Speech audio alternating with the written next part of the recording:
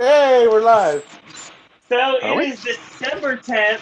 It is 8 p.m. here on the East Coast. Welcome to another edition of the Halloween Horror Nights Popcast. Notice I didn't say 26 Popcast because we did that the last time, actually. We talked almost 7.5 hours about Halloween Horror Nights 26, and we won't be doing that again until this time next year. So almost, really? Let's hope so. That being said, we're going to be doing a little, I can't say speculation. That's not the word we're looking for. If you notice the title of the video, it's called Wishful Thinking. Ooh. And the reason we're calling it Wishful Thinking is because these are a lot of the various things that are out and about right now about what may or may not potentially come to the event this year. So we're going to talk all about that today. And by the time we're all done, who knows, we may be introducing a new member of the elite. So stay tuned for that. Exactly. So real quick, if you don't know by now, my name is Sir Owen, or Owen, depending on how you know me. And this is the Popcast Network. We are the elite of the Popcast Network. And joining us tonight, we have 4 members plus myself, and that is going to be growing as we move forward, actually. So first off, we have Darren. Hello. We have Diego. Aura. We have Emperor Sephiroth. I am not a squid or an octopus. You will have more than 4 legs, I tell you. That's funny. What if I told you they weren't legs? They're tentacles. Ooh. He's a quadrupus. It's centipus. And because he's talking now, I might as well introduce live from the dashboard cam, Great Traveling Scott. Hey, welcome to the Popcast Network. Dashboard Confessional. Ooh, video. Wow, we have money for that? We have the budget for that? Damn. It's minor. That's all I could afford, just that 10-second clip. Don't worry, guys. By next year, you'll see our car. Dun, dun. Yeah. You pay your own trans here on the network. Pretty much. So there's a lot of things going on right now. Now, this is December, and you're probably asking yourself, oh, whoa. I don't know what that was. We're talking about Halloween Horror Nights. Why are we talking about Halloween Horror Nights? Well, there's a couple of reasons. Number one, there's a little bit of wishful thinking going on right now. There's a couple of articles that are out and about of listing a couple of things that may or may not come to the event this year. A lot of wishful thinking. I can't call it speculation because we can't officially start speculating until probably after the first of the year when we actually start getting some concrete information. But right now, what we can say is this is what we may or may not think is coming to the event this year. Now, the first thing I want to talk about right now is I've brought up the calendar. And one of the things that comes to mind, and this is something that's already been mentioned, is the fact that Epcot's International Food and Wine Festival is now moved to August. And it is running more dates than ever before. Hey, it's something that's been going on a lot lately, apparently, running more dates than ever before. And it was announced rather recently that it's going to run until from the beginning of August this time around. So it's very interesting that ended up happening. So it's going to be August 31st till November 13th. So there's 75 days of food and wine. It's crazy, isn't it? That's a lot of wine. A lot of food. We're not even talking about food. We're just talking about wine. Tequila. Hey. The Popcast does not have alcohol today. As far as I know. I'm driving, so obviously. Well, obviously true. Scott can't. At least right now. Speaking of which, I'm probably going for a beer run right now. Come on, guys. You can join me. Let's go. Hey, I'm Wouldn't driving. be the first time that's happened on the network. I'd rather stick with what Owen calls antifreeze, aka Diet Coke. Yes, Diet Coke is horrible. I hate it very much. I mean, it's not that bad. Oh, I like Diet Pepsi a lot better. Trust me. I know. I'm a Pepsi. I Everyone chipped knows that. Pepsi many times this past year. Yes, you did. That won't happen next year. So here's the reason why it's really interesting that this is going down. Universal this year is running Mardi Gras starting on February 4th all the way to March 25th. They're running 50 nights, and it's the longest Mardi Gras we've ever had. Now, the interesting thing this time around is it's every single night. So there's a lot of like early speculation that this may be an idea what we may be seeing for Horror Nights' future as well. Oh no. I guess it just kind of depends at this point. I mean, there is a good reason to do that. Like, for example, like maybe hire even more characters, even more operational, even more entertainers than before. I'm 100% because sure that they're going to.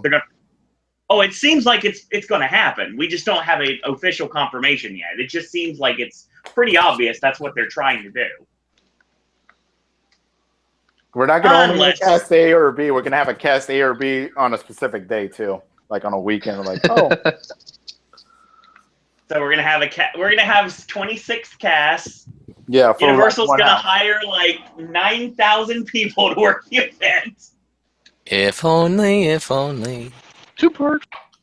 It's gonna get so bad. They're gonna really want people that bad. They're gonna see someone outside the line like, hey, you want to get in makeup real quick? Yeah, We're down a guy. We need to bring someone in. but yeah. Ooh, you don't need makeup. Just go. Just Put go. on this and Damn. you're Just good. go to New York. Go to New York. You're dressed up. Go right now. Just go to New York right now. You're fine. But yeah, but here's the thing about Mardi Gras and let's say Halloween Horror Nights. They're very different because all you have to do is keep up one parade. You know, you have a set of like 30, 40 performers. As Horror Nights, you know, you have like a whole plethora, a whole like for 9 different houses, 5 streets. The shows also need like Bill and Ted needs more than like the usual people if they're gonna go 7 days a week. Right. So I don't know if it sounds like a heavier task and it is like wishful thinking, Right. but I really don't know. I feel like it's kind of not worth it because you know when a person like Orlando local or someone knows about Horror Nights, they want to drink. They're not going to drink on a Tuesday night. But you know, that's just me. Yeah. Well, I don't see it be going full time next year. I consider that full time all through the week and all that stuff. I don't see that next year. Maybe the year after they might extend it a day and see how it goes. You know, like usually what they do at the end of the closest to like Halloween, they add Wednesdays in.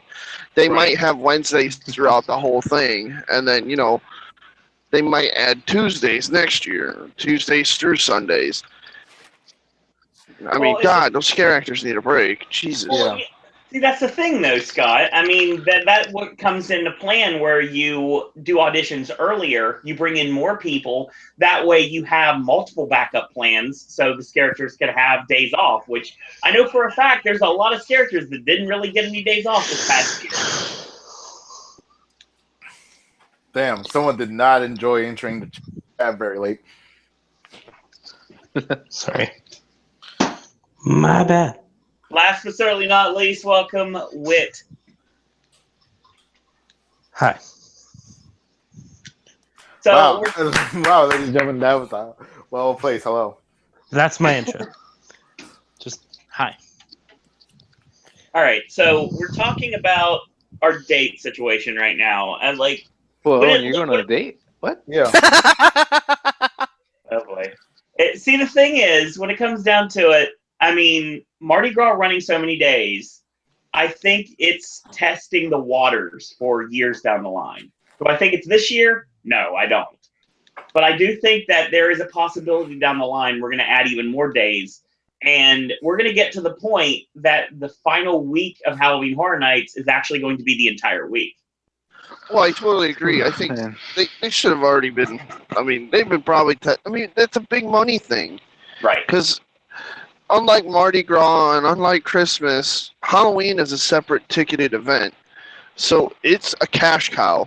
And if they can extend it by a couple days, they're going to try to extend it by a couple days. They're going to try to get more of that money in. Yeah, and that makes total sense too, really, because they want, obviously, with the extra days, they made, I mean, they didn't make probably as much as they thought they were going to make, but they made a little bit more. And being able to extend the event, I would think if they're going to have any sort of indication that they want to do that, I would announce it right away and announce those extra days and give us that to be the final night, to be the 4th of November, which is a Saturday. And I think that may be the direction we go next year. I don't think we'll go to Sunday. I think the last night will be Saturday. Unless they just cut it off because Halloween is on the 31st, which is, of course, a Tuesday next year. No, I think you're right. I think it goes to Saturday and then they just end it. Because if they ended it on Halloween on Tuesday, it just doesn't seem like a right time to probably end it. They'll end it on a weekend, probably Right. Saturday, because then they're gonna start. They got that whole next week to start. Well, they actually tear it all down within the night. So Yeah, pretty much. So Okay, so let's look at it from that perspective. Let's say, for example, first argument we have is it closes on the 31st. So it ends on Tuesday, all right? It's not that bad. I mean, it's a day later than it was this year, so that's not terrible. But that means that towards the end of the event, I would say that they would start adding Tuesdays to the Wednesdays and Thursdays, Friday, Saturday, Sunday. So go every night except for Monday. But there's also belief to me that I think that the final week is probably going to be all 7 days this year. It just makes sense. It really does. Yeah, I don't see much reason why it wouldn't happen that way. So you run your final week from the 29th all the way until November 4th, and your final night is Saturday the 4th. And the other question is, are we going to make it earlier because of everything that's going down with Food and Wine? Because weirdly enough, Food and Wine most of the times correlates with the Halloween Horror Nights dates. Yes, please make it longer. Start in August. I don't.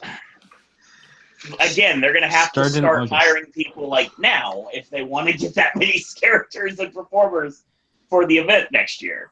And remember, like for Horror Nights, like every year of Horror Nights, there's always like in the middle, like almost like a quarter of all scare actors quit already because they didn't know like how rough it's going to be with the guests and the drunks and working all night, like every time repeated.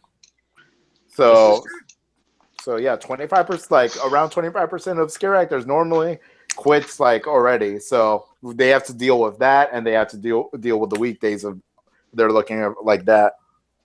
Well, also, Diego, you also got to think about the people that are fired and let go on employee preview night too, right before the event even opens to the public. Yeah, but that's mostly like regular team members, not really Horror Nights people. Well, crap. When did it start this past year? On the 16th. On the Wednesday. It's always the Wednesday right before opening Employee night. preview was September 14th. 14th. Opening day was September 16th. Yep. Right. I don't see them doing the 6th. I really don't. No. Maybe preview on the 6th and then open on the 13th. That would extend it by a week. I mean, it's really tough because you don't know exactly what they're thinking at this point. And I don't think they know exactly what they're thinking at this point. But you got to think they probably have an idea where they want to go for next year. So much Depends so on budget. yeah, and I think it just depends on how much they want to put in everything this year. Like, for example, let's say we start the same calendar as last year. We start on the 14th. I'm reading the wrong calendar. We start on the 13th and we open on the 15th, which is about the same calendar. And then we close on Halloween. Almost the same calendar we had last time. Or do you open on the 8th and then run until November 4th and give even more days. Like you could technically start Horror Nights on September 6th for employee preview. What if I'm they sure just add a Thursday Comcast- to opening weekend? You know, make it start on the 14th. Have employee preview on the 12th. Oh, that wouldn't be a problem, but here's another issue that I'm thinking at this point. This is also the time we have to decide what to do with Rock the Universe. Forgot about that. Because Rock the Universe is the Exile weekend to prior. So you would literally have, if that happened and if that would work out that way, you would have Rock the Universe end on the 3rd, have to get everything cleaned up by the 6th, and then be able to go straight into Horror Nights. Just put Rock the Universe in Islands, or just in City Walk. Rock the Universe should be in Islands. I completely agree with that. But, I mean, it makes more sense to run it in Islands than it does run Horror Nights in Islands. Oh, yeah. I think it's all because of the stages. That's Exactly. all. Not like there's a big reason. stage that's never used for anything in Islands. Yeah. Yeah, It'd be you could great. just- It'd be a great location too. Just use that stage, and if you need a second stage, then go without Sinbad for a week or two. Oh no! Just take it think we away. can do that. That's gonna hurt every Universal's fan heart. It's only temporary. They'll get it back. Oh jeez, that thing needs to die like yesterday. I can't even watch that show anymore because I think of Sinbad from Mockingjay, which is funny. But I think that's one of those attractions, kind of like Minions, where I've just literally been on it once, and I've been going for like 16 years. Oh, I've only saw Sinbad twice. That's good enough to form me like a great opinion of no, never. This is the worst theme park show ever. If someone doubts me, watch it again. They should just bring Waterworld. Put Waterworld there. Yeah, compared to anything else, compared to even the old Beetlejuice show, people said that thing is crap. I understand why it's crap, but compared to Sinbad, that thing is Mozart. I don't like that show. Speaking of Sinbad, I mean, I think they should really revamp that arena and do a different show, like what you said, Whit. Put Water, or whoever said Waterworld. I said Hell yeah. Yeah, he said Waterworld. I just Bring remember that. seeing it once. The one time I went to LA Universal and thought it was better than the movie. I wish I would have seen that show. Yeah, so I mean, I think it would be great for it over here, but it's just it needs an update because there's no real. It's like the last major stage show in all of Orlando. So, because Indiana Jones is probably gonna die here shortly. Well, not last. Well, are you talking about like not musical things? Because Disney's still got a ton of stuff going on. Well, yeah, musical shows, but I mean live action stunt shows. Yeah, If I remember Spencer's correctly, yeah, I remember correctly back in like when I was a kid, Six Flags Great America up by Chicago had a Western stunt show. right. That thing was badass because they had a train and they had multiple explosions. I mean, like not your petty little like boom, rock your eardrum type explosions. The closest thing So- Disney will have to a stunt show after Indiana Jones goes is part of Fantasmic. Well, here's another thing too. I wouldn't even consider that that's just a live action show. There's- I wouldn't even there's call that a stunt There's show. swinging from rocks. There's pyrotechnics. Disneyland has It's more kind of stunts in it than Fantastic does at Studios, without a doubt. The Captain Hook Peter Pan sword fight at Disneyland is something of awesomeness, and they don't have anything close to that at Fantasmic in Orlando. But look, it's John Smith. John Cena. I knew someone was going to make a casino reference. I didn't know exactly come who on. it was going to be. Check him out live on Saturday Night Live. I was getting ready to actually say that. After the show's over, check out John Cena on SNL. Oh yeah. Okay, so we're pretty much, I think, in agreement that it's going to be a little bit different on dates this year. We're going to add some more days, obviously. Obviously, we just added Sunday this year. So next year, I'm wondering if we're going to add more dates. And I think that's pretty much a guarantee at this point. They're pretty much going to keep stretching it until they can't stretch it anymore. Halloween Horror Nights starting in July. That would I be would love so to be able awesome. to go twice. That would be amazing. Yeah. Oh crap! We're giving Michael freaking ideas. But what's the problem with these ideas? Well, the only issue is you have to have enough characters to be able to run the event. And then that means hiring more people and then more seasonal help. That's the one thing that's probably going to be like, I don't know. We want to hire all these people? Yeah, sure, whatever. Why not? Let's make this work. Well, I feel like the dates that we had, what we originally planned, was still pretty good. We still have 31 nights, guys. It's Right. not like extremely horrible. In any case, we still have like more than most events out there. We have more than Hollowscream. Yeah, and unlike Hollowscream, we actually go past Halloween. Yeah. So, I mean, I think that'll happen again next year because Halloween being on a Tuesday, I don't know if the event would just end on a Tuesday. You might as well just continue it. Yeah, there's few indie haunts around here in Central Florida that extends it or like has weekdays. The reason why is for the people like us and like people who work the event who want to also have like their own haunted house fun. That's why they have those dates. So no matter what Universal does, we could go all the way to like November 29th. There'll be those indie haunts that will go November 30th. Of course. You always have to go the extra mile. Because that's what they're aiming for. They're aiming for the Horror Nights people when there's no dates for them. I don't know about how Scream's dates are a problem, but their hours are just terrible, at least at Williamsburg. Oh, yeah. It was like, what, 7 to 1? Oh, my God. Yours went to 1? That's incredible. I kid you not. Williamsburg closed at 10 on Halloween night. No. That's crazy. Fucking 10.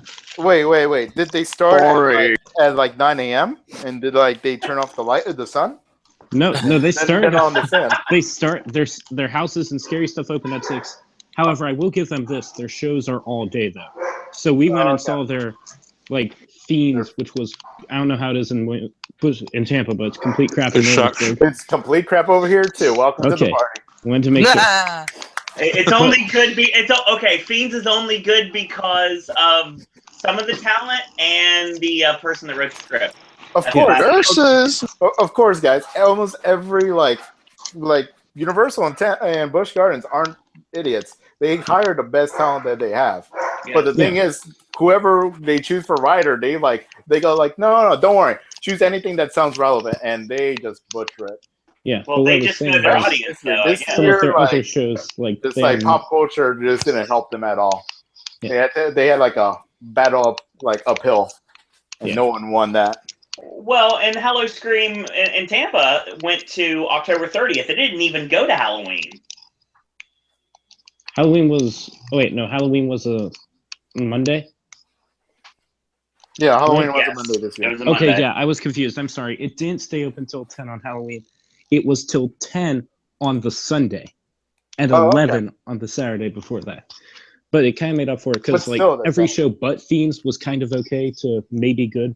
Monster Stomp on Ripper was pretty good. At least you have more than one show. We only have Fiends. If Fiends go bad, guess what? All the shows went bad. Well, Monster Stomp on Ripper Row was kind of weird but great. And it had basically some drumline stuff, but on a coffin with butcher knives. It was fun. But I could see that at 1 p.m. So the shows you could completely cut out the nighttime stuff. So that helped, but see, that's an advantage. That's the advantage of the Busch, or I don't know exactly what to call it. The former Busch parks, the InBev parks, the former Busch president. The SeaWorld parks basically have the same deal that during the Christmas season, especially, you're able to see the shows. Most of them you're able to see during the day. So if you only can come during the day, you're still able to get a little bit of a taste of the Christmas season without having to be there all night, especially if you have to leave early. Yeah. So, I mean, it just kind of depends at this point. I think we're getting to the point that Hollowscream will probably eventually extend too. They'll probably have to. If that happens, I will eat my own sock. And I will tell you right now, number 1, get the salt and pepper ready. And number 2, when it comes down to it, right now, I will tell you that this year, that's another thing we're going to be doing on the network. We're going to be covering Hollowscream. What? What? Can I just show up and cover the wrong Hollowscream the entire time? And it would probably be pretty damn close. Yeah. Owen. Yes. Okay. Oh, geez. I don't know if I want to say this in front of the podcast, but can we do more than Hall Scream, or is it Hall Scream only?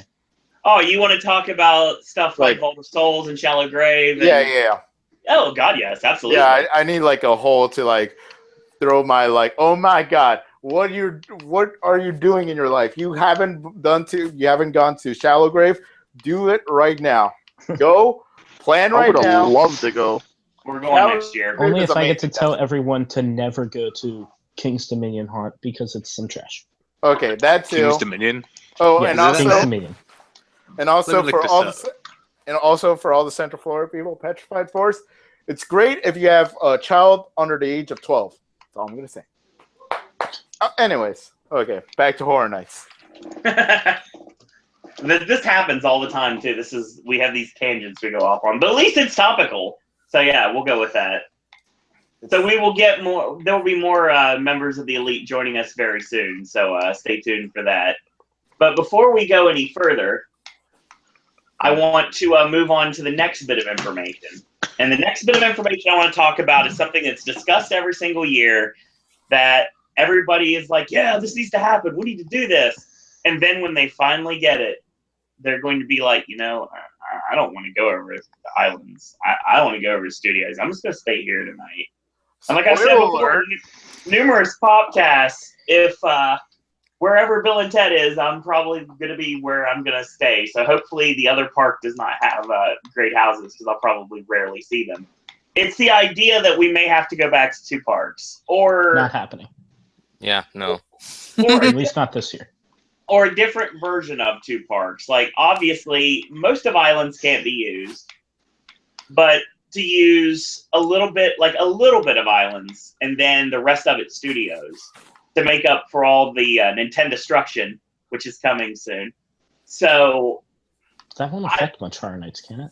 You don't know what it's going to affect at this point because we don't know officially exactly where everything's going. Remember, we had 8 houses before Transformers just wrecked shop. Remember, so anything could happen. Like literally, like we'll have like a perfect event and then bam, Nintendo! Holy crap, we're running. We're trying to grab houses from thin air. What are we gonna do? What are we gonna do? Let's make House of Horrors in 5 seconds. Let's do that. I'm a whole lot more worried about houses ever again, please. Okay, here's the thing. Honestly, I'm a whole lot more worried about Secret Life of Pets taking away Shrek than I am worried about. I don't necessarily think you much have to worry about that anymore. Well, what happened? I'm not. At least for the time being, I don't think Pets was successful enough overall to go with something that grand. Maybe the only thing we're going to get with Pets is going to be the float and the Superstar Parade. Yeah, that's kind of sad if you really think about it. Not really. There's other things that they could have pulled the trigger on they didn't do. Well, at least they got rid of Hop. But I don't like Pets, so. I hate How to Overrate Your Dragon, but everybody else seems to love it, and it's a perfect fit for the parks. Honestly, that same with you, Owen. I don't like that movie. Yeah, that should already sell. Hence the name of it, yeah. I like that movie a whole lot more than I like Secret Life of Pets or Shrek.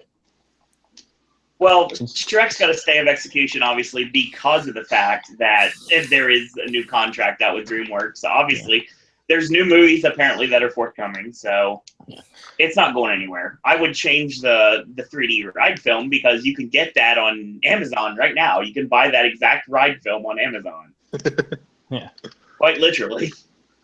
How to Train Your Dragon is probably my second favorite DreamWorks movie, but that doesn't make it good. Yeah. This is a correct statement. The only one I really enjoy is some parts of Kung Fu Panda. I never really liked Kung Fu Panda either, to be honest. I only like it because of all the references to other better things I love. Skadoosh.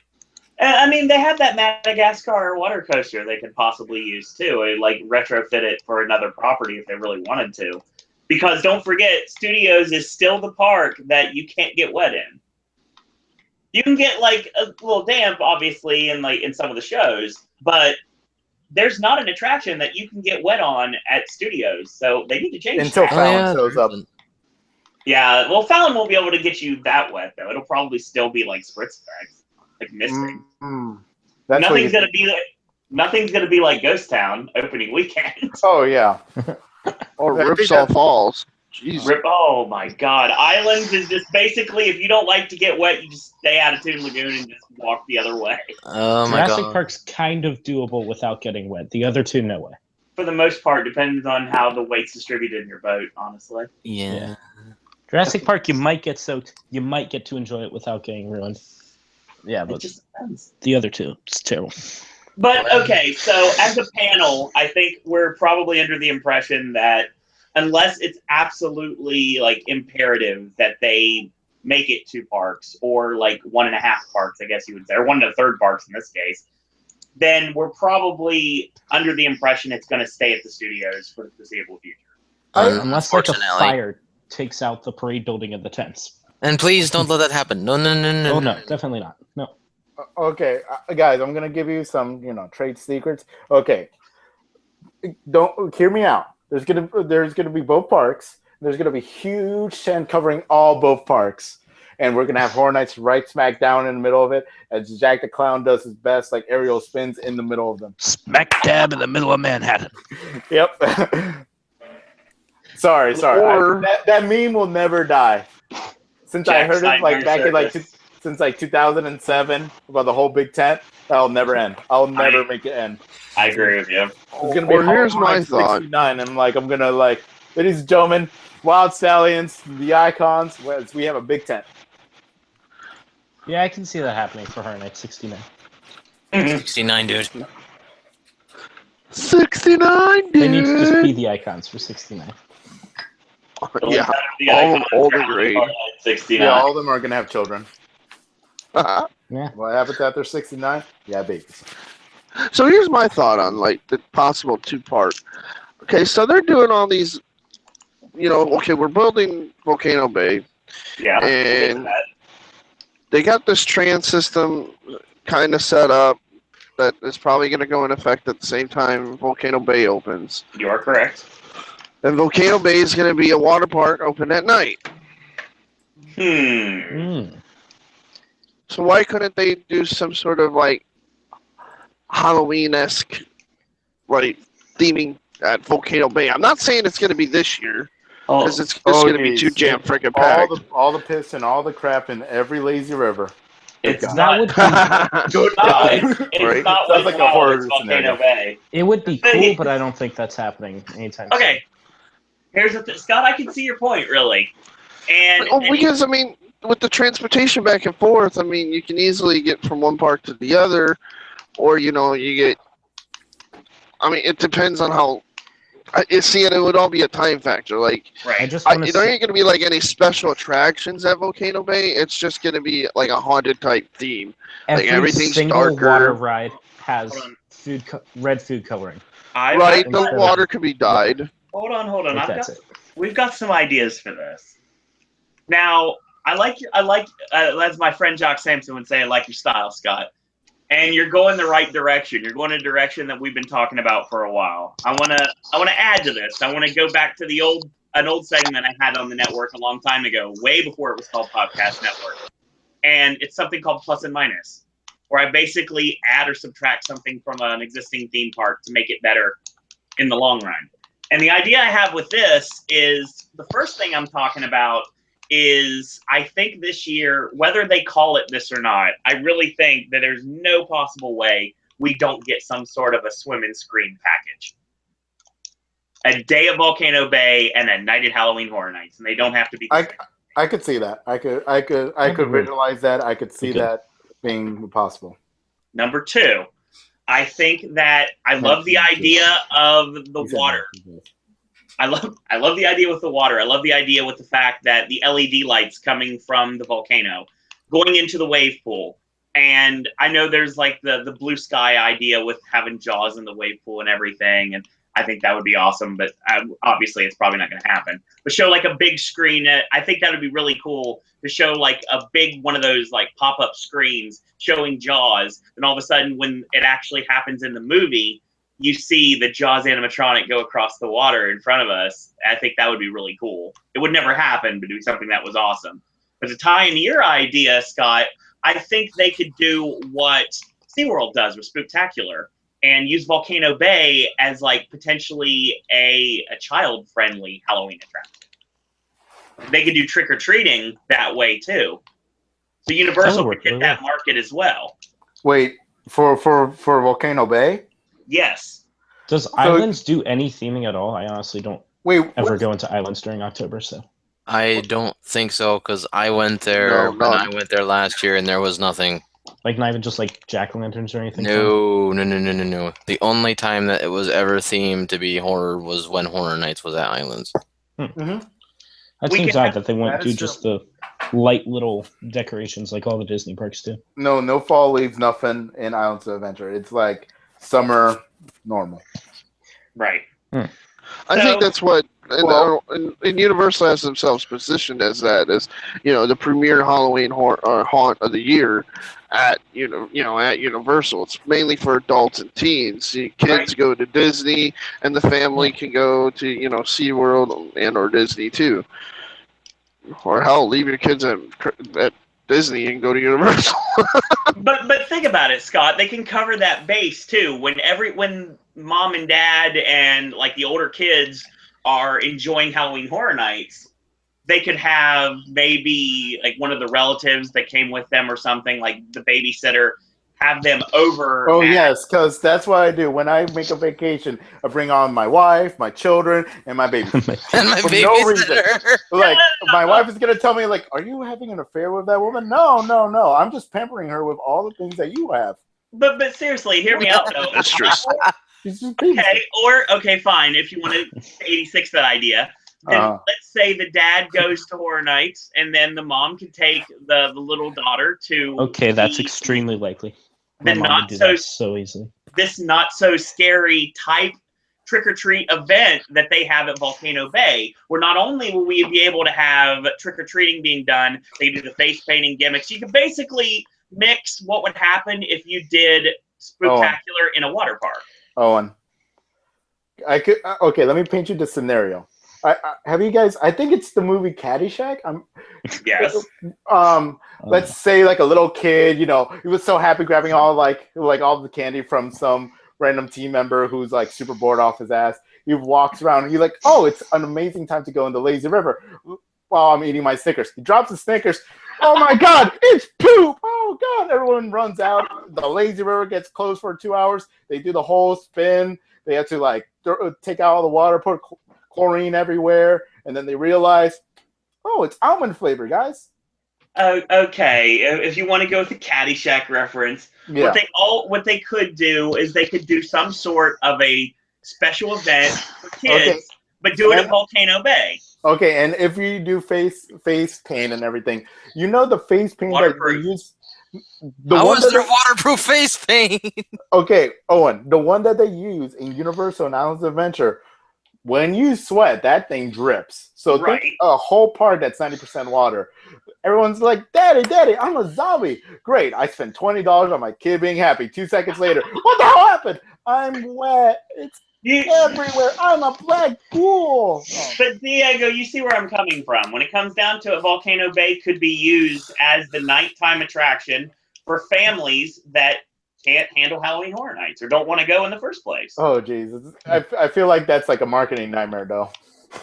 Maybe. Well, marketing already made some nightmares with Chance this year, but we other than that, so and don't worry. Storyteller and with Walking Dead. We'll get Lady Luck. Well, hey, the same year we got the Storyteller, we got the Terror Queen and Terror Cruentus, so that made up for it. It kind of didn't because of marketing. I don't know.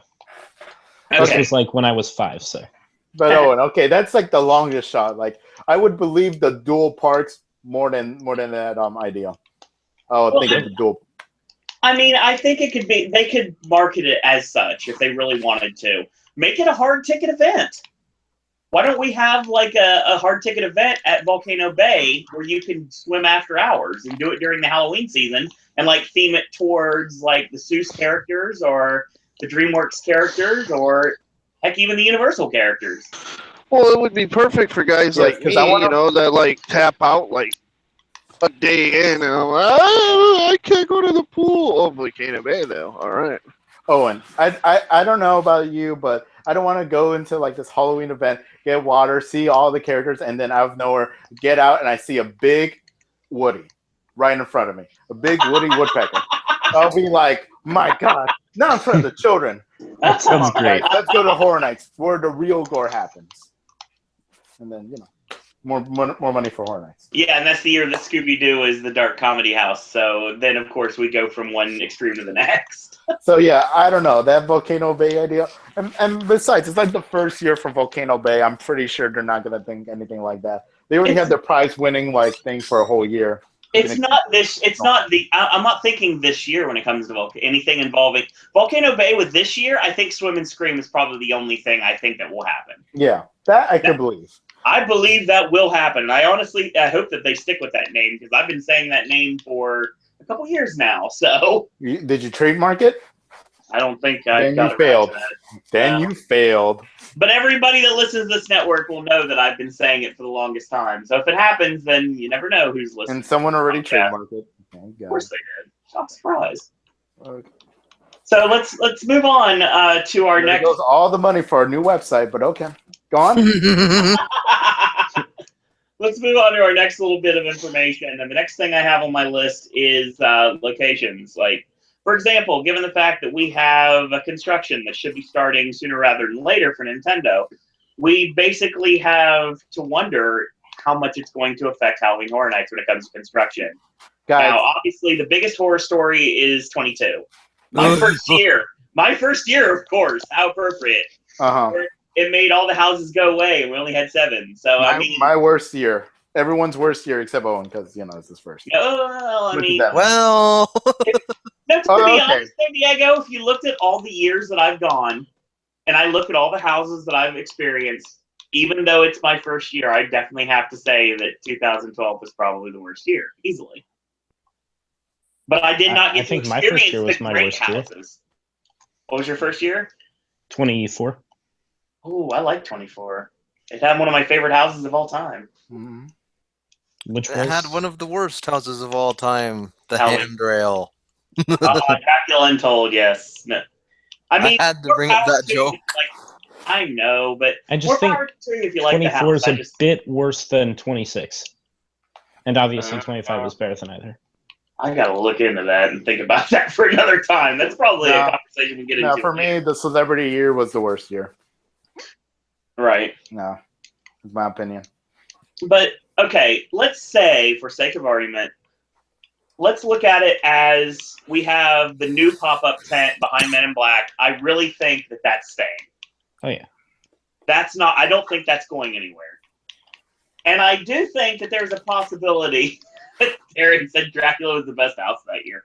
Like I said before, to each their own if you like it or not. I just couldn't get I did not get one good run-through of Dracula Untold, ever. And I've told that on this network several times, so I never could get a good run-through of that house. There was a good run-through Dracula Untold. Is it, like, drunk and not able to see? I'm pretty sure that's like a perfect run-through of that house. It's called why wasn't I there? Handrail. Oh, hail the handrail. Yeah, I see your message there. So. I really want to see this chat, goddamn. So, we'll keep you posted if anything comes up. Hydra. Nice.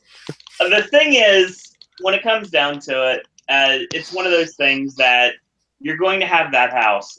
And I think that Shrek is going to end up being a location from now on, too. Mm-hmm. Situation's going to work in the next years. But is there a way that you could use the entire, close the entire attraction of Shrek completely and use both theaters for 2 houses if you really had to? You could, but why would they sacrifice all of Shrek? Because the construction makes the tents and possibly the parade building inoperable. Maybe. We don't know at this point if we're going to lose parade or the sprung tents or not. And I don't think we'll lose the buildings. I just think it'll make the pathway to get there pretty awkward. Yeah, I have a feeling our queue situation is going to be a lot different next year. I mean, they could always do like what they did when they desperately wanted Fire and Ice open back when original Harry Potter was being built, and just literally make a tunnel through the construction. Oh, yeah, that was fun. See, you could actually put a sprung tent nearly anywhere. The only issue is you pretty much have to find a queue space for it. And that's the biggest problem, is trying to find queue space. That's where we have the issue. It's like, you could do a billion soundstage houses, but the problem with that is where you put the queue line. Problem is where will Matt go?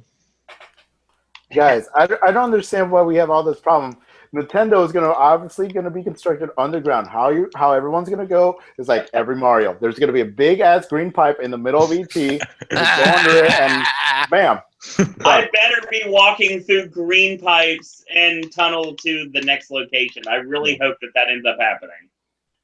Oh, I feel like it could be really cool or really crappy in terms of Nintendo, but I don't know.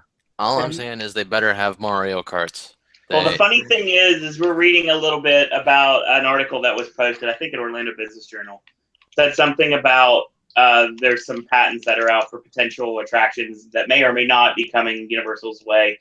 And one of them was the idea that we've had on here about doing Mario Kart with having some sort of a gimmick where you have just the same thing you have at Disney Quest with the Buzz Lightyear attraction, which is basically pretty much dodgeball for all intents and purposes, where you roll over the ball, you get the ball, and then you can shoot it at the other people that are doing it.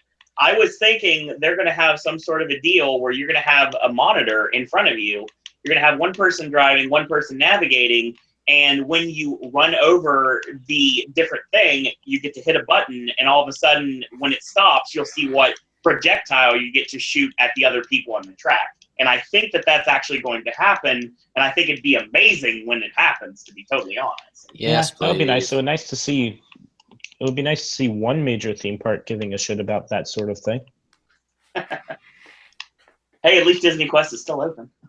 Yeah, I am very surprised and very happy about that. And I'll give them credit. On Black Friday, they did a deal where I believe until 11:30 they had all their arcade games for free. You couldn't do any of the interactive exhibits, but you could play all of the arcade games for free. Yeah, that's I'm not very like confused. that. Okay. That's weird. Okay. but yeah, I mean, there's a lot of potential things that could happen. Like, okay, you look at a house location potentially at the Mummy. When it comes down to it, like, there's enough room if you could find a place for the seasonal Horror Nights store, which it seems like it has to come back. You have enough spot for a house. Now, again, putting a house there would work really well for another reason.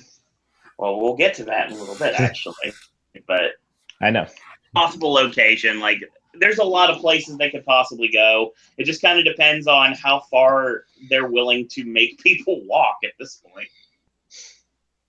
I'm sure you could pop up a sprung tent pretty much anywhere, but the thing is, if you can't get to it without somebody, like, passing out because they're completely exhausted, then it's not worth it. Like me. They're pathetic. People can handle it.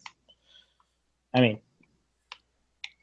okay, so going back to Busch Gardens here, just because it was the only good thing I did other than Horror Nights, they had a house called Lumberhack. It was completely outdoors, had Canadians with chainsaws, all that. Were you talking about this in the last one? It sounded amazing. Yeah, you Was were. that the one on the boardwalk? It's Like, Busch Gardens. Woods, no, I'm talking about, like, where you walked on, like, some type of boardwalk. No. All right, then this is something else. Yeah. So they took you. So let me come up with comparable distance here. They basically took you out back where Chance's house was. Okay.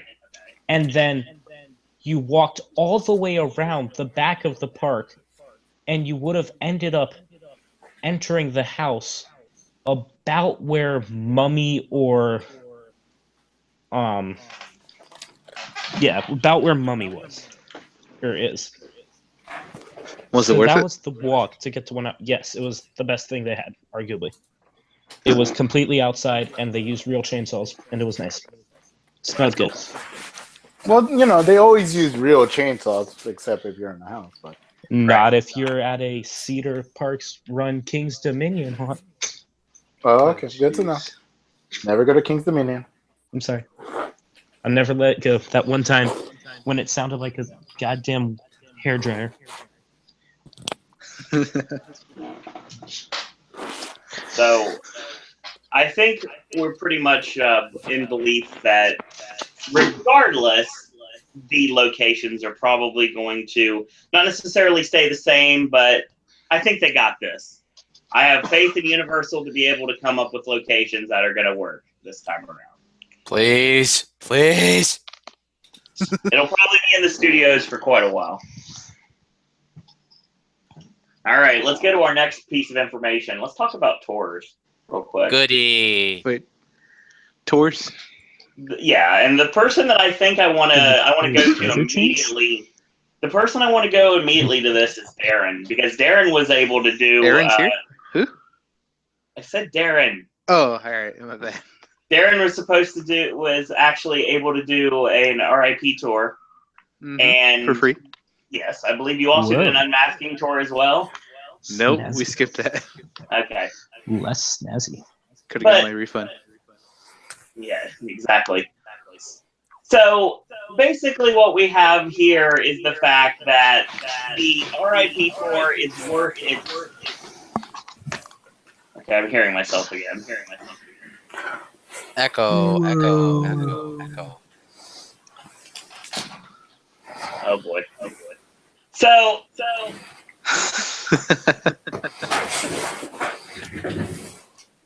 Do.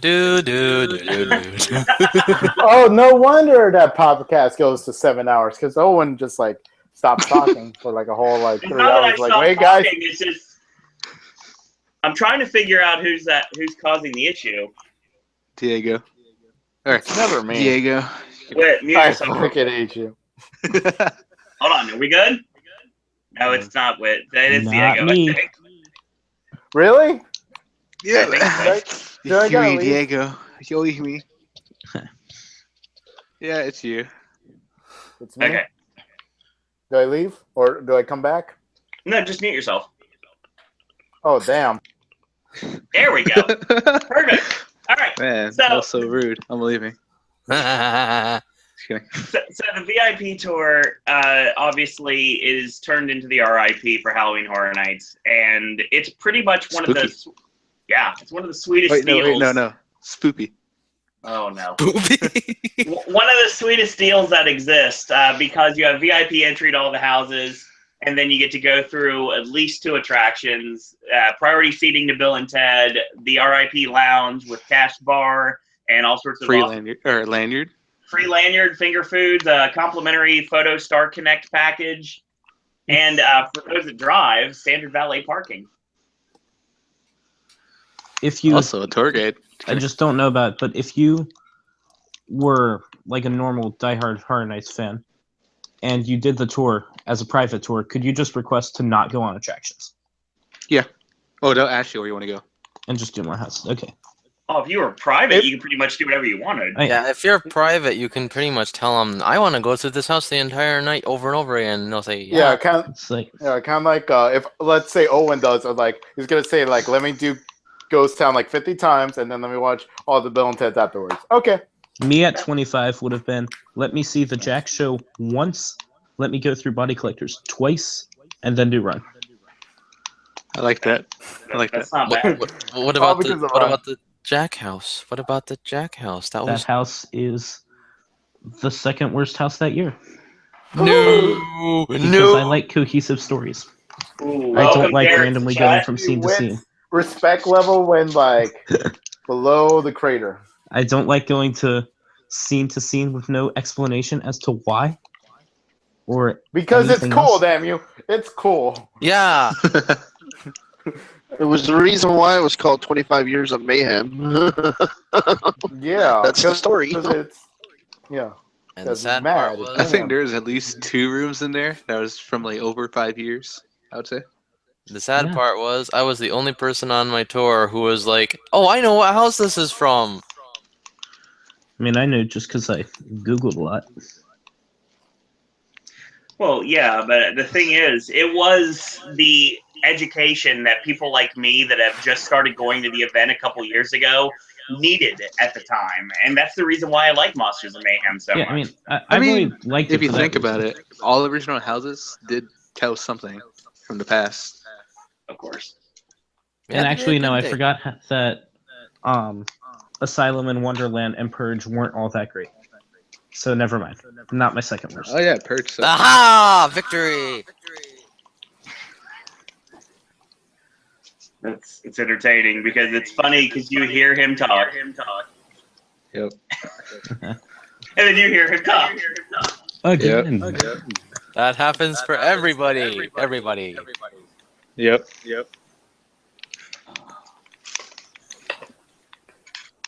So yeah, pretty much what we have here is. Oh my god, we gotta get rid of this echo. Intent. I'm not exactly sure who it is at this point. Okay. Okay, here's the thing. That's probably a good idea at this point. So we. I can't.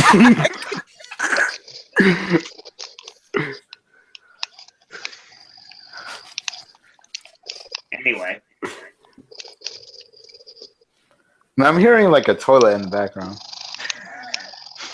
Whit, mute yourself. Not my toilet. Okay, we're good. It's gonna be that way apparently. Okay, so we're also talking about Legendary Truth coming back. Yay. Okay, it's not me. I got nothing to say. Okay, here's what I'm thinking. Legendary Truth will never, ever be free again. I think you're probably Unfortunately, right. that's probably correct. Yeah. The However- free trial for everybody is over. You had it from 18 to 25. It's over. Your free trial has been completed. However, if they do that and they make it charged, don't do $50. Or do $50, but don't waste time on VR. Yeah, don't waste the time in VR. Double the house. Yeah, Then we'll be in business. make it all be like the first 3 rooms of human interaction. The same. And I would the pay same thing that we for said in the chat last month. Pretty much. Right. Just cut the VR, double it, have the same quality of actors, have like that much expression. Maybe have 1 or 2 actual scares. Yeah. Well, I was creeped out. I wasn't scared, but I was so creeped out. I was in like that like Yeah, it had the horror of creepy. like it had the anything creep out, but I would could scare me. I would have loved 1 or 2 jumps. Like I was so on edge. If the cat scare from Halloween would have made me jump like a foot in the air if they just had in there. But yeah, that's why I really think Legendary Truth is just never going to be like for free. I feel like the information for it is going to be for free. Like we're never going to have like outdoor like park kind of things. That's just going to be for free. It's going to probably be even a membership. If we're going to do that again, probably a membership. Probably like a easy like $10 membership or something. To be honest though, Diego, I actually think that would work for a lot of the diehards. Yeah, $10 membership, and they're gonna have the repository with no VR style house. $50, they double it, and most of the information there will coordinate to the $10 merchandise. I mean, not merchandise, $10 membership. I think it's not a bad idea, to be honest. As long as people are willing to pay it, I think they'll actually go that route. Yeah, because it's gonna be something for the diehards. The diehards will have both, or will have the membership kind of $10 thing, where they'll work with like the master / A&D. They'll do all this awesome stuff still, just not really into technology. We're just gonna get lore. Trust me, I'm 100% sure. Like Owen, you know the people that we go to Legendary Truth, all of them like all of them wants lore. They want lore more than like everything else. So literally, like I'm telling you, pay $10 and tell them like Chance's name, how did Jack meet Chance, and like everything else. Everyone say those $10 were worth it. Oh my God, I got to see something amazing.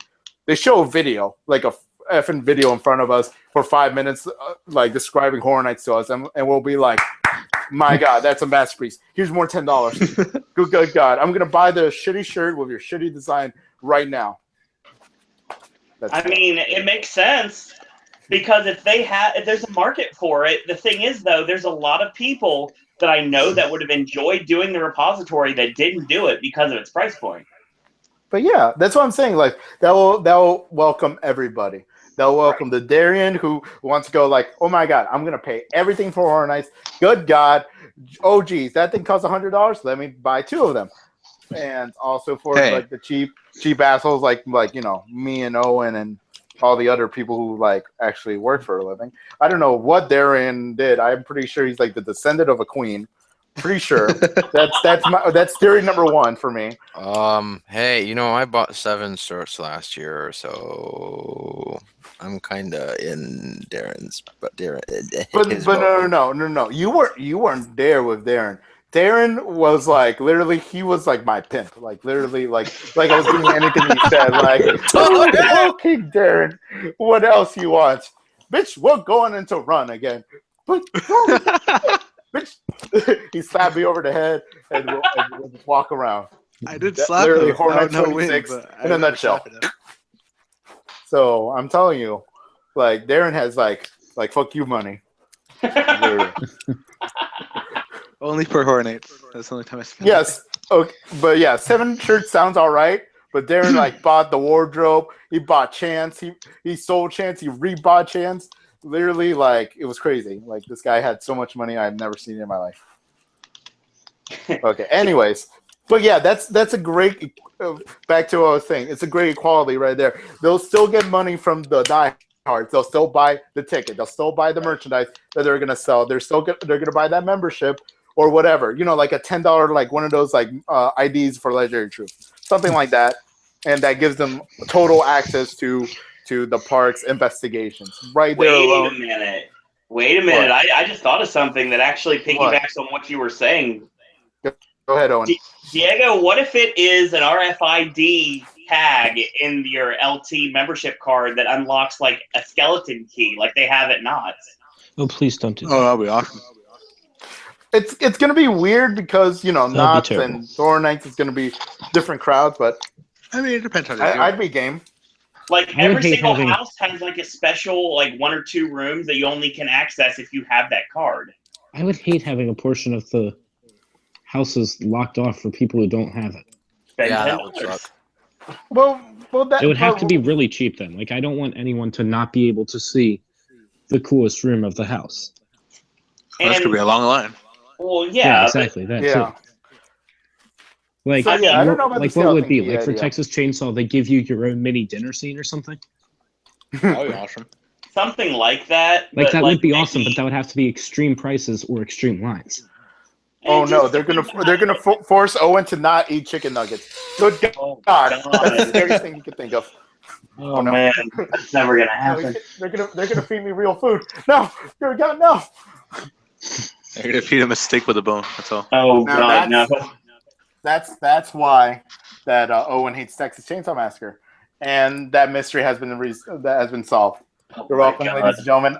My Nobel Peace Prize will come in very shortly. That was my biggest disappointment. Peace in the Middle East, and I brought peace to everyone's brain. Wait, what? My biggest disappointment of last year was that they didn't take the opportunity and put a concession stand selling barbecue sandwiches in that spot, in that stand outside of Texas Chainsaw. That is actually amazing. All they had was a pizza. That went away. It should have just been barbecue. Sawyer family barbecue. Yeah, just don't even throw in a reference or anything, but just make you always question: is this suspicious?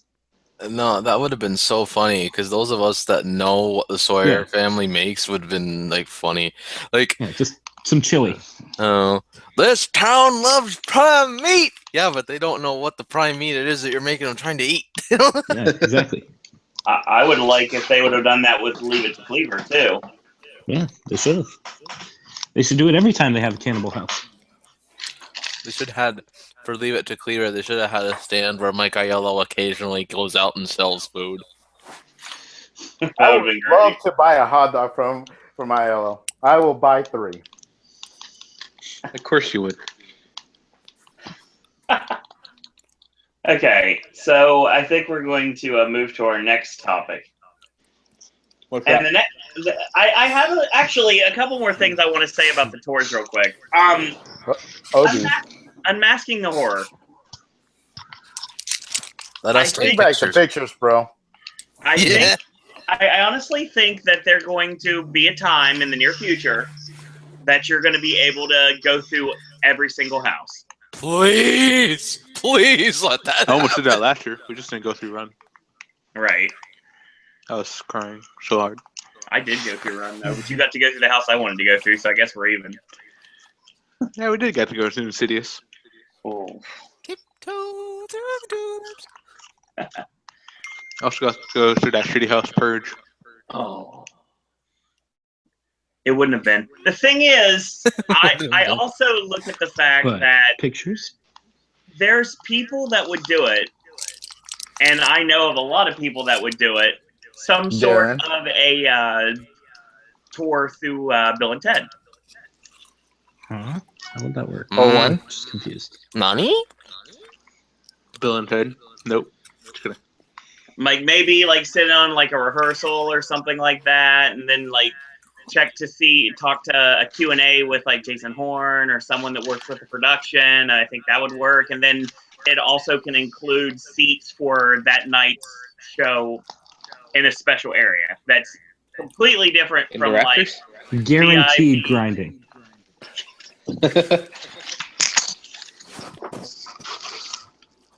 I'd love to see a Bill and Ted tour. I think it'd be great. How much so? Oh, that's a good question. Exactly. For 69. Universal, you know. $69. That would be amazing. I think everyone would do that. I wouldn't do it if it $69 were for 70, yeah. and I wouldn't do it if it were 68. But if it were 69, I might consider it. Yeah. They have to work the price in. So with tax, it is $69. Yeah. They'll make a possibility to only have $69. It's gonna be spent Because for every purchase. like obviously Bill and Ted's coming back next year. Bill and Ted's not going away anytime soon. Yeah, can we just say shows will be Academy of Villains and Bill and Ted? I Real think quick. Okay. I guess. I Oh think no, that's I don't want Academy Villains anymore. I think that's the case, but I also think that there could be a third show. What would it be? Quick show? If there's Icon would it be an icon show? It would be your pseudo icon show. Okay. I think that depends on if we get an icon.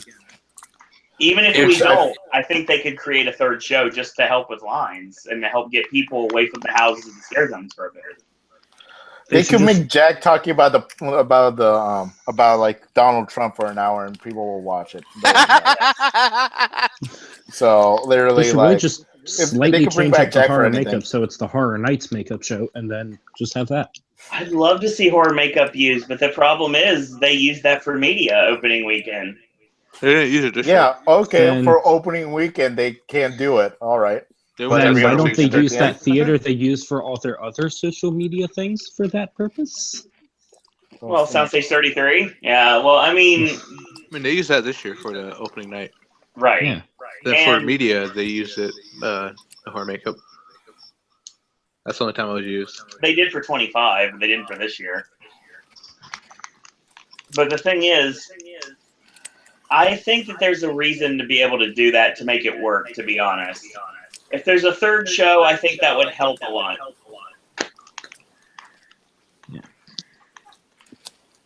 Well, it's not helping Show? the Echo. Are we done with the tours? Are we Yes. done with the Echo? I No. wish we were done with the Echo. Not done with the Echo. Stop saying my name, guys. You'll never get rid of me. It's over. Owen accidentally invited me. I'm like the vampire. I can't be uninvited now. Another thing, too, we're talking about the icons. Hooray! Icons? Owen, why with the pause? Are you like eating a pretzel like halfway through? No, I'm so annoyed with this Echo. It's driving me insane. He just forgot how to talk. Owen, it's you move your upper lip and your lower lip and make I voices. know, it's just this Echo is driving me nuts. See, he learned, guys. He's a quick learner. I'm so proud of you. Oh my God.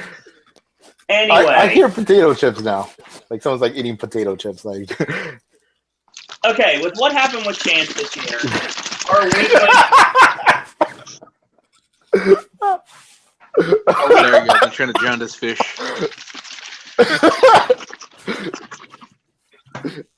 okay, I'm sorry. Continue. Are we going to get some sort of an icon presence this year? I feel like marketing shot themselves in the foot with Chance, so They shot themselves in the head. yeah. But Yeah, if it was possible, because we've already used Jack again once, what about using the other established icons again? I would love some Usher. I mean, I would love Lady Luck to come back, you know.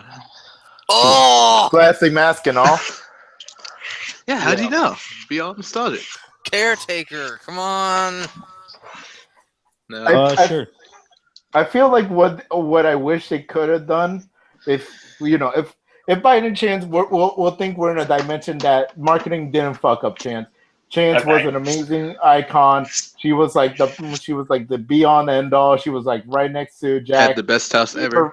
They gave her the best house. They gave her free range. If we were in that dimension, I feel like the next possible step would be like something like Caretaker, but reimagined, kind of like how Jack was reimagined 25. Caretaker reimagined. The next director reimagined. Like, the idea that we had last year. Why you gotta tease me with what I hope for? Yeah. So yeah, that's why I wish we live in that dimension that we could just remaster and make better. Like we bring back Scare House and we tweak it to our to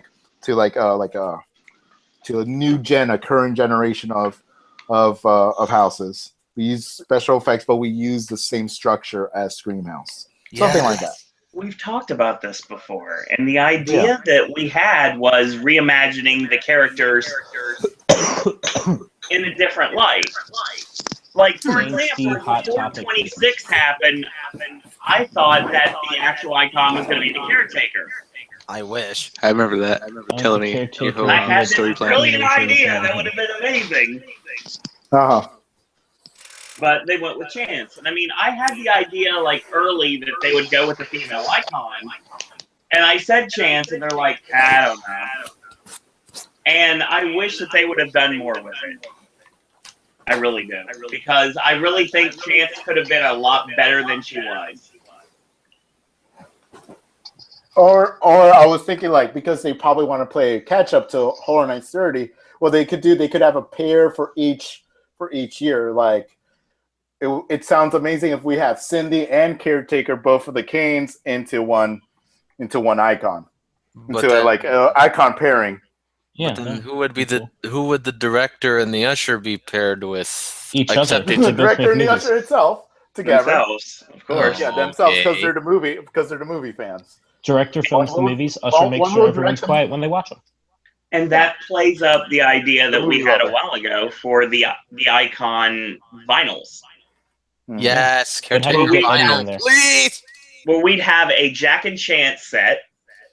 We'd have a Caretaker and Cindy set. Yeah. We'd have a director and usher set. And then we were missing just Storyteller and Lady Luck? Well, that won't make sense. But wait, what other icons are we missing? Eddie. How do you get Eddie in there? Well, Eddie hold on. We do Storyteller and Terror Queen. Yeah, do that.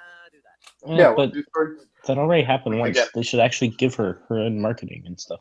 Oh, she'll have it. Don't worry. But the thing is, I mean, then you have people that didn't really get a chance, like Eddie. And I know a lot of people have been throwing around HR Blood and Guts lately. I'd love to see it. Have a dual icon of Blood and Guts and Cleaver. I would say that for Horror Nights 30. I would save that for a specific house on Horror Nights 30. That right there will bring in all the kiddies. Have like a whole disaster queue house, just all the houses. Yeah, just a Hook Fest 2000, a dark humor house for the ages. Horror Nights dirty. That'd be pretty cool. So, I mean, there's a lot of different directions you possibly can go. Like, will there be an icon? Won't there be an icon? I guess we're just going to have to wait and see down the line if there's going to be a change or not. But yeah, honestly, I'm thinking one of two things. It's either we're going to get a reimagining of one of our past icons, kind of like what we've been doing for 2526, or American Horror Story, that's it. Welcome to Walking Dead 2.0. Now we just changed. Okay. We just changed from walkers into to a rapey McRaverson rubber man and just a clown that gets killed off in 4 episodes. I'd be fine with that. It's not The Walking Dead. Well, of course, but still, it's not good, but it's an improvement. Still not a great idea. I would still pair the icons. Trust me, I prefer any bad icon in the past. I prefer Lady Luck to come back. If they gave me a gun to the head, Lady Luck or American Horror Story, Lady Luck it will be. In my head. I would love to say that Eddie would get a year since they already gave the other not quite an icon a year, but I don't think that'll happen. Okay, here's the thing. Let's talk Eddie now. All right. So there's a lot of people that are really thinking that Eddie is going to happen. I'm not thinking it's going to happen. I don't think Eddie's going to happen by himself anymore. There's a lot of people that still think that way. I mean, there's a lot of indicators if you really think about it. Yeah. The commercial, I mean, you technically could use that, but I mean, it's basically just drawing at straws, pretty much. Look at all the chainsaws we've had the last several years. Yeah, chainsaws aren't like special anymore.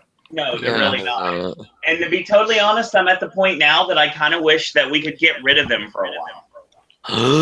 I want a single chainsaw appearance per year. They should be in one scare zone or one house, and that's it. We need to get rid of them for a year. We need another sort of, I guess I can't say weapon, another tool of sorts to be able to scare people other than a chainsaw for 1 year. I got it, guys. Weed whackers are goddamn terrifying. Okay, guys. No, something better. Leaf blower drill team. They already sound you guys. Just put them there. Okay, we're gonna have a drill, a big drill, a triangular drill. We stick it until let's say a metal something. Let's say a daddy, a big daddy. Put it in Rapture. Call it BioShock. I put. Oh my god! I didn't see it coming, but I love you. Bam! Coming. We're not gonna get a freaking video game adaptation, guys. Come on. No, it's the best house they could possibly do. Welcome, Mark. Yeah, sorry for the late notice. It's fine. I just wish we could do something about this echo. It's driving me insane.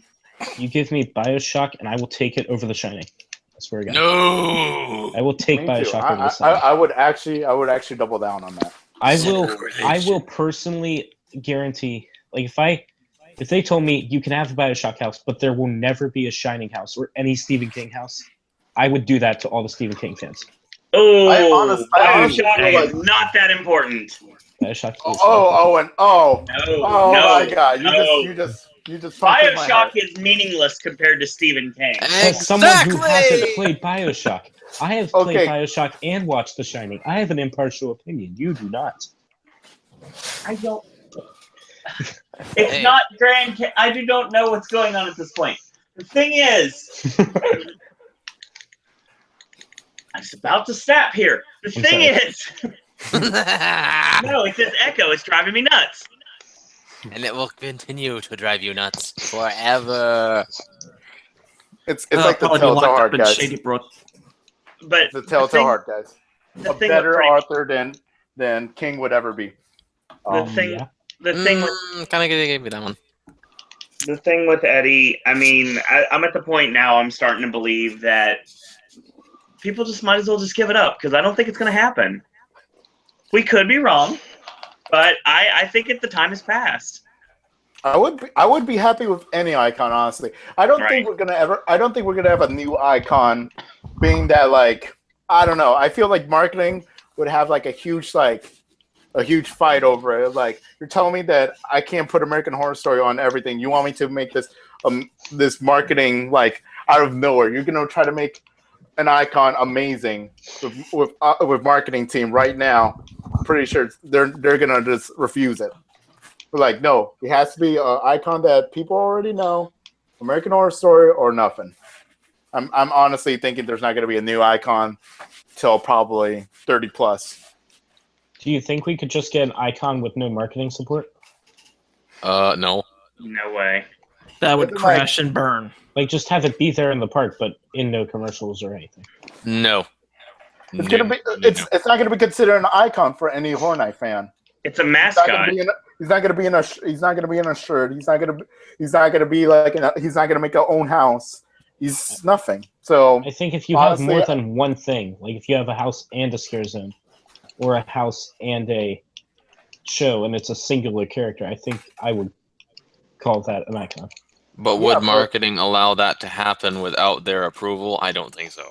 That's a better point. Probably not. Yeah, that's why I honestly think that marketing will never will give them the A-OK to make them a new icon, have them have a own house scare zone show, and take away their American Horror Story money. So yeah, that's what I'm thinking. Existing icon or American Horror Story. If they actually make a new icon, I'll be amazed. But I feel like it's just gonna be like all marketing. It's just gonna be like no A&D support. They're gonna go like A&D, make me this sort of icon. I'm gonna give you every detail. You just draw it up for me. That's gonna probably be the only thing that A&D does for a new icon. I mean, it's possible.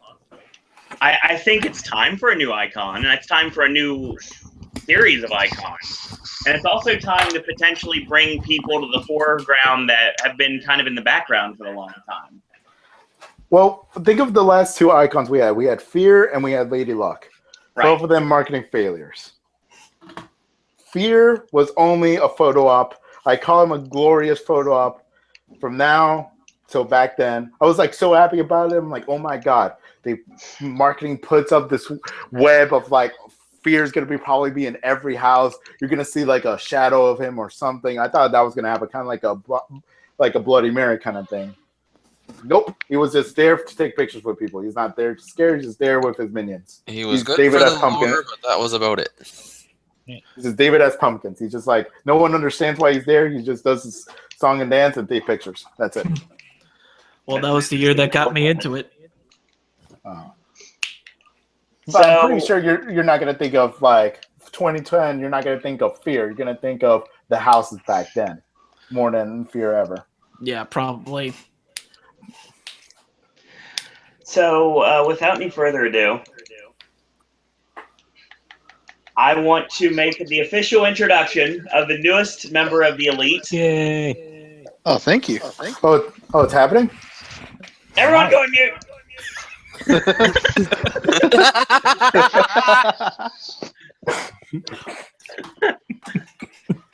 Ladies and gentlemen, please welcome Mockingjay.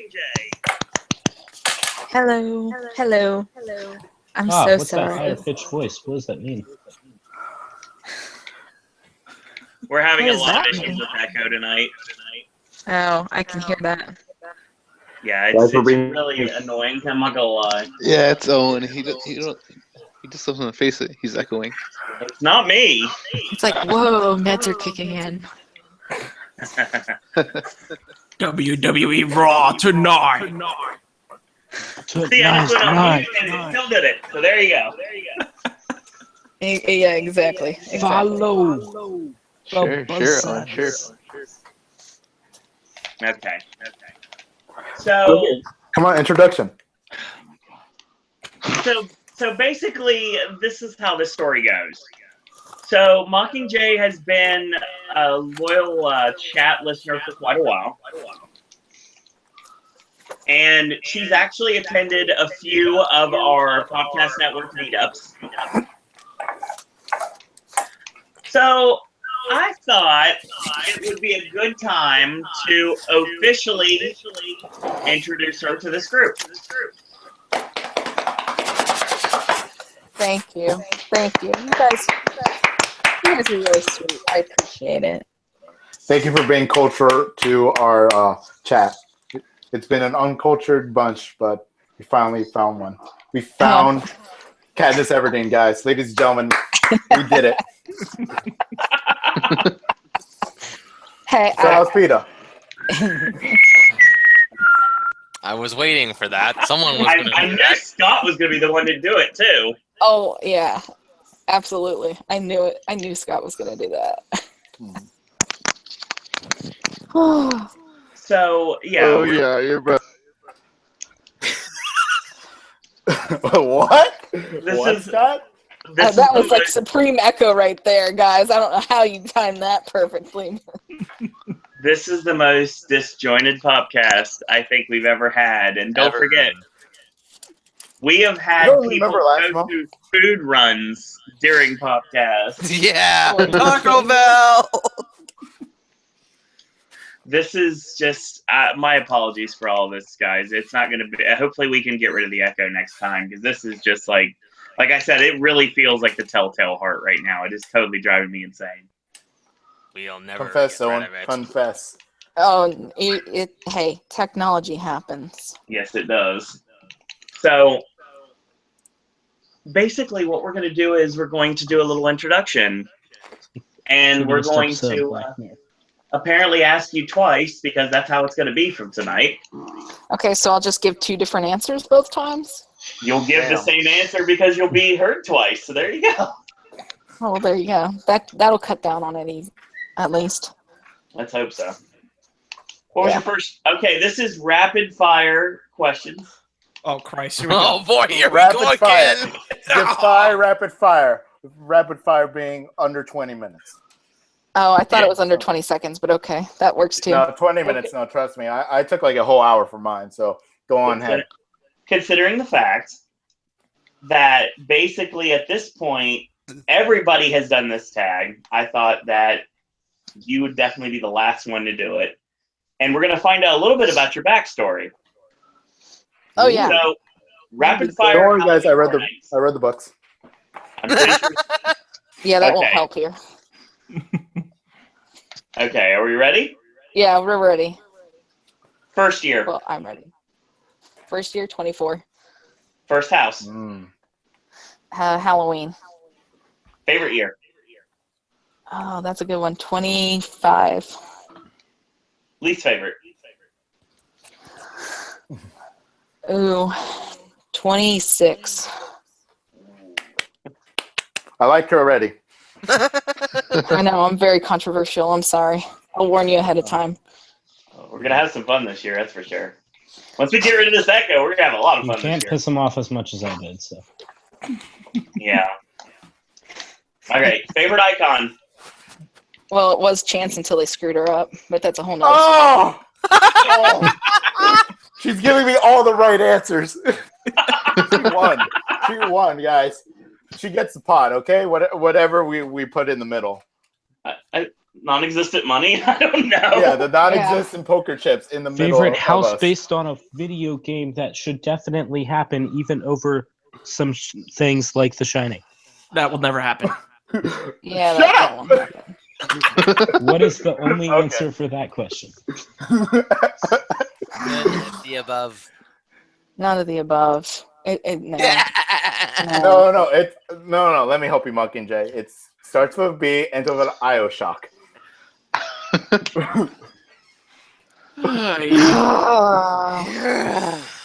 Okay. Continue.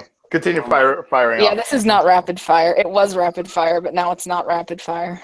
Least favorite. Least favorite house? Yes. Oh, okay. Just making sure. Who? Oh, that's a tough one. There's been a couple bad ones. Yes, the definition of rapid fire. Oh, yeah. Guns jammed. Great Sorry. text. Gotta fix this. Hold on.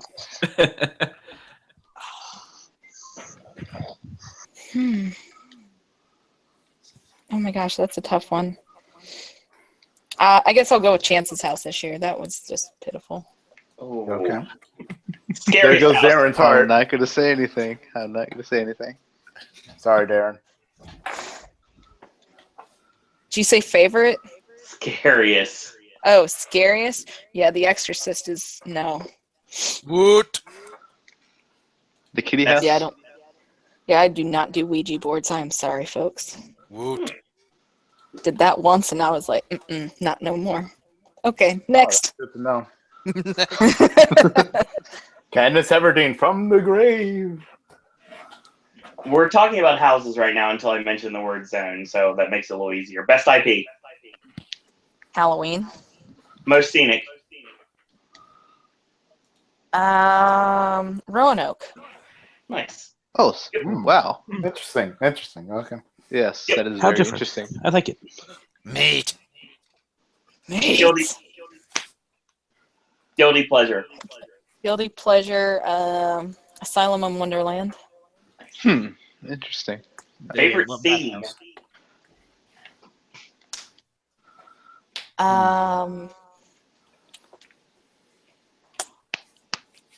Let's go with yeah,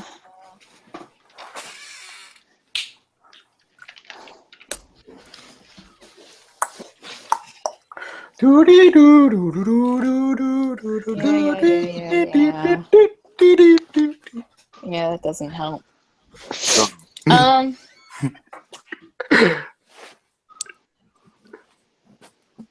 Oh, man, I can only imagine why you're. I know. This is why Diego. I can only imagine why Diego took so long. He's like veteran goer of Halloween Horror Nights. Damn, she knows. Oh crap, I'm scared. She knows me. Hey, you'd be surprised. Oh damn, I'm scared now. Putting my Facebook on private. Yeah, you ought to be. Don't worry, it's hard enough to find you when you have basically your Facebook hidden from the entire world like I do. Yeah, exactly.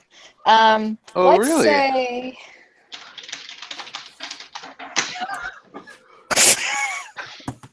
We're still on scene, right? Okay.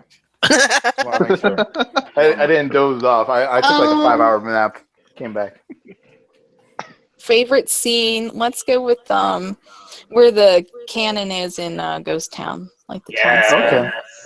Okay. And that was the worst scene. Wow. Well, yes. I'm totally yes kidding. and no. Yes and no. I mean, the only problem Like, with I it get both was sides of that argument. there's like hardly anyone in that room. It was There for was- There's Pinkerton dude, Indian dude, Cannon dude, a lot of Yeah, dudes. but if you walk through there and like you get the But worst it- run through like I did. Yeah, one's you gonna had be a in that horrible room. run through to start with. Yeah. But there's also a spoiler in there that you got to pay attention to. Yes. Or you get that one guy who's wearing a sombrero. Mm-hmm. Arriba. Biggest letdown.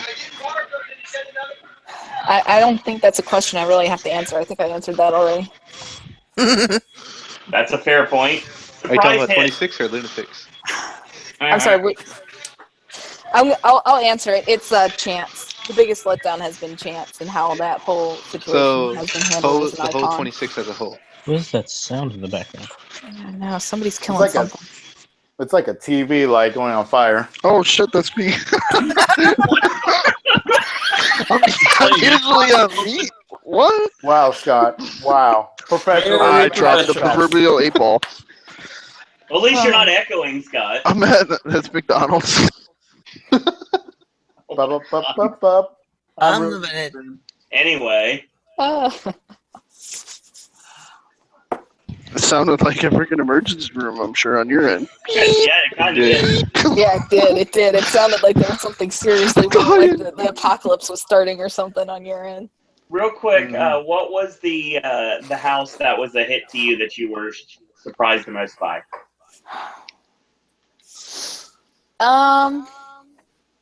Okay, I was really surprised about this year's Walking Dead. I agree. I think a lot of people can say that right now. I can't. I'm just glad it's over. Yeah, I'm glad it's over too. You think it's glad it's over? Let's just say the walkers keep coming. No! I wish it was permanently over. Go away, Walking Dead. I mean, I'll take American Horror Story all day long, but The Walking Dead returns in 2017, permanently at Universal Studios, Florida. Oh, please no, please Well, no, no. We are getting way ahead of ourselves. We'll get to that in a minute. Okay, fine, back just to rapid anywhere, fire but for then- Talk about jumping the gun. Favorite scare zone? The Purge. Speculation. Oh, What? The Purge. Yes, I liked that. Hey, Purge was good. Purge Not was good. really. The music was kick-ass. Pyro, awesome I characters that you mean, it could have recognize from been the way more movies. intense. Than Purge had everything I it liked was. about Survivor Died, but worse. But it was anarchical on Every a night I very went. realistic level. Every Is night I went, I only anarchical seen a like 3 word? actors. I'm like, this is supposed to be Anarchical is Purge. a word. It is Yes. now. It is It now. is. Okay. It is a word. Anarchical. Put that in the pop dictionary, ladies and gentlemen. Yeah. We have No, our first entry. It is actually a word. Well, we just made it a word. Now we made it a super word. We're gonna make it a most common use word. Speaking of that, least favorite. Least favorite scare zone? Yes.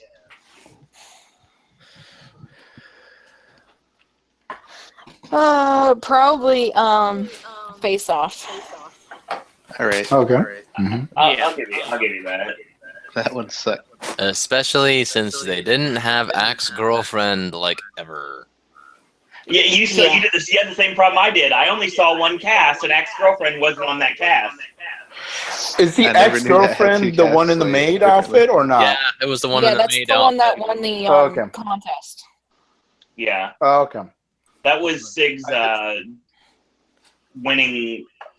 And of course, it's funny because if you go to Hollywood, their face-off at House of Horrors, ex-girlfriend was in there, I think, 4 times. 5, actually. Mhm. I counted.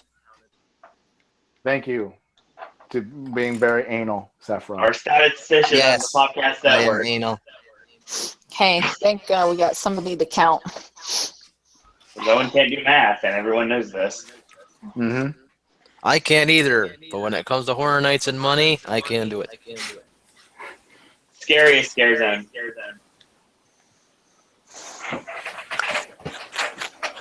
Yeah, see, I don't get scared in scare zones. Yeah, it's really hard. I'd say probably if there was one, it would be 25's. What was the name of it? The one with the pumpkins.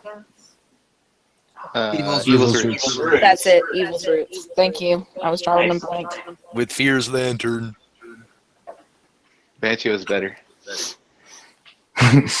Yeah, overall. But my Most favorite scenic- zone in the area was Harvest.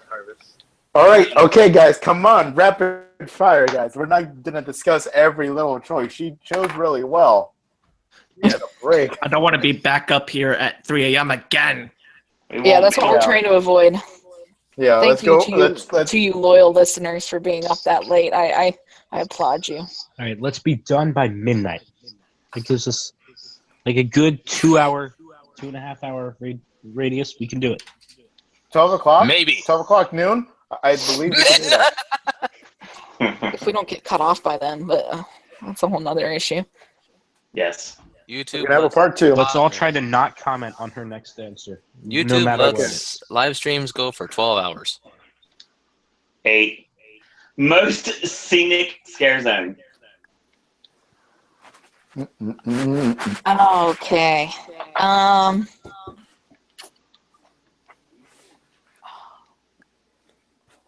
Man, there's been like 2 choices that really stand out to me at this point, and that is 24's Bayou of Blood, and then this past year's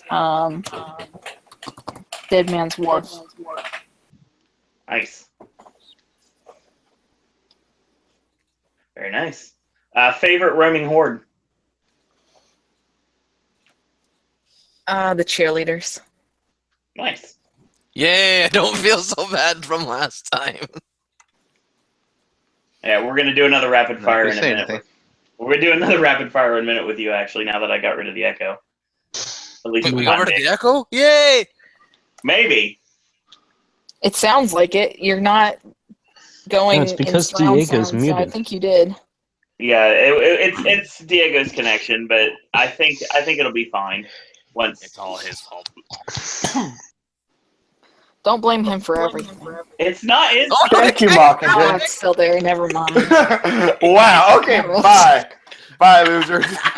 I'm gonna make my. You know what? Screw you guys. I'm gonna leave. I'm gonna make my own chat. I'm gonna have blackjack, hookers, hell with all that. Good luck with that. Hookers? What? You woke Scott up. Wait, isn't he driving? So it would kind of be a bad thing if he fell asleep behind the wheel. Yeah, that'd be really bad. Don't do that. That's pulling a Diego. Well, that was a reference to Futurama. Okay, but all right. If no one got that obvious hint, all right, fine. Yeah, I got it. Oh, Christ. Okay, we'll continue. Favorite character in a house? What kind of question is that? It's a very tough one, actually. No. I love that. I think Owen Mike that stepped out in front of me this year. popularity contest. What is your favorite person ever? That's the question. I don't know. I'm gonna go with Barbecue Mike at the very end of the Halloween house from this year. Oh, that's cool. Favorite in a scare zone? The pumpkin that yelled "Hail Hydra" to me. If you could play any sort of character role, which one would you play? Chance. Okay. And I do it better. Right. Yep. Ooh. Favorite drink or snack? Here it comes. The moment we're waiting for. Whatever's in a blinky cup. Damn. Yeah. What a way to end off. Diego and Scott are very happy with you right now. I'm glad I'm making somebody happy. I'm 3 beers down. That's all I'm gonna say. I wish I was. What's your Legion? I'm sorry. Oh no. What is Oh, a there's more? Oh, she doesn't know. Thank God. Oh, jeez. Oh, God. I have to provoke the terribly I see. young I person told you. I told you. Where if you don't have a Legion, you say your survive or die faction. Yeah, that's true. The survive or die rule. Yeah. Artifice, The Hounds, young person. or the shitty, what was it called? I totally forgot what they're called already.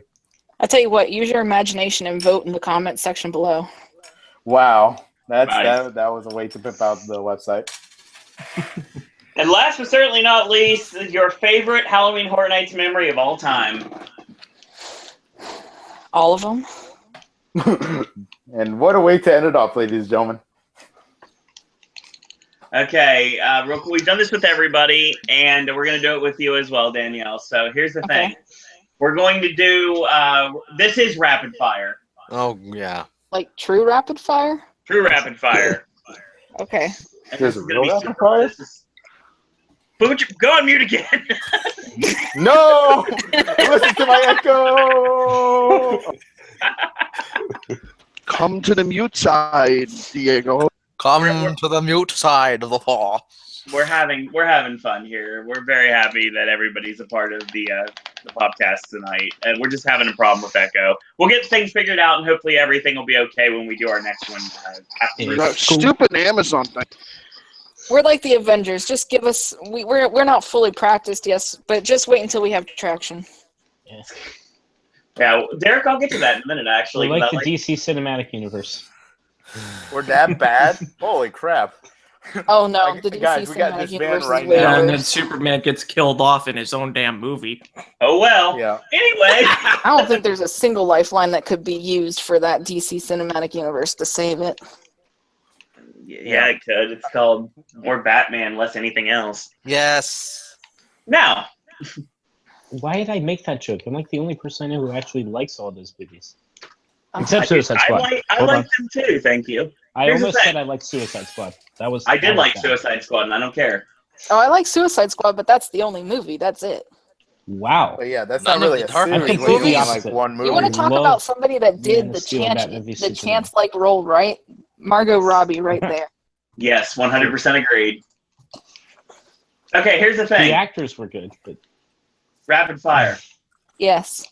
And this will be the last bit of 26 we're going to talk about. Real quick, I need to know your roaming hordes in order. Go. How many roaming hordes were there? 4. Well, I was technically gonna say why there I was said 4. There's the cheerleaders, the geishas, the pumpkins, and then the Bubbas. the bubbas. that's your order. All right. Number let's go. 4. There you go. The pumpkins. Yay. Ooh. And yes, I have questions. Number 3. The bubbas. Number 2. Oof. The geishas. Wow, the cheerleaders are number 1. Yeah, we'll go with that. That sounds good. Yeah, I guess. I blinked out. Well, I mean, like the geishas and cheerleaders could be interchangeable. Some nights, some were better. Sometimes the other was I mean, better. she did say that the cheerleaders were the number 1 roaming horde, so. Yeah. It does make sense. Okay. 5 scare zones. Number 5. 5 was Banshees. 4 was Chance in Hell. 3 was Chance in Hell. Everything is chance in hell. 1 chance in hell. Hold on, I'm trying to count my scare zones. Hold on, I'm trying to go from the bottom up. So hold on. Wait, Owen, did you inform her that she was gonna do this part or no? No, I'm doing this on the fly. Hold on. Please Wow. don't be wrong like Wow, everyone Owen. else. Very prepared. Hey, hold on. Let's see. So that leaves Dead Man's Wharf, Vamp 55, and Survivor Die. So I'd say Dead Man's Wharf was 3, Vamp 55, I guess number 1, and then number 2 would be Survivor Die. Okay. I like that. Okay. Houses. Number 9. Man. Now this isn't fair. I guess you're at the disadvantage because you missed the one where we actually got to talk in depth about everything. Yeah. Also known as a 7.5-hour monstrosity. Yeah, I'm still trying to work through my way through that. I only made 3 hours. I think I'm like on hour 5 or something like that. Oh, are you worried when it gets crazy now? I know, right? Let's see. This would be so much easier if I had my list in front of me. Okay, it would make it easier if I just I name a house and you tell me where it lies. Sure, that'd work too. Krampus. Like 8, 9. So is it 9 or 8? 9. Yeah. 9. Good answer. Yeah, that was not good. Halloween. Hey, on another note, do better, Universal. Do better. Ooh. Shots fired. Yeah, they did. It was on the West Coast. Yes, they did. Bring Murdy over here. He was here for one night, but I think maybe 5 people saw him. Yeah. In all seriousness, though, I think that they did the best that they could with the space that they were given, but it just was not good at all. Just not good at all. So. Halloween. That was 1. Texas. I'm gonna say like 6. Walking Dead. Better than I expected. So I think I put it at a 4. Exorcist.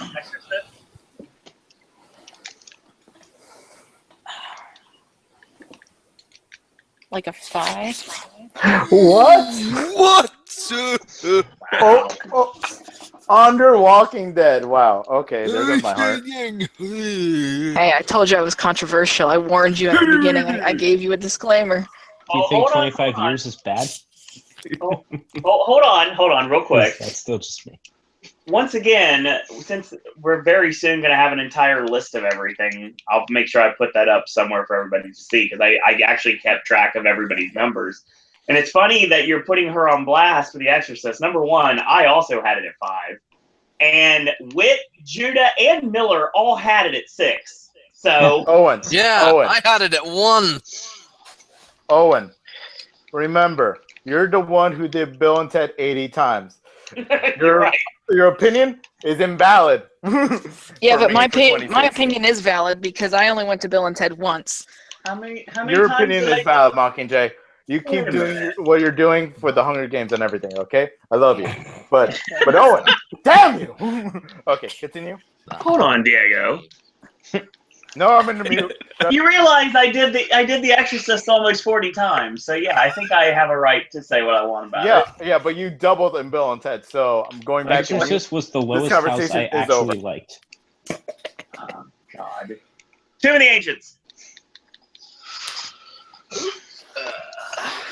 I think I had that up to a 3. Okay. Lunatics Playground. What did I put? I think I put Krampus at 9, right? Yes. Let's put Lunatics at 7. Okay.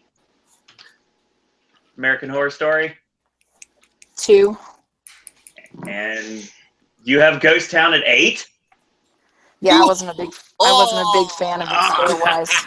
Scenic-wise, it was great, but scare-wise, it did nothing for me. Now that is controversial, ladies and gentlemen. Yeah. Like, breaking rules and geez. Eric Bischoff would be so proud because Controversy just created cash here on the Popcast Network. Yeah. All right, and when we get all of our actual lineups, I will put it up somewhere for everyone to read, hint, hint, and we will be able to put that up somewhere down the line, somewhere in 2017. Now, real quick, before we end, with the shows, with the repository, with the extra 2 nights, give us a couple of sentences or a couple statements that you want to say about 26 before we move on to 27 outright. And who's the one sharpening the knife? Don't kill Mockingjay. Not yet. Hey, I'm still useful.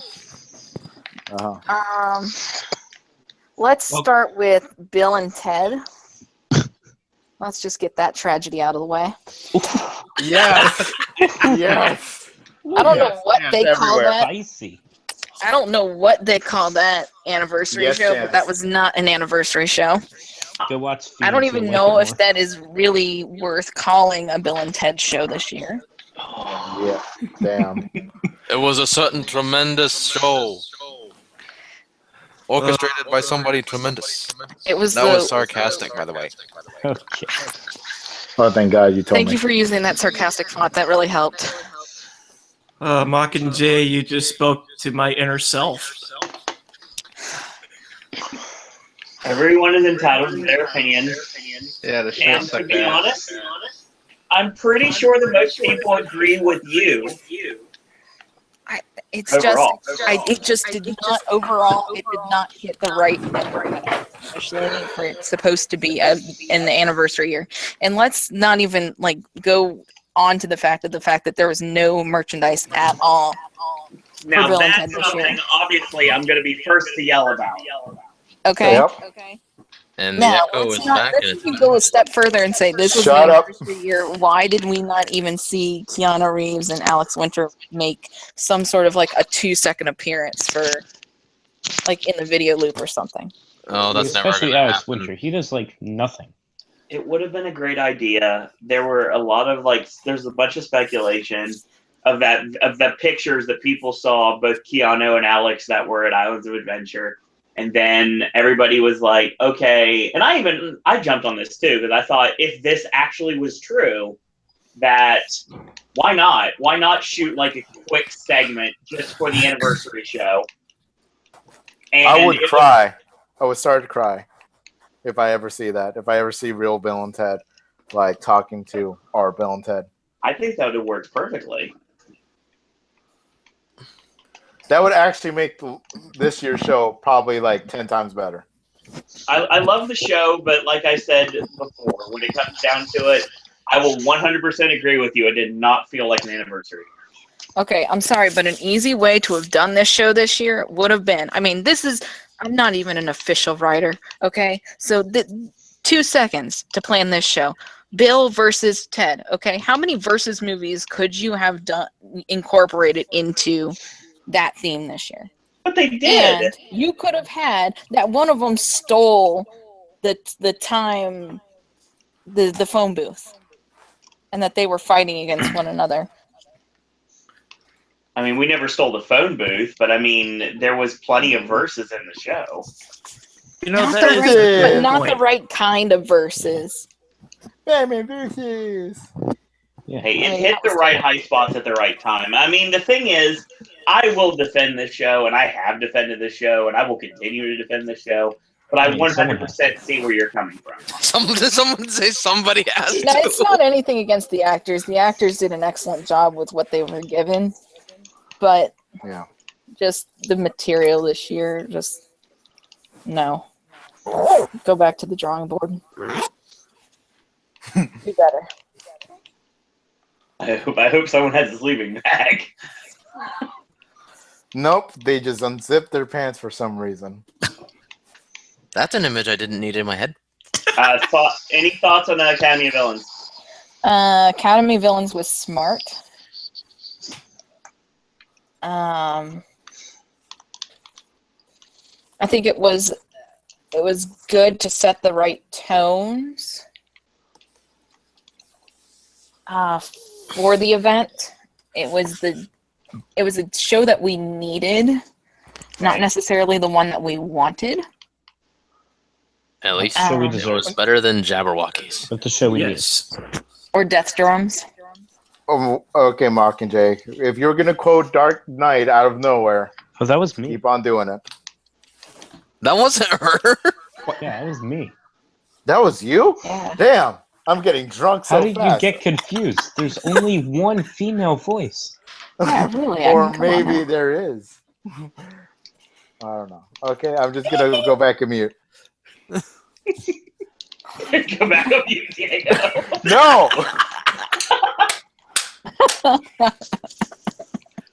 We'll get Diego's echo worked out soon. Diego Don't pulled mind me. me. I'm drunk. Yeah, we can tell. New T-shirt design that says "Shut up, Diego." Hashtag drunk Diego. Hashtag mute. Hashtag go mute yourself. I think I will be the first one to buy that shirt. I would honestly will. Walk around. Wait a minute. I love that idea. That would actually be a good everyday shirt. Like to have the logo on the back and then on the front. Go mute yourself. Yeah, I would have to make it impossible to design your own shirt because God knows what would be put on the front at that point. Exactly.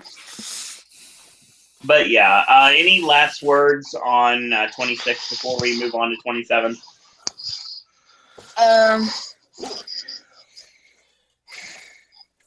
I liked the idea of chance. The closer we got to the event, it felt like marketing was exerting their influence on how they wanted chance perceived in the event. And I think that adversely affected the product that we ended up seeing come the event. I agree. That being said, I think that maybe this shouldn't have been the year for chance. Maybe it was too soon to have chance. Well, the thing is, I think it would have been fine if it wasn't for the fact that marketing had to get involved in a position that they probably shouldn't have, and basically pretty much push the character to the background. If we would have got, okay, not to put us over anything, but the ideas that we had for Chance on the Popcast earlier this year, if they would have went with those ideas, I don't think anybody would have been mad about Chance at all. Well, I mean, even talking to people like in the Stay and Scream area, normal, general public people, they were upset with how things with Chance just went from one extreme to another. And that what was shown essentially in the marketing clips and everything never really came to fruition in the parks. And actually, some people were like very upset about the merchandise this year. As far as the general public was concerned, and I think that they were right. Honestly, we only had one version of her, and that was it. In the merchandise, that's it. You could have done 3 versions of her easily. You could have done one that was the pretty and her all put together. You could have done one which was totally crazy with no makeup and everything in the asylum look, and then you could have had what we had, which was the mashup between the two. And we could have had a vinyl too. Yes. And we should have had a vinyl. Yes. We should have had a vinyl. I'll be totally honest with you. We had our first Jack vinyl without having Jack have any presence at the event. What's to not say that for 27 we get our Chance vinyl after all the backlash for not getting one when she actually was the icon? But the thing Too little, is, too late in my book. If they have an icon next year, then people are going to say, why doesn't that icon get a vinyl? And why is Chance getting a vinyl when she didn't get one last year? But that's only if we get an icon next year. I don't think we're getting an icon next year. I don't think we're going to get an icon. Okay, so I've been confused on this. Is 25 last year and 26 this year? Or is it now 26 last year and 27 is this year? How are we saying hold on. 27 doesn't start until January 1st, okay? Right. Let's keep so that 27 easy. is still next year. Yes. And 26 is still this year. Yes. Yeah. Okay. I know. Just never known how to say that, so that's good. And Darren was talking about last year, and that was when he was talking about Run, so of course that's 25. Okay. Okay, so it's still good. Okay. Sorry. Yeah, Run doesn't get enough credit. No, it does not at all. I don't know people who don't credit Run, though. Well, I do. I mean, there was a lot of the general public and a lot of the people that are kind of big deals in this community that really didn't take to Run very much, unfortunately. Those people are dick riders for IPs. That's all I gotta say. They are some of the worst people that come to this Insidious event. was the best house of that year, and then it was Krampus is so much fun. It's not supposed to be scary. It's like, what the fuck? But I saw so many people saying that house was great. Really? I liked it for my own reasons. To be scary. Right. Krampus for if you Christmas, think about that's it, what should have happened. Where they place the scares, they put them in boo holes and corners. No, and Run, they're no. out in the open. Here's the thing. Oh, what were you gonna say? Krampus was... Oh, that echo is killing me. Krampus was a complete and utter disappointment. I felt like it couldn't have been further from the movie. Right. It was nothing like the movie at all. The movie was pure gold. It was 100% spot on what we needed this year. Yeah, for a house. And yet, we got the complete and total opposite of it. I wonder if and I thought about this, but I didn't say it in the last show. But I wonder if Hollywood got Krampus, and then they were still in debate at Orlando, trying to figure out what house should they do next. Well, on the list, should we do blah blah blah? But Hollywood got Krampus, so why don't we do Krampus? Well, because it seems like it was thrown together. From what I have heard from various sources, which shall go unnamed, Hollywood is the one that usually goes for the properties, and then if there's one that Orlando wants, they'll pick it up later. It's Really? about I synergy. thought it was vice versa. No. It's about synergy. But I guess That's it makes sense because in Hollywood they're so close to all the writers and directors and Right. all the IP holders that they can, negotiate that crap at that Or time. just sometimes Orlando likes an IP and sometimes they don't like an IP, but it doesn't matter what they want. Dracula Untold. Cough. We'll get to that. Don't worry. We're not going to go there about the karmic synergy houses. All right, let's continue on. See, the thing about it is you never know at this point what's going to end up hitting and what's going to miss. It's like I truly believe that Orlando does not really work well with music mazes, and I think Sadness. and Hollywood fails at comedy. Oh yeah, we know that. So I think neither of the other. I mean, ones Exorcist was pretty funny. No. Yeah. The one with with those masks. masks. You gotta love those masks. The power of Guys, Christ. I don't know how we're gonna get a little girl into like a house. We gotta use like some special effects of some sort. Why not mask? That's a brilliant idea, guys. Their We can casting never type replicate a is creepy pretty little off girl. over there. Amazing. Yeah, Their no, I do ability not. to I do not do reuse props, Exorcist. though, is No. far beyond Orlando's. No. Okay. So, any final thoughts on 26 as we're finally putting it to bed tonight? And suffocated. How about a 21 gun salute and just let it go? 26 gun. So 21 volley. Get it right. Oh, that's right. I forgot we have a gun guy on here now. He would know this. yeah, I was wondering what that was, but I guess now I know what it is. Thank you.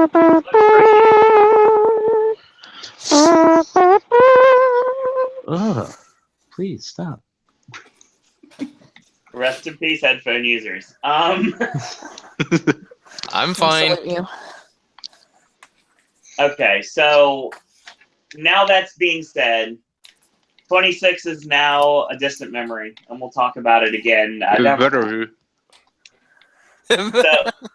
So officially, let me introduce Danielle to the elite of the Popcast Network. Welcome, officially.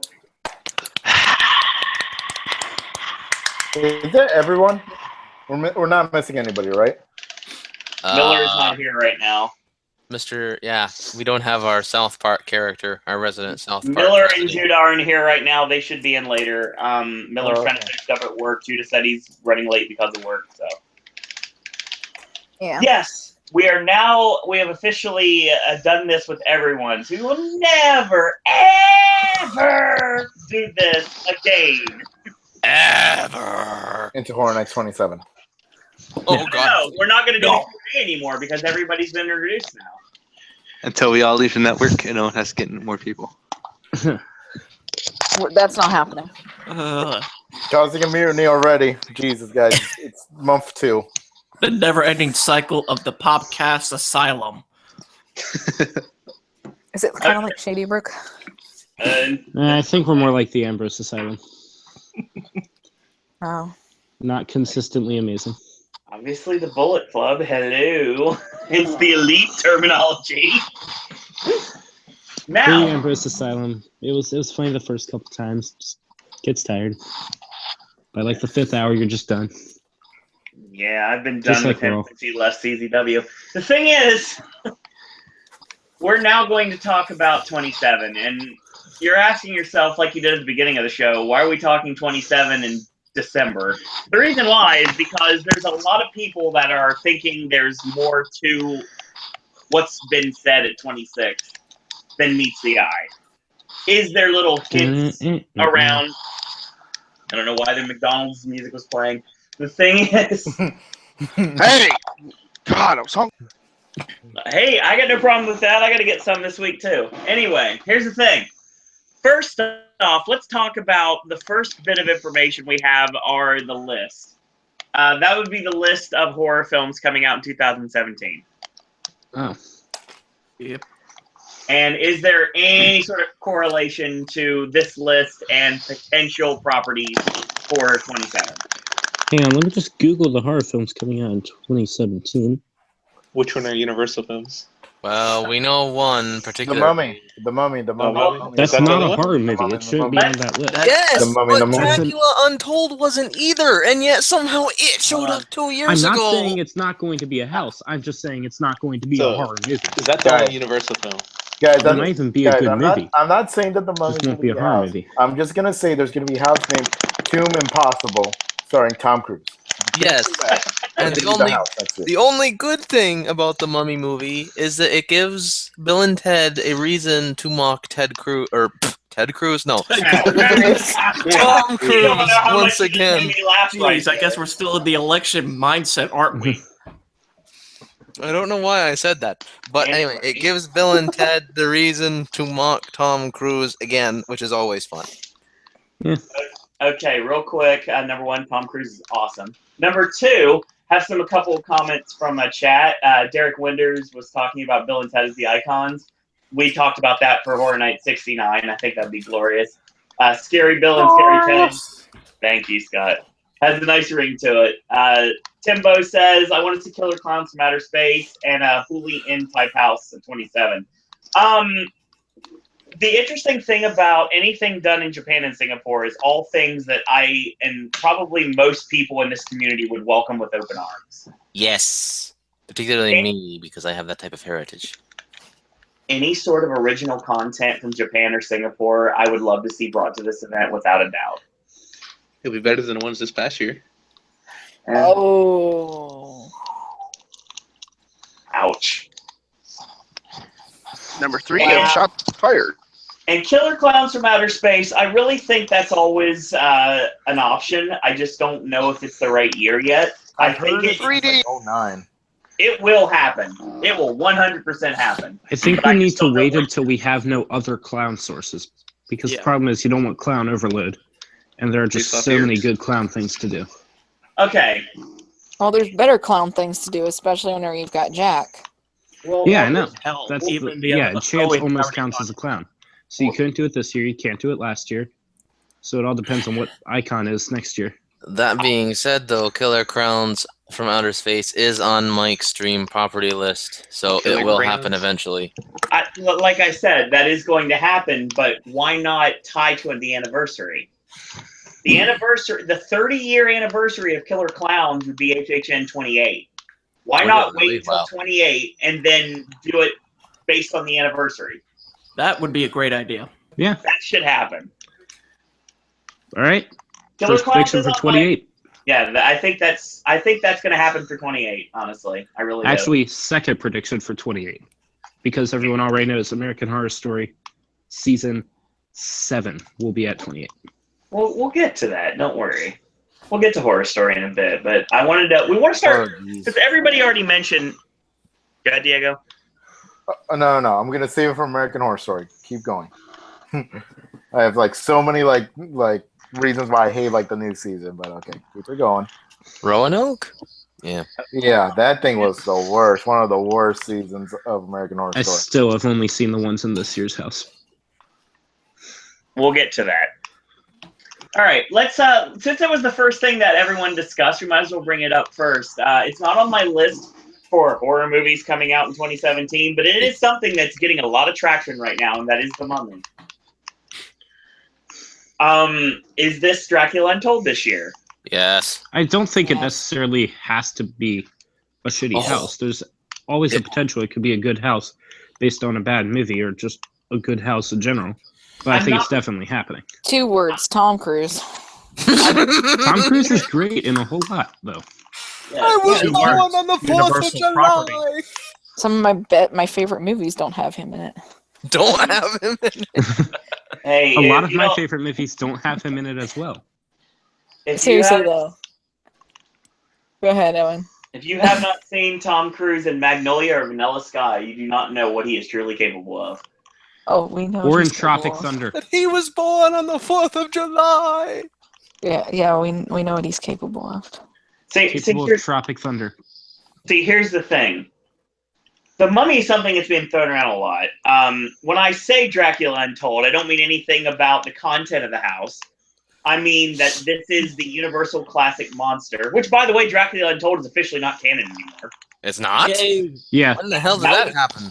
That was announced this past week. The Dracula Untold has nothing to do with the reboot of the Universal. Yeah, they pulled the old Green Lantern. Thank God. Yeah, because, it didn't do anything for any. Well, we anything wanted of to the start a franchise. cinematic universe, but we didn't want to start one like that. Never mind. Yeah. Well, all I could say is the movie was decent, but that didn't Yeah, stay. it was better than the damn house, that's for sure. I hated them both equally. Now, and Dracula Untold made my list for worst movie of the year that year, but that's just probably because I did the house just anyway. The house just But here's the thing. I say, is this Dracula Untold? Is this going to be the Universal movie that has the synergy, that is going to be in both coasts, and it's going to be a movie that takes a story that obviously they want to work with, and a movie that it looks nothing horror whatsoever, and basically an action-adventure movie, and we turn it into a house? I mean, I think it's a possibility. Best case scenario, we get Tomb of the Ancients 1.5. Oh, fuck. I think at this point, I think at the point right now, I'm thinking The Mummy is probably less locked in than people think it is. Well, to be fair, they did do houses for both of the Brendan Fraser movies like 10 years ago. So. Right, but that also doesn't mean they have to necessarily do it. Yeah, they don't have to do anything. It's just that they're more inclined to, because if they want to spend other money on different other IPs that they do want to have at the event, and they're trying to budget, why not use something that they own to give money to other projects? Exactly. And I mean, if you look at the list of all the movies, there's another movie that's coming up that I think could possibly be the Universal movie this year, but we'll get to that in a minute. Now, what I'm thinking is The Mummy is in the back pocket. I think The Mummy is something that they could easily get. I think The Mummy is something they would get, and I think The Mummy is what we call a backup plan. I don't think it's on the original list. I think it's something that is, in case something falls through, we have this available, and we can totally go for it. Question, when is The Mummy coming Scream out? and Purge. Like August or July-ish, that summer. Mummy's official release date is June 9th. See? Summer. Yeah, that's too late. That's that's way too early before Horror Nights, though. But then again, you never know. I mean, it's a possibility. It's not like we're going to see 50 Shades Darker the house. So well, we did have Evil Dead. I really hope not. That in would be 2013, so. Right. 50 Shades Darker to BDSM. I can tell you, if they announce that it's going to be a house, I will go watch that movie a lot more than I would if it wasn't going to be. I mean, so from a marketing standpoint, it works. Maybe it does, because there's also people that just don't care. Like, I know a lot of people that don't even go to the theater anymore unless it's something like grand, and they have to really be dragged to even go to the movies. Star Wars. Now, who gives a damn? Yeah, La La Land's coming out in a couple weeks. Get ready. The thing is, I will say right now that I think The Mummy is a backup plan. I think it could happen, but I don't think it's a guarantee. I wouldn't be shocked, but I'm not going to say outright that it's coming right now. I think that's fair. I 100% agree. I think it's a serious backup plan, but I don't think it's seriously something that they want to have at the event. Right. So bestow on us your list. And if they're going to do anything when it comes to The Mummy, I think they go with the Universal Classic Monsters, and we get like a House of Horrors done properly with enough ways to make it work perfectly. And for like an anniversary year, like maybe a Universal Classic Monsters house for 30. I think that makes more sense than do a one-off of The Mummy this year. This year coming up for 27. There's a lot of things that make sense for 30, but that's way too far in the future for us to even prognosticate yet. Well, except for the Terror Queen. I think that's one thing that we probably could talk about. Oh, please. Okay. Let's go to some more movies that are coming out. They're finally doing another reboot for some unforsaken reason of Friday the 13th. October 13th. Another one? That was really? Yeah, unless it's got Kane Hodder as Jason. Ugh. Yeah, quick side note: that game looks amazing, though. Well, the game does look great, but the wrong thing place is, to talk about it, but yeah. The thing about it is that you really have to look at is it's got a release date, it's got a director, it's happening, but there's nothing. There's no images. This movie's supposed to come out in October. You'd think that there'd be more to it than that.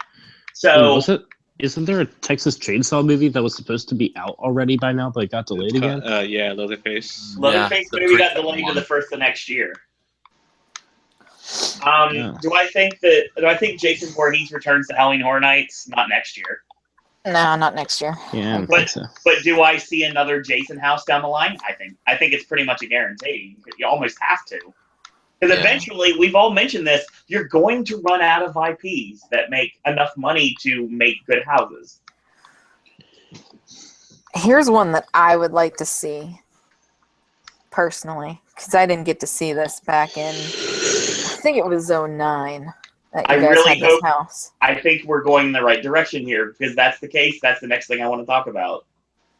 Go ahead. Let's see if it's the same thing, if it's what I'm thinking about.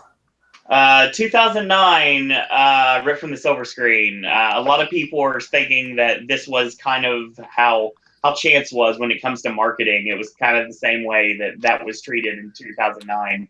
There was a house based on a film property that I thought was a perfect fit for Halloween Horror Nights, and that house worked good on both coasts. It was a house that was in the Jaws queue, and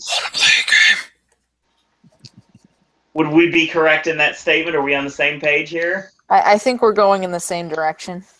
Well, then we're under the same page by saying, coming out on October 27th is Saw Legacy. What? There's another one? Yep. Yes. But I thought that franchise ended in 4 different movies. The interesting, yeah, and the god awful PA movies killed Saw. But that's beside the point. The thing is, we have a franchise that is reinventing itself. Right, and what better way to kick it off than to make it a headliner for Halloween Horror Nights on both coasts? It's an idea, but here's the thing. Just like with the anniversary situation, which we talked about previously, what about waiting for 29 and do it 10 years later, the next Saw house at the event? I don't know. I think you gotta hit it you gotta hit it while the pan is hot, and you've got to hit it. Because also you have to, when it's popular. You also have to consider how many people other than diehard fans remember what year Saw was originally there in the first place. Right. They know it was there, but they don't know what year it was there. Right. I'm pretty excited. I think if it does come, I'm totally for it. I'm a big Saw fan, and I know they've done a Saw haunted house type ride in Europe or England. I forget which. Yep. It's a house that leads into a roller coaster, I think. Yeah, it is. On the ride. I think in Trope Park. In Australia or somewhere. Thorpe. Yeah, that sounds right. Thorpe. Warner Brothers then. But yeah, I think it would fit perfectly, even though it has a late release date in Halloween. They could really, bring you back into the movies and, do a couple iconic scenes as you go through the house, and then there'll be the last couple scenes to kind of give you a little heads up or a little hint of what's going to happen in the next series. Well, Legacy. Well, honestly, Scott, if we're going to fit with the mega house and the idea of having a mega house, why don't we do a house based on the entire Saw franchise? I like Saw as an idea, but I don't think I like Saw that much. No. No, think about this. If you were to take the best of puzzles that Jigsaw made and put that into a big house. I'm looking at you, Parade Building. This is perfect. I still think our big our big house for next year, at least, is still a lock, though. But no, they're just like when we came to having both Horror Story and Walking Dead as two houses that were basically best ofs. This is the same idea that I'm thinking with doing a Saw house, which is basically a best of the entire series. Okay, yeah, I can see them both. Yeah. I just can't see it being the only really big house. No, that's not my way of thinking at all. No, that's Yeah, no, I think that would actually be the best place for it as well, given the franchise history. And the run down, and make the parade building look even more run down. It could look grimy and gritty and your facade's both easy and good. Yeah, it'd be perfect. It would work amazingly. Now, Even if going to happen. They could use the projectors that they use for Survive or Die and give it that warehouse kind of grimy look to it. It would look perfect in the parade building. And yeah, they could really go to town with it. Have the iconic jaw trap and just all these cool traps that people remember from the movies, the iconic traps of every movie. Well, all those are in 2009, guys. So, like, I could visually see it already because I already went through it. Why does it sound like he's... Now he's muffled. I don't know what Now he's underwater. Now I'm underwater? But he sounds better, and it's not echoing. Yeah, it is better. How about now? Yeah, that's a lot better. I think they're telling you to drown yourself, Diego. Wow, thanks, guys. Well, being that I'm probably one of the only ones who've been in the Saw house 2009. Anyone? Okay. Well, it was a great house. Sure. Back at the time, that was the house that the lines were. And that year, Wolfman, Dracula, nothing stand a chance with Saw. Saw was like 2 hours always. That was like that year's Walking Dead. Yeah, that was that year's Walking Dead. That was the prototype Walking Dead. That was the before American Horror Story. That was the star. Oh my God, I'm gonna be here for the rest of the night. Good God. So picture this. We have the parade building with like projection mapping on it to look even more grimy. And right before you enter the house, there's this little like tiny television where Billy the Puppet comes on with the static and introduces you to the house. We don't have a cue video. We literally just have a television introducing you to the house. Wait, you weren't thinking one of those like pre-shows like they do at Busch Gardens and Knott's, are you? Something kind of, but this house, in order for it to work, it's got to be very run down. It's got to look like it's thrown together when it's not. Because that's what the Saw franchise is all about, grindhouse style. Yeah. And I think they could really... You're I think right. That could work, actually. Like, I have no huge attachment to the Saw franchise. I've never seen one. But you're selling it on me. Oh, you're missing it. It's a really good franchise. Seven movies in. 1 through 3. 1.2. And if you really want to push it, all the way till not the last one. The last one was the worst. You got to watch them all to look at the whole story arc. I mean, that's it's a huge story arc, and it's a great one. As soon as they announce something, I will go and commit and watch it no matter what. And you'll like it. I guarantee you. I probably will. It's no reason I haven't. It just wasn't too high on my list. But we know what Universal can do with their set designs and stuff. Imagine walking through. You see the TV. Billy the Puppet goes like, oh. And you hear John Kramer's voice, yeah. Yeah, and then when you walk through a little bit, you go into a portion of the warehouse where he has all his bench set up and papers and stuff. I think that would look cool and make you feel like you're in the movie. And then you start playing the game because you see the TV monitors, and then you start going through the rooms and stuff, and now you're in the game. Although if they ever wanted to do something kind of like the repository but make it IP based, there is no possible better IP to do it with. Ooh, no, that would be amazing. Let's do an upcharge Saw Extreme House. There you go. I think more than any other franchise, that's the one you make extreme. Here's a crazy thing. A few years ago, I told my dad, I was like, because he's always like, he likes designing stuff and having fun and just drawing random shit. I was like, dude, draw Saw House. He's like, what do you mean? I'm like, Saw the movie, He's like, oh yeah, that's your favorite movie series. I'm like, shut up. I'm like, let's design a hardcore haunted house based on Saw, where all the traps look real and the special effects make them even look realer, and people get splattered with AKA fake blood and, you know, all sorts of grime, and we put people in traps, just random people, even though they're in quote actors, so it makes it look a lot more scarier. Yeah. Like here's what I'm thinking. Employ. Yeah. That was one of the best scares of 25 because I did not expect the plant would happen. But like, what if you employed like half of the amputees in the Orlando area and just like rip their arm off? Yes. That would be they get paid well to do it.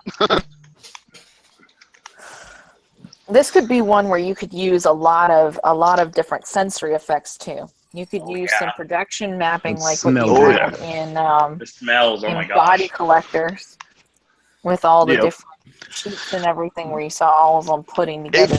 Guys, you could do that. You could do and front part of Body Collectors with the cold, and have the cold room like that they had in the.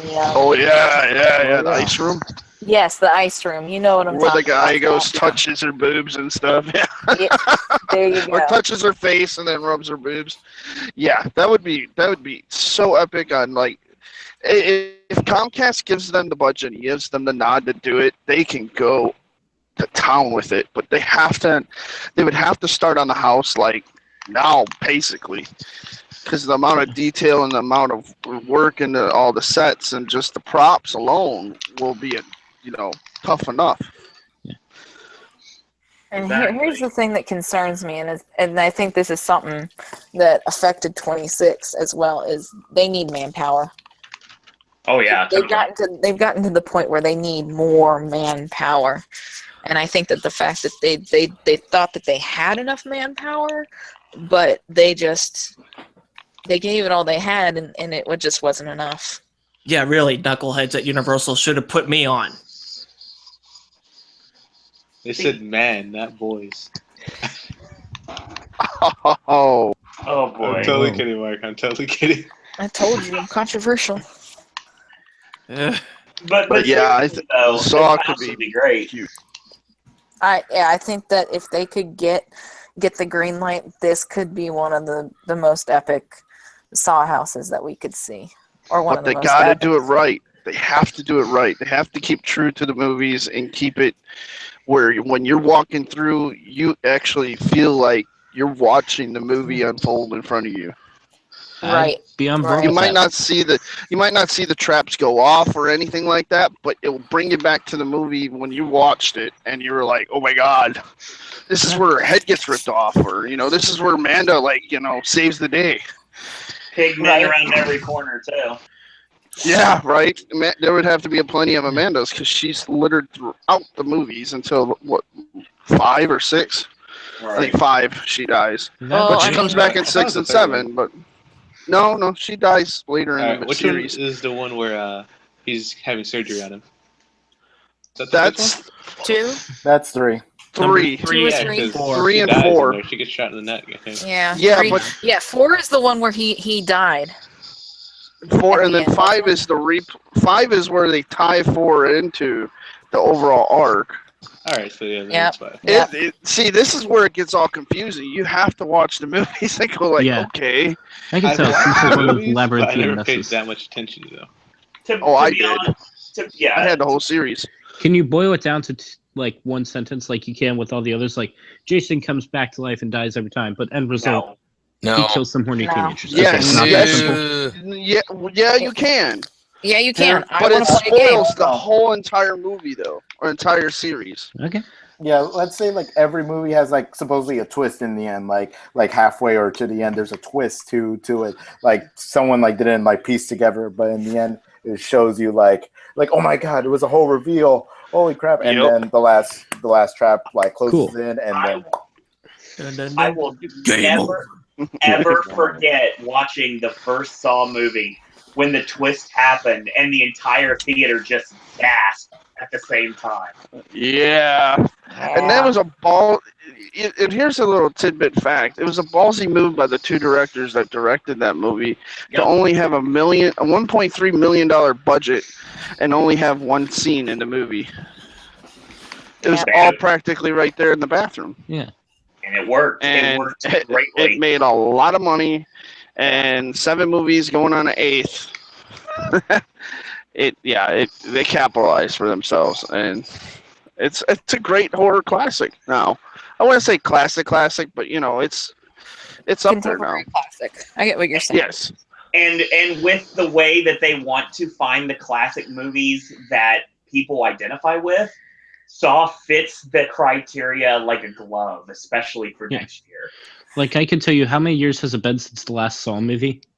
I was just gonna say that I think that we've had enough time too that we're bypassing the. It's been 6 years because I can tell you because I think I'm the only one young enough to still be in high school, right? I'm still in high school. Oh, cool. All right, Didn't know let me that. look at it.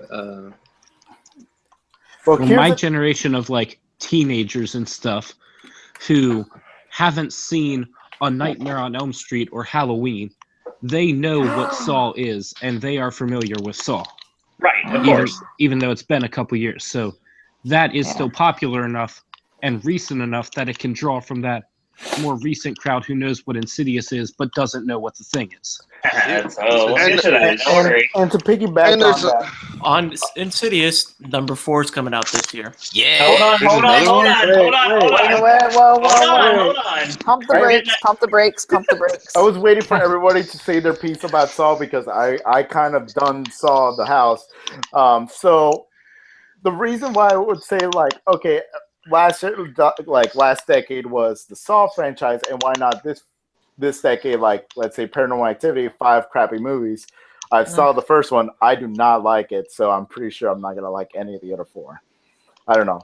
But the thing is, like, Paranormal Activity was the whole thing, like, you when you're coming in, you know something evil is going to happen. It's not like a trick in your mind. As Saw, what it was presented, it wasn't like there was going to be a trick in the end. Paranormal Activity, you've seen in the trailers, holy crap, there's crazy things happening in the room and stuff like that. So people would already know there's a demon. There was an actual demon. It's not like they're in their head or anything. As Saw, they don't even know who was Jigsaw. They even know a lot of the key things that we know today. The only thing that they know was like Billy the Puppet and like the head trap thing. That's it. That's all they knew. Well, here's the cool thing about it, because with this new Saw, is that since it's being released so late in the Halloween season, October 27th, that they can trick you in the end and get you to go to the movie. It'd be a win-win for the IP and for Twisted Pictures and Lionsgate, and they can, because more people are going to be like, oh my god, I got to watch the movies now so I can be caught up to speed and then go watch Legacy. There's been a lot of new fans for Horror Nights since 2010 till this year. It's been a whole 6-year gap of no Saw. As Freddy and Jason, they always come back in some form or another every like half a decade or so. So that's what I really like about Saw. It's like, even though it's been an IP, there's going to be so many new fans that are going to experience for the first time. And also, it was the year before the GATs, the guest activated triggers. They could use this interaction, this like guest to like victim kind of thing, because the whole thing about Jigsaw is that like it's you trying to survive on your own. So you could, let's say, like press a button, start a trap or something like that will cause someone to die by accident or something like that. It was really fun in the house that like I had that anticipation of like I was in the trap, because I see like timers everywhere. I see Billy in the TV giving me some instructions I could barely hear because the girl behind me was screaming my head off. Mm-hmm. But it was really fun. It was a really cool idea. They had most of the initial scenes. They had mostly the house in Saw 2, the Saw 1 bathroom, of course. They had Jigsaw on the bed, a couple other stuff. There was great things about that house. Probably the only thing I would complain is the ending. They had like, it was just a circular room with fake pigs and real pigs, real pig heads. It was like the only thing that was like all right. But everything else was like it was a real good feel to the franchise. But I'm just saying, like, just add all personalized TV, add like Billy actually talking to the guests, add more interactivity between everybody. That house will be killer. Interactivity, plants, a large house, dilapidated building. Dilapidated. Exactly. I think that it would be a perfect fit for next year. Yeah, and for the parade building, just make it into it's a perfect like view of like a warehouse. You could put it just like a regular abandoned old steel mill house. You know, that's what they always do. That's what they always do. Like in all the Saw 2 and 3, when you go outside, it's just like some random factory in the middle of nowhere. And that's what we're doing. All you have to do is just make it metallic and old, and that's it. You got Saw. That's where the mapping comes in too. Yeah. So it's a great selection. Let me play devil's advocate here for a minute. Okay. Let's say, for instance, that there's something that we can't prognosticate yet that would work better in the parade building. Do you think that this IP could work in a tent structure? Yeah. Well, considering it was built in the Jaws queue the first time, I'm pretty sure it can do a tent. Oh yeah, and the Jaws queue was a living nightmare. Honestly, tents have been on fire in the past 2 years I've been. Mm-hmm. Go, Diego. So yeah, Jaws queue, even though it was small in structure and everything, it was still great view for it because it's like Jaws queue itself looks run down by without any help. So it was really great for the Jaws queue. The only one that was better for it would be like Saw's Instinct, but anything metallic with Jaws queue was a perfect fit. But yeah, I think Saw could work in almost any house and it will be perfectly fine. I was thinking maybe it might take Chance's spot. That's what I was thinking, but that's the weird thing about. See, that's what I was thinking, honestly, because it doesn't make sense to put it in a soundstage because there's so many other things that are on this list that I think fit better in a soundstage. Mm-hmm. And I don't think it needs to be in like one of the smaller sprung tents. Chance's tent and Men in Black would make perfect sense, and it's long enough that it can fit an entire franchise in it. Where would you put Mummy if it happened? I'm pretty sure where Tomb would be, but yeah, probably in a sprung. I wouldn't want it to be in Tomb just because then it would feel exactly like Tomb. I mean, if they really wanted to go all out, they could potentially put it like literally in the Mummy and kill two birds with one stone. That'd be great. I doubt that. Though. Brendan Fraser versus Tom Cruise. Oh my god, best versus house. Now that's a but I don't think, as far as Saw goes, I don't think they're gonna put it in. If they go with Saw, it just doesn't make sense to go in a tent. That's just my personal. If I was Michael, I wouldn't put it in a tent. I would put it in a soundstage, and I would try my damnedest to find one that I can project a map, or put up some sort of structure near the entrance to make it look like a warehouse. So when you come around a corner or something. I agree, but I think if there was something that were to happen that for whatever reason we could not get the parade building, I still think that Chance's tent would be a good backup. Yep. Because you have... How many rooms is in Chance? That's a good question. Darren, that's your call. It was a whole lot, but it was small. See, the rooms are just a little too small. You kind of need the room to make the sets look and feel bigger than what they are, because a lot of it is lighting. So in order to make it feel right and because there's gonna be a couple of the sets that are gonna be pretty big, it's gonna almost have to be in the parade building or in a soundstage. I don't think it could a soundstage on it, honestly. I really don't. It all depends how much money they want to put into it. If they're gonna put in as much money as they've done with, AHS or The Walking Dead for so many years, if this is just going to be a one-off, then you might as well go all in on it, because it's going to draw a lot of people, because especially people between the ages of 25 to 35, 40 that, kind of grew up watching the series progress.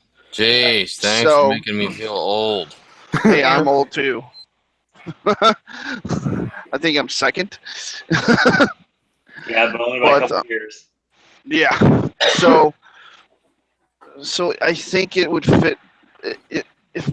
If Mike is going to really do it and put a lot of money into this, he has to put it in a building. I mean, you can do a lot more in sprung tents now that you've ever been able to now. So, I mean, I really think that I had The Walking Dead in a sprung tent. I would have much rather had The Walking Dead in Chance's tent. And then put Chance in Shrek. But then again, a lot of people would have probably thought the same thing as well. Well, I would have put Krampus in a sprung tent, but that's a whole nother story. I would have put Krampus in the trash can, but that's another story.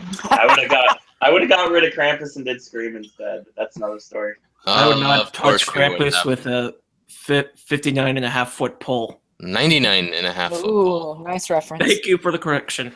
And you're wrong. Anyway, let's do this. The next bit of information that we want to go into, since Saw took a little bit of time, more movies.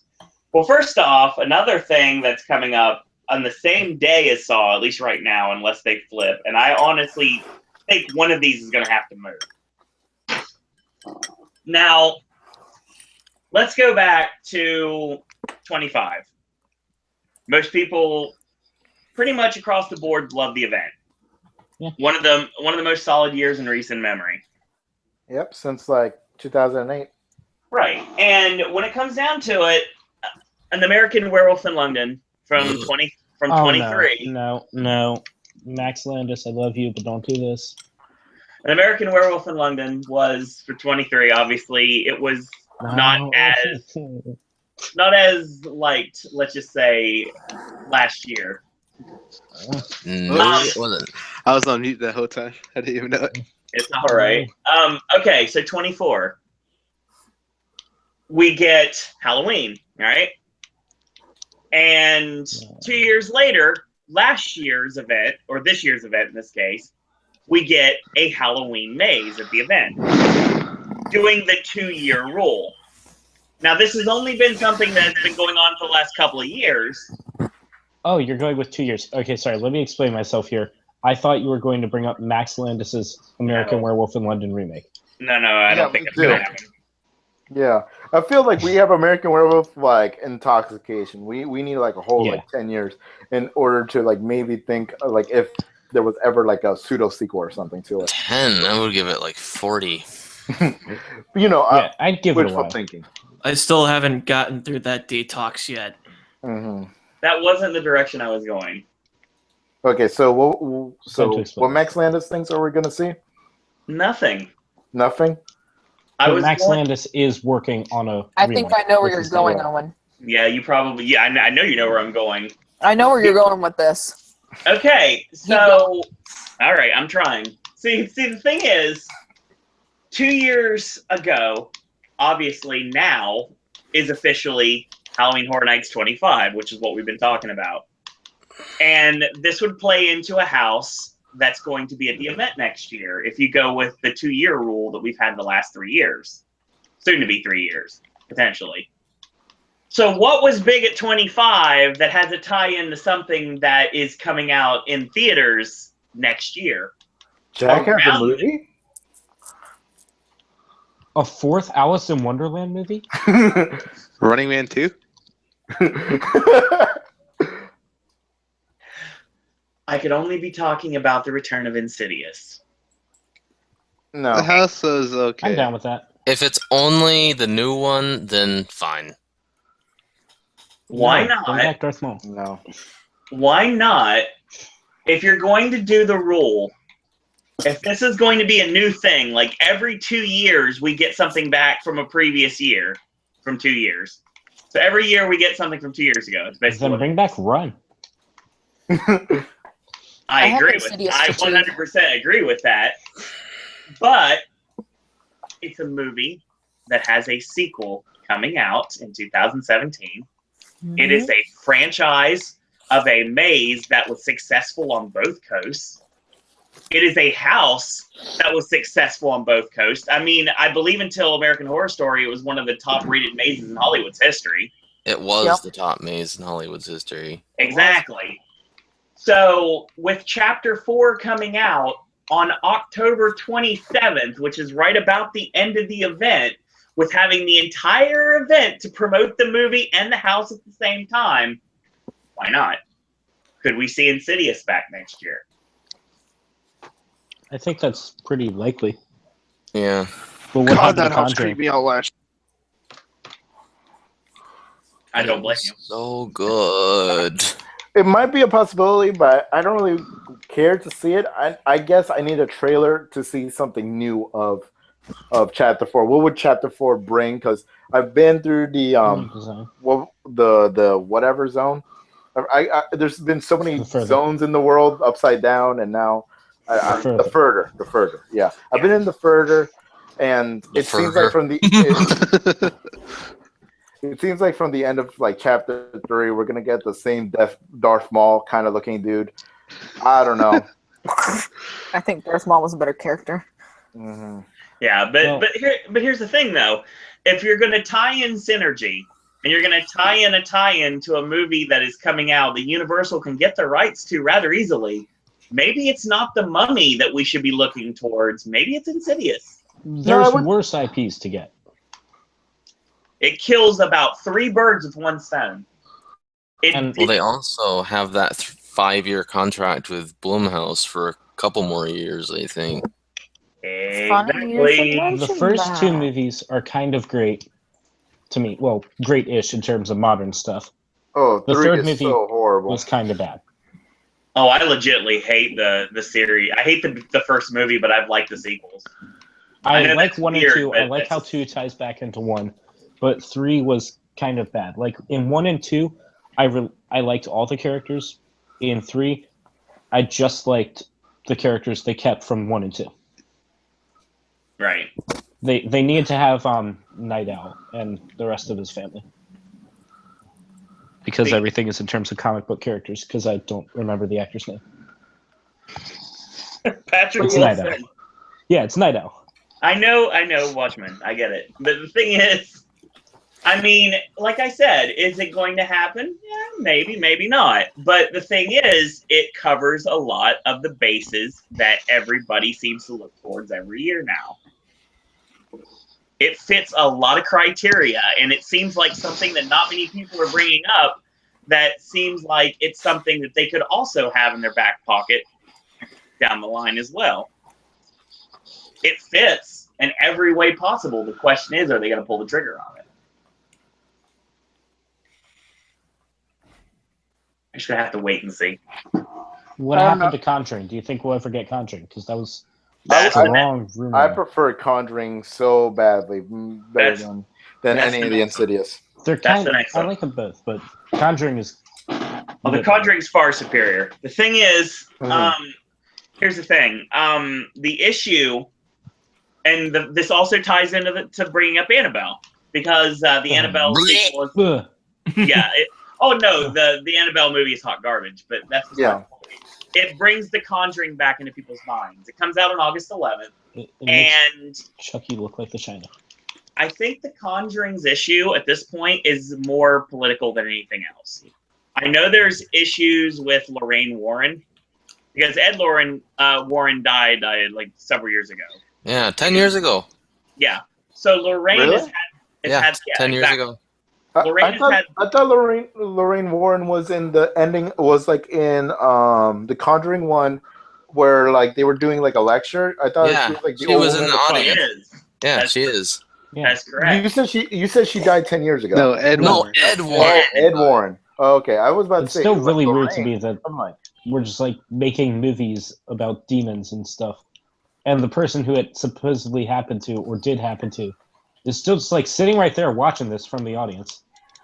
Yeah. So this brings to mind the fact that apparently after the movie, something went down, and now she wants nothing to do with these movies. So that makes it a legal battle to do anything with The Conjuring. Wait, that's official? Or is that rumor? That's pretty much it's been confirmed by numerous Why'd people. she just flip? Because I know she was like all on board during Conjuring 1's development. I would she was having phone calls guess, with the actress. If I would have to guess, it probably had something to do with Amityville or the Enfield Poltergeist, because Amityville is one of those things that you just don't touch. And the fact that they used Amityville for all of 5 or 10 minutes in The Conjuring 2 was just like a prologue. Yeah, one of those things you just don't touch. I'm just kind of confused there. Now, because there's a whole controversy of, did they fake it and they're just doing this to be famous? And yeah, I mean, got it. Because I personally don't believe in real hauntings. Don't think that's a thing. Think Universal does a great job. Think that's as close as I'm going to get. So she's worried that they're defrauding her or something, trying to make it look like she did it fake. Well, it's just sorry, Owen, but it's just that the whole. I know about this because this stuff just fascinates me, but the whole controversy over the Amityville haunting was that it was the family that moved in. They were there for I think 3 weeks, and they said they fled the house in terror, and people thought it was a hoax. And then Ed and Lorraine Warren came in, and they said, "No, this is real." And that's what really made them famous. And everyone that doubted them was saying, "Oh, they're just fakes. They made it up. They're using the celebrity to make money. And they don't really believe in all this demonic shit." And of course, they would say, "Oh, no, this is real. We didn't fake this." And yet, I mean, as a matter of fact, basically, Lorraine Warren was partially trying to get the movies canceled. That was part of the lawsuit in itself. Well, it must have been after the first movie, because the first movie. It was after the first movie. Because the first movie she was supportive of. And some things happened, apparently. So there was, according to what I'm seeing here, there's an article that was in Variety a couple years ago that said both New Line and Warner Brothers were sued because of the movie. I'd like to imagine that the demons that actually haunted her just came and told her to stop making movies, making them look fake. Just visited her in the night. All right, so is The Conjuring ever going to happen? I'm still confused about that because, in the Conjuring movies, they make the Warrens they're the angels of heaven and hell. They saved these families from imminent destruction. I'm okay, you kind of put them in a huge pedestal in the movies. I'm pretty scared. I'm pretty shocked that she would go, "No, I don't want these movies." You sure? We're kissing your ass throughout every second of the movie. I feel like it's too much of the same. It feels like if we were to do Insidious and then have Conjuring, it would both at the same year. Exactly. Too much of the same. Well, that's I think you would either need to have one or the other, but I think if you were to have both, it would be overkill. Well, actually, there's a way to do both, but that's a little bit later in the conversation. So let's move to another thing. Official Halloween Horror Nights sucking James Wan's dickathon. Hey, James Wan's a great director of James horror. Wan is a great director. Okay, I'm not saying that in a bad way. Tell me 2 other horror directors that came out of after 2000 that's really good. After 2000. Honestly, 2018, we should get an Aquaman house just because James Wan and Horror Nights love each other so much. Oh my god. We haven't had the Conjuring house, so I'm not thinking that James Wan has been dick sucked by Horror Nights yet. Until I see. Are they gonna have a pool scene? A kiddie pool scene? I'm saying it'll be the second best underwater based haunted house we could have. Oh my god. Anyway, let's move on because this conversation is going nowhere. Now, let's talk about it. Oh boy. Okay. Talk about what, Jericho? Coming out, you just made the list. Coming out September 8th. The big thing that I see right off the top with having Pennywise at the event, we already have Jack. Why do we need Pennywise? Because Hollywood Jack can't be there every year. Because Hollywood on the other hand, they fail. They Hollywood can't Harry have Pennywise at their event, and it wouldn't like disrupt any sort of balance that we have. What about all the Hollywood Harry fans? Oh God! Nobody gave a damn. You mean Homeless Jimmy by way of Cookie the Clown from the Bozo the Clown show? Exactly. Yeah, wasn't he a brief thing that did exist? They could have done something with him. They just chose to make him a focal point of their terror tram without doing anything with him. He could have been an icon. When people got out of their terror tram and it was just him standing there with a balloon, that was kind of cool. I watched the videos. They all float, don't they? Here's the thing. They all float down here. So yes, potentially using Pennywise has pretty much been exhausted on both coasts in a different form. So I think that I don't think it's going to happen. I don't know if anyone on the panel disagrees, but Stephen King is mean. I think if they get Stephen King movies and get him to agree to stuff, it will not be the first thing they take. Oh, no. That's funny you mentioned that. Because I think they'll take like 3 or 4 other things first. I think we'll go to... Actually, we're going to save that one for a little bit later, because that's not a movie thing. That's just a speculation thing. Or a wishful thinking thing. Okay, the next thing we want to talk about is another movie that's coming out next year, and it is the new Resident Evil, the final chapter. Nope. Now, you know That's it looks not a lot disgusting. better that is coming out next year? The new Resident Evil game that's actually a horror game, unlike the past couple games. I'm getting to that. Like, if Can't we're doing wait Resident for that. Evil, do the actual thing that people care about. Can't wait for Resident Evil 7. I've never met a single person that gives a crap about the movies, but I've met a lot that care about the games. Yeah. Oh my God, I remember the first game. I was freaking my pants off. I have never played a single Resident Evil game, but I've Never? want 7. No, I actually haven't. You haven't lived. You know, ironically, the first Resident Evil game I played was like Resident Evil Outbreak on the PS2. Like the spin-off. That's not here's even the problem. canon either. My options aren't good at this point. Because the old games, they're going to feel too old for me. Just get Because the with, like, remastered. the tank controls. And the new games aren't good. Number 4 is what do I the do? 4 is good. one. Yeah, I know 4 is apparently that sweet spot between action adventure and actual horror. Yeah. Mr. Kennedy. Who's another good prick? Silent Hill was really good. They should make a house of Silent Hill. Oh no! They did! They did! They did! Oh my God! Konami's never going to be a Scott, thing. you're late. Wow. Way late. And anyway, at any rate, If Universal's smart, they don't want to touch Konami because a lot of nerds will get mad. Screw Konami. That's all I have to say.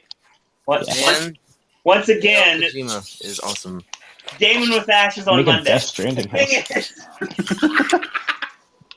Gaming with Ash is on Monday. The thing is, what I was trying to say is there's the movie's coming out on the 27th, and so is the video game. It's coming out in 24th. They're both coming out in January. January That's 24th. weird, since they have nothing to do with each other. But at any rate, Escape from Raccoon City. A lot of people don't like that house. It was all right. It was just all right. It's the I It joke looked love kind of house. fun, but I just watched I videos. dug that house. I've heard it from multiple scare actors. That was the joke house of that year. No Because it was. It It was. was And treat it supposed to like be. that, you'll like it better. It was an awesome house if you judged it for a dark comedy house. I mean, it Yeah. had a pause screen. How serious did you want to take it? Okay. Yeah, the actors said it was total garbage. But the thing is, because it was so panned, there's been a lot of talk whenever people have asked Mike exactly what he would like to have another crack at. One of which is Cabin in the Woods, which I still Of think course. is coming back to the event eventually. Oh, please, no. Just- Unless it's a sequel. They should just wait for a 10-year anniversary, because I don't think they're going to do a sequel for that. Cabin in the Woods. I feel like it ended Horror Nights in like creation. such a high point. Cabin in the Woods with Horror Nights creations. would be fun. Okay, that would be a great concept. Okay. Another thing that has always been talked about that they thought that they just kind of dropped the ball on was Resident Evil. But yes. don't do the movies. For the love of frick, do not do the movies. We've got a new video game coming out. We've got a new movie coming out. The concept of Resident Evil gets back in people's minds. Granted, it's in January and the event's in September, but still. Could we finally be seeing a return to video game properties next year? If they with should, Resident they should pick Evil something finally else. coming back. So wait, people are saying that Resident Evil has a better shot than BioShock. Oh my god! No, I get because it it's more famous. Yeah, it is more famous. It does have a better. It has a newer release. I get why people say it has a But better. it's famous for the chance wrong of reasons, guys. coming. Like since Resident Evil 5, all of them have been bad, and then we have this like one shot in the dark, but it's gonna be VR, so they're gonna have their own house experience right there because they're gonna be inside the game already. Wait, not actually, gonna be here's the idea. inside. Well, you can do it at home. Actually, here's an idea. Just do it kind of like the repository. It just says add-on house. So it's like optional. Exactly. Everything like is an add-on house. Everything is an add-on house with you guys. The Saw add-on house of repository. Welcome, Miller. You know what? Horror Nights Oh, what's just up? not a thing anymore. Horror Nights is not separately ticketed. You just go in, you enjoy the scare zones, and then you pay $50 per house. That sounds. So Halloween Horror Nights is now an e-ticket. Yes. It's going back to the back to e-ticket mindset. We're all going to have ticket books, and they're going to be for different houses. Exactly. Different houses are different tickets. The Saw house, that's an e-ticket. Resident Evil, e-ticket. Just the Insidious house, that's more of a C or a D ticket. That one's not too bad. Happy to have you over from the UK today, Derek. We appreciate you having you in chat tonight. So, real quick, yeah, it's an idea. I think video games are always like kind of in the back of people's minds. But I think a lot of people are probably thinking now they're moving towards horror television properties, but we'll get to that in a minute. Ash versus Evil Dead. We'll get to that. Don't worry. Hold on. So Resident Evil's out of the way. The next two options that we have do not have release dates. One of which I don't even necessarily think is coming next year, but I could be wrong. And that's the new Hellraiser. No, never gonna happen. No. I mean, they did. Why is Hellraiser 3? No one cared. You know how many Hellraisers there have been? Probably like more than 10 now. It's like about to hit 10, and like no one knows any of them other than like diehards, like really like kind of like Rocky Horror people. Why is Hellraiser never gonna happen at Horror Nights though? Here's the thing. It's okay. Think about this. If there's a huge marquee, Halloween Horror Nights brings you Saw, American Horror Story. Will there be Hellraiser in the third slot? No, it's not. Literally, no one will go like, "Who's that?"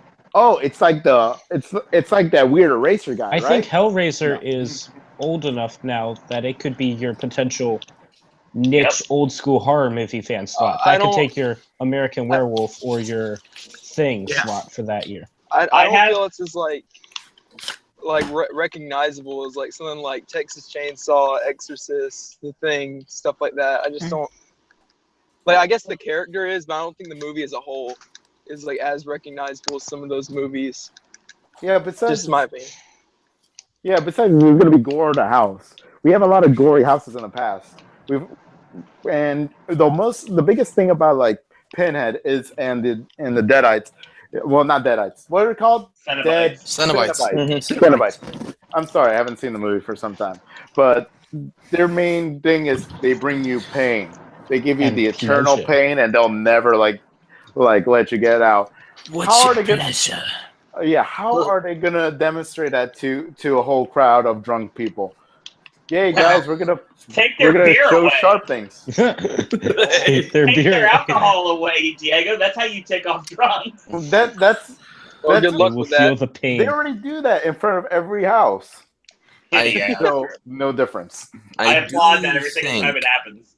I do think Hellraiser was in one of the die-in houses with the director once. but that's a good scene, but will it be at a house? I don't think so. It will never. Yes. Think about it. Most IPs have to have a marquee to them. Like, people know American Werewolf in London. People know these specific. Not many people know American That's Werewolf exactly in what London. I'm saying. Well, go through all the Hellraisers. Okay, because knock each one off. Okay, American Werewolf in London. They had puppets. What amazing thing that we could bring for Pinhead, other than just makeup and just like pins on his head. Well, the Torturing real drunk people. chains hanging from the ceiling is going to be pretty epic. The World War I scene.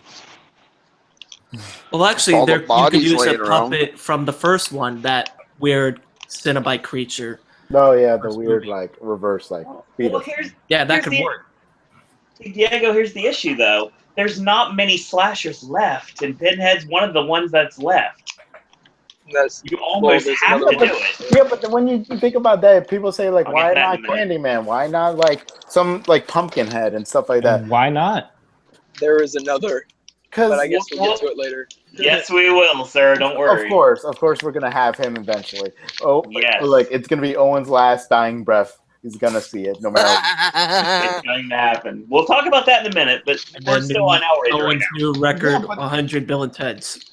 But I'm just saying, the general public. Think of the general public. How many people will actually go to Hellraiser? People went for Michael. People went for Freddy or Jason. People went for Saw and other things. I don't see Hellraiser being like anyone's like top list.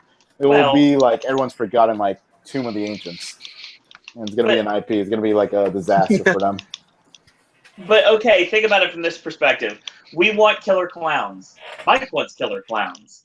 If you ask 15 people right now, if you go out on the street, maybe not right now because it's 11 o'clock at night here on the East Coast, but if you would go out and ask like 15 people on the street, what is Killer Clowns from Outer Space? I got a feeling that most people are probably not going to know what you're talking about. I got a feeling most people won't know what you're talking about with American Werewolf in London or The Thing either, for that standpoint.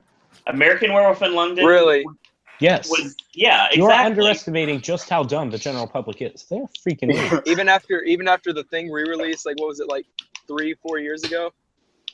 Well, American Werewolf in London has a staple in history, in movie history, being that's the first one that did the change of heads. If you've seen horror makeup, you know what I'm about to say. Exactly, Diego. Oh my god, I pissed off the presentator so hard. It's Rick Baker's first and magnus opus to the horror movie like genre.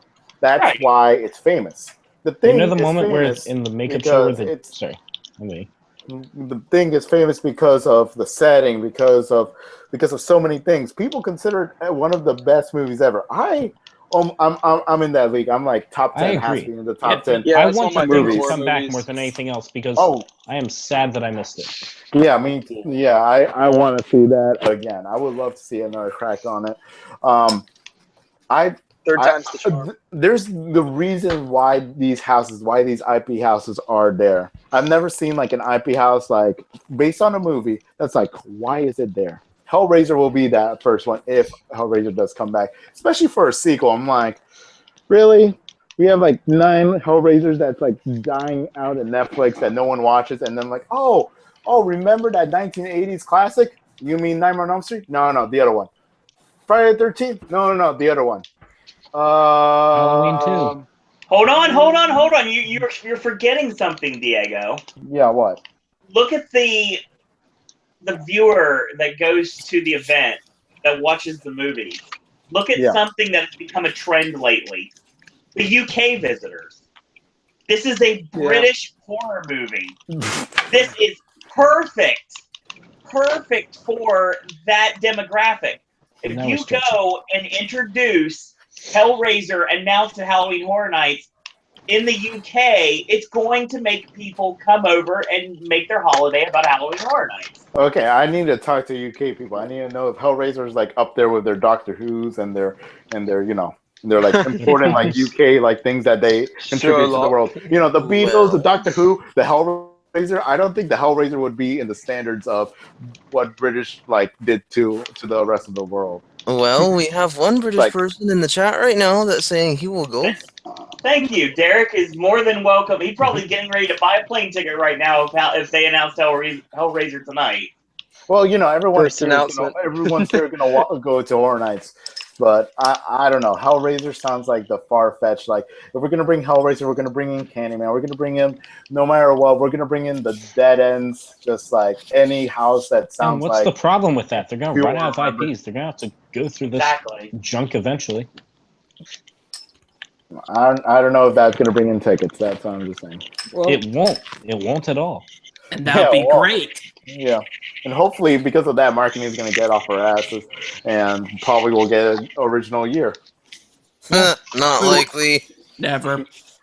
30 is the closest you're going to get to an original year, and I still think there's IPs that year. Mm-hmm. Yeah, you got to think. You got all these fangirls, like for American Horror Story, just as an example. That brings in a bunch of tickets, stuff like that in The Walking Dead, and so you're not going to see Year with all originals anymore when these IPs are selling a bunch of the tickets. Yeah. AHS brought in a crowd that Horror Nights would never otherwise bring in. Exactly. So would other television properties. If Hellraiser ever becomes a fact, I gotta see the lines. I'm pretty sure it's gonna be 20 minutes max. Yeah, and that would be cool. Yeah, but even though if something doesn't have that long of a line, it still could be a great house. It could be that diamond in the rough that not enough people are going to. Then word of mouth will give it bigger lines. Anything could be a diamond in the rough. People thought like specific houses weren't going to be good, and they were amazing. People thought Ghost Town wasn't good. Some people still say it's not good. It's really good, in my opinion. Some people said that. Yep. So it depends. It really does depend. I don't know. But I feel like any house in the world, literally, it could be like a stupid idea. It's going to be amazing. I think Zamageddon was a stupid idea. It was really good for me. Fair point. We move on to the next thing that does not have a release date, and that is something that we were thinking is going to happen. And I think the only thing that's going to make this not happen at this point is if it happens another year, and that's Trick or Treat. Yes. Oh, yes. Yeah, I think that would. That's if they do it right. Pretty well. Yeah, it can't be the next Krampus. Please, God, don't be the next Krampus. Scare House in Pittsburgh. They did a really sweet Trick or Treat house that they did that was basically done in black and white, and it came out amazingly. I really think that if you would take Trick or Treat and put it in a location. There's another location for the parade building, and you make this work. I really think that all the possibilities of the things we've seen the last several years, like you could win Sam in the carnival games, and obviously all the Easter eggs in Krampus, and the fact that Michael, no, not at all. Michael Dougherty basically putting his stamp of approval on the Hollywood house, and he signed off on ours. The thing is, he didn't see ours. He probably got drunk halfway through because Hollywood is a dry event. Yeah. The thing is, I think it is a very good possibility Trick or Treat is coming. The only thing that would probably stop that is if the sequel doesn't come out next year. I think if the movie gets delayed, then the house gets delayed too. I agree with that. I agree. Yeah. But I feel like Owen, you just made like my lineup for me for IPs. I don't know if I should say it now or should I say it a little later for the IPs. You can say them later. Okay. I guess you recommend me for doing it later, but all right, it's fine. I want to get through I want to get through wishful thinking first, and then we can talk about what we think is actually going to happen. Yeah. I think a lot of us are on the same page when it comes to certain things. Mm-hmm. Let's talk about Krampus, for example.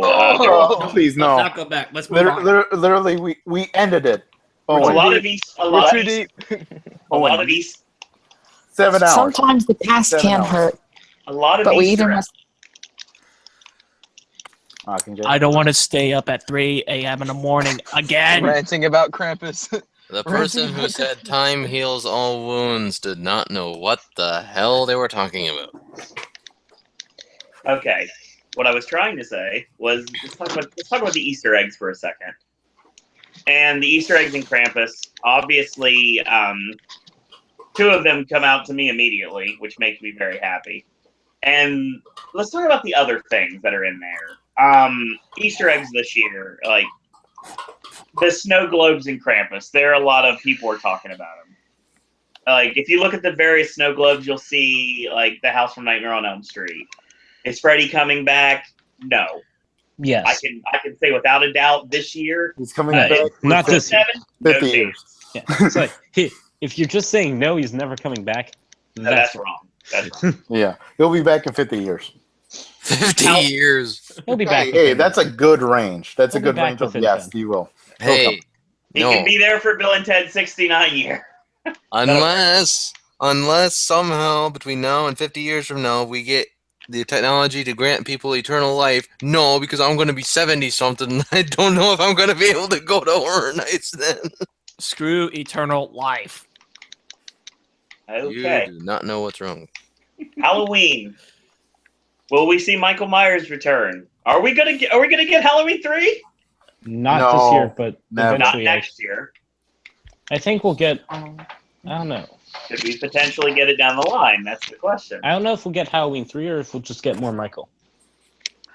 Well, I feel like we have so interestingly much enough, isn't there supposed to be a remake or Isn't it the continuation exact new movie I next thought it year was the coming out? exact They same haven't plot as announced the it, I don't Leatherface movie, right? Like younger version escapes from mental hospital and goes on a rampage. Like it's basically supposed to come out, but there's really not much that we know about it yet. Yeah, they haven't said much about it. I don't even know if they've set a release date for it yet, or verbalized it at least. They want it to be Halloween next year, but I don't know if that's going to go down or not. Yeah. Oh yeah, join the October 27th release date. That would Yeah, be so potentially we could have Saw, Insidious, and Halloween out the same day. That would be like when Batman v Superman and Civil War were on the same date. Something's going to have to change its date. Yeah. Shady Brook, will we see anything involving Psychoscarapy next year? I doubt it. Wait, can I bring up one more movie? Okay. Hit it. All right, so supposed to be this year, but it got delayed. What about Rings? No. Why not? It's a Guys, movie. we It's already somewhat saw popular. the Olympics. We already saw the Olympics. It was all right, but I don't think Okay, hold on. I just don't know. I don't see reasons why it couldn't happen yet. Well, I see a big reason why it could is the fact that they have tried to make houses out of all the segments from the All Night Die-Ins, with a couple notable exceptions. And those notable exceptions are Hellraiser, The Ring, and Scream. And I think there is a reason to believe that all 3 of those houses will eventually happen. Now, Rings is pushed to February of next year. Yeah. Will we see a Ring house at Halloween Horror Nights? It's interesting. It's very interesting because, once again, I think The Ring fits a compilation house as well. It fits a first movie and new movie house. Or maybe, I don't know, like a Silver Screams or an All Night Die-In Final Cut, which is nothing but paranormal movies that don't fit as a full house. Problem is, Ring has already been done. Because I don't know if I've never seen the movie, so I honestly don't know if it has anything other than the scene where she crawls out of the TV. Is there anything else scary in that? It has more than when it comes out of the TV, but Yeah, there's more to that. there's a lot more. J-horror, so it's a little bit different than what we would consider in Western audiences. Yeah, I think it's more like psychological than like physical. It's better for a house. Well, it's better for a spot in a house, like a compilation house, but it doesn't really bode well to do it as a full house. It can be done, but I don't know if there's... I mean, they made Exorcist kind of work. Yeah, they made Exorcist work, so why couldn't they make this work? I mean, it's possible. Yeah.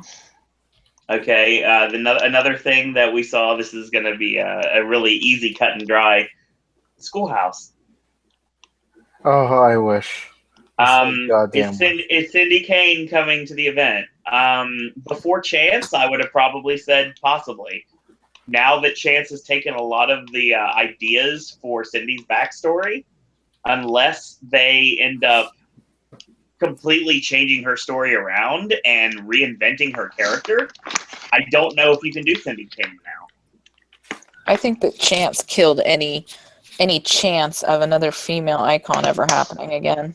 I don't buy that, because I have one person in mind that I want to see as the icon that I think could possibly work. Well, I'm just saying in the near future. Right. Like within the next in the next 3 to 5 years. I just don't foresee that happening. Let's see. So another thing that we had was an ode to the caretaker. Caretaker! So obviously we saw the Easter egg in Ghost Town, and the original speculation I had for last year, or this year now, is actually have the caretaker be the icon. Please. A new, like Diego mentioned a couple hours ago, the reimagined Scream House. I think that would work really well. The caretaker being the new icon, I can see the vinyl on my desk right now, and it's not even there. The thing is, cool. It just writes itself. Because honestly, Jack doesn't scare me. Interesting. Well, Jack just has too much fun. I'm not scared if the person killing me is having fun with it. Freddy doesn't scare me either. And just I want to laugh. If I want to laugh as they're killing me, it's not as scary as if I'm just terrified. Okay. Let's move on to another thing that seems like it's pretty much, I can't say set in stone, but it's something that's got a really good chance of happening next year. Alfred Hitchcock. Oh, I wish. Now, I know where you're going to go with this, Diego, because I had this conversation too, and with the same exact person. Thing is, Alfred Hitchcock compilation house, done in black and white. Oh, yes. With the TV monitors introduced with real footage of Alfred Hitchcock introducing you to the scene you're about to see. Yeah, with the trailers that you could see, like for like The Birds and Psycho. To really make that work, you'd have to have more of that AHS God level casting, though. You basically are mixing Dead Exposure and HR Blood and Guts, and you have Alfred Hitchcock physically in the house 3 times. One at the very beginning where you're like on set of the next scene, one in the middle, and then one last scare from the master, and then the Alfred Hitchcock Presents song will exit you out of the house. With the facade being obviously the silhouette. It writes itself. It really does. It should be like they like redo like the attraction for so long ago. Movies, absolutely. Yeah, if they do that and I see it, I would be like, oh my god, it's amazing. I feel like every like old school fan will take a picture of it. Like, oh my god, I went back in time. Right, but Diego, then we come with the biggest problem. What? How relevant is Alfred Hitchcock to the general public? Bum bum bum. Not very much. Well, if we're talking about Hellraiser being a possibility, and you're not telling me Alfred Hitchcock is a possibility. No, I'm saying Alfred Hitchcock is a possibility. I'm also playing devil's advocate too, just like Danielle did earlier. More people my age have heard of Alfred Hitchcock than have heard of Nightmare on Elm Street, I would probably say. But yeah, because really, he's big enough. Like, no one cares about Freddy or Jason now. No current teenagers that are the stupid general public that love Walking Dead and AHS. Calm down. Well, I guess I'm not really a teenager anymore, so I guess that's true. Yeah. Well, the thing is I think if they announced the Alfred Hitchcock like a house beforehand, like early on, as one of like the main 3 houses that they usually announce at the beginning of the year, it would give a lot of people enough time to to look up on it, and then Mike might eventually give an in-depth look at how the house will be kind of modeled after, like he kind of did with Chance, which didn't really make sense, but because of how he said how the house is supposed to be in the scare zone is, theater of the mind, it totally just did not work because they were so far apart. But anyway, if you gave people enough time to look into it, I think people will probably get pretty excited for it. Like, when I think of movie directors that people who aren't big movie fans know of and care about, I feel like it's your ones that are very specific styles, like Tim Burton, but I also feel like it's Alfred Hitchcock, it's Steven Spielberg, it's Quentin Tarantino. Yeah, Christopher Nolan. Nolan doesn't have... People don't go to see Nolan's movies as much because they know he's directing it. Michael Bay. Michael Bay people don't know, but like George Lucas, big people who people go because of the name. Now I remember. Well, I would say that like when we had a Poe house, I feel like it would kind of be like the same way. Like it's like a legend, like a living horror legend back in the time. That's a better way to say it. Yeah, that's why I would feel like if we do have a Hitchcock house like right now, it would feel like Nevermore of Now. It would feel like it would be like that kind of style. I want this house so badly. I've been wanting this house for a couple of years now. Because Hitchcock's about as close to when Poe was writing as he is to when we would be seeing the house. I think, honestly, that house would be phenomenal. If you could get people to do their homework and learn a little bit of Hitchcock history and watch some of the very iconic films, I think that house could be one of the best houses that Universal's ever put out. Yeah. If they did it properly. I want this house yesterday. The thing is, I remember when they were teasing that it looked like Psycho would be announced as a house for 26. And when it wasn't, I remember how much backlash there was. So I really believe there is a Hitchcock property, whether it's the compilation house that obviously we've talked about for the longest time that I think everybody on this panel is on board with, or if it's just Psycho and the return of Norman Bates to the event, I think there will be a Hitchcock presence at 27 one way or another. Yeah, that would be cool. The Psycho hype was back when, like, I thought it would be the, not the director, other guy, the Usher, just because the only movies announced at that point had been old classic movies. It was Exorcist, it was 70s things, so it made sense that they would stick with the old theme.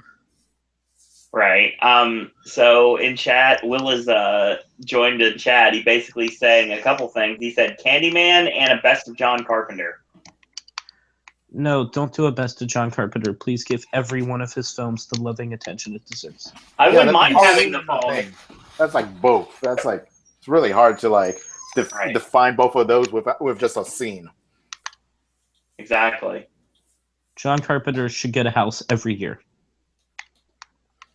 until they run out of movies.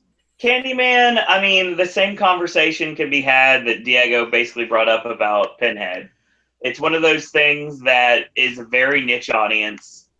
I think that they would be able to save a lot of money because they could use a lot of Bloody Mary props in order to make that house work. If they still have those. Well, there's got to be something they can use, obviously. Speaking of saving props, do they even have any of the stuff left from the Psycho set anymore? Or is that all gone? I'm sure it's somewhere. Because I mean, that Maybe could be pieces, useful. but it's somewhere. I mean, that could be useful in a Hitchcock house, like definitely. So that's I think that's going to bring us to the end of the Easter egg speculation based on that. Amityville? All right. Amityville's the last piece of the puzzle. Do I think that they're going to touch Amityville with a 10-foot pole? No, I don't. No, they won't. I don't think so either, but if we're just bringing up models of houses in Krampus. Unless we want to have Lorraine Warreners to sue Universal, then no. Yeah, a lot of people, including myself for like a little bit, were basically thinking that Murdy was going to use the Conjuring in order to be able to justify doing Amityville because of doing The Conjuring. That's what a lot of people thought, that they would do The Conjuring so Murdy couldn't get the actual rights to Amityville, so he did The Conjuring so he could like get around it a little bit. Like why he did This Is the End. Oh boy. But I mean, we'll never know if that's the truth or not. So I mean, it's one of those things. You have to be a fly on the wall. Will says, "Can we confirm Alien already, please?" The original Alien movie Alien's hard. Would be impossible to do because of the MGM contract. I think Aliens potentially. I do have an Alien house for the next couple years, to be honest. I think they're going to have to get some use out of that extremely expensive Evil Queen they had in Hollywood, and I think that we're the last ones to use it. I don't think it's next year. I want that baby. So how long does that contract even last with MGM? Speaking of that. What is this contract? Because I think if you're talking about great movie, right, I think that could be gone like soon. Even as much as I like it and as much as a classic, it's really outdated. I mean, it's not going away in the foreseeable future, so I mean, even if it goes away, it's still going to be several years. So okay, you can't get rid of another ride at that park. Right now, you can't. No. So I think we are going to move away from. We're completely done with all the Easter eggs now, so we don't need to talk about them. Let's talk about a couple other things. I'm saving the one that's the most obvious for last because I just think it makes sense to save it for last. The next thing I want to talk about is an original concept, something that I know a lot of people really enjoyed and loved to see come back to the event, and that is the Nightingales. Yes. Yep, I'm down. The Nightingales are brilliant because you can pretty much use them in any sort of form you want to. They can fit in any war.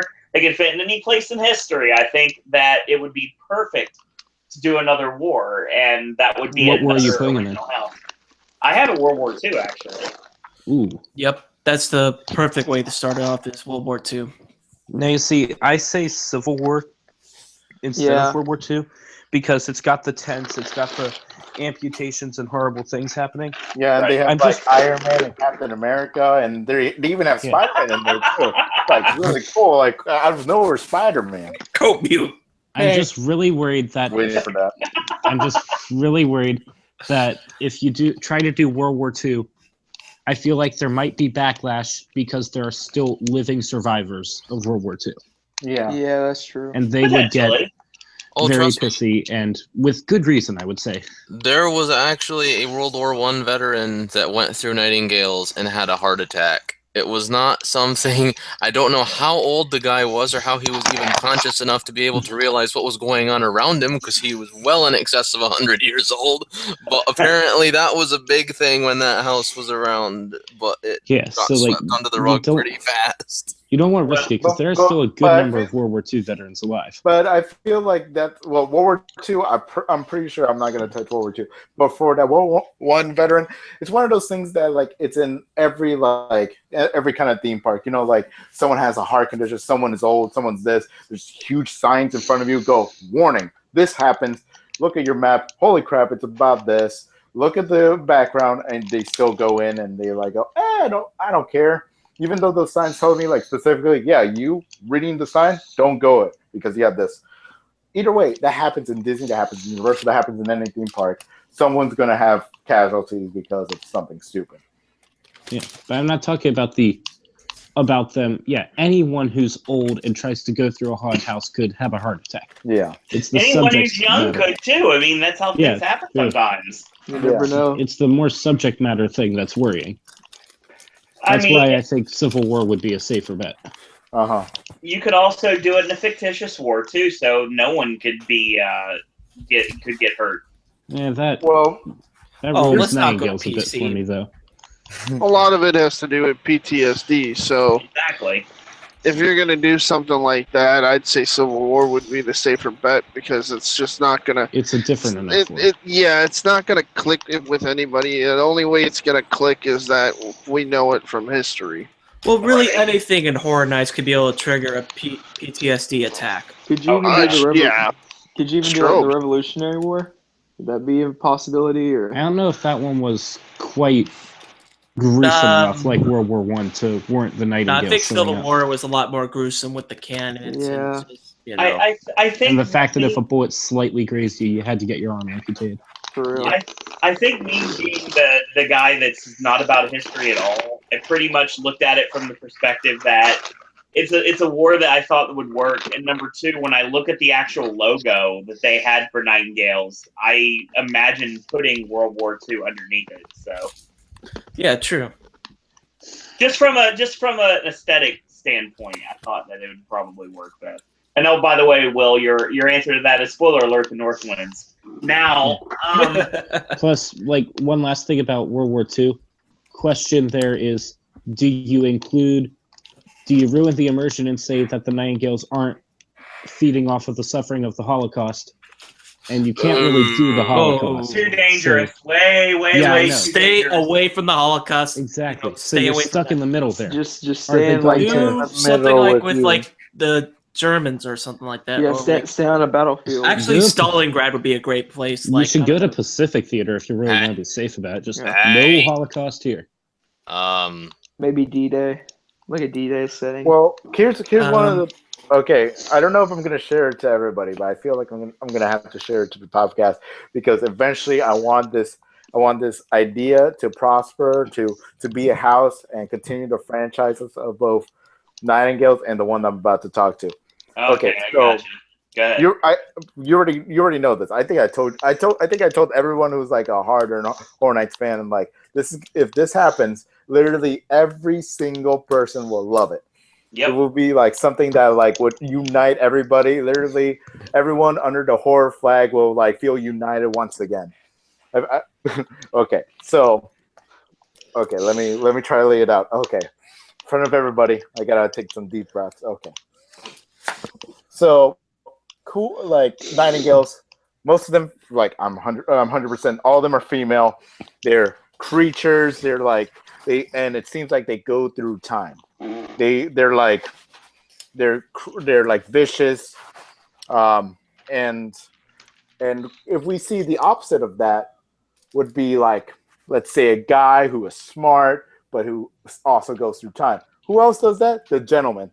I'm talking about the body collectors. I'm thinking the body collectors versus Nightingales. I've been saying this since like 22. I'm pretty sure, but that would be a great idea if we can't go one specific war because like, oh, this is gonna like we're gonna have some PTSD, we're gonna have this and that. People are living from that war. We're not going to make it like we're not gonna make it into a war. We're gonna have like we're gonna start it out in a war. We're not gonna say which war, but we're gonna have like very locations from the past, from the future, that you go from like the dawn of time all the way to the end. It's like a ultimate like horror. Like a Halloween Horror Nights, like Battle of the Genders. That would work pretty well.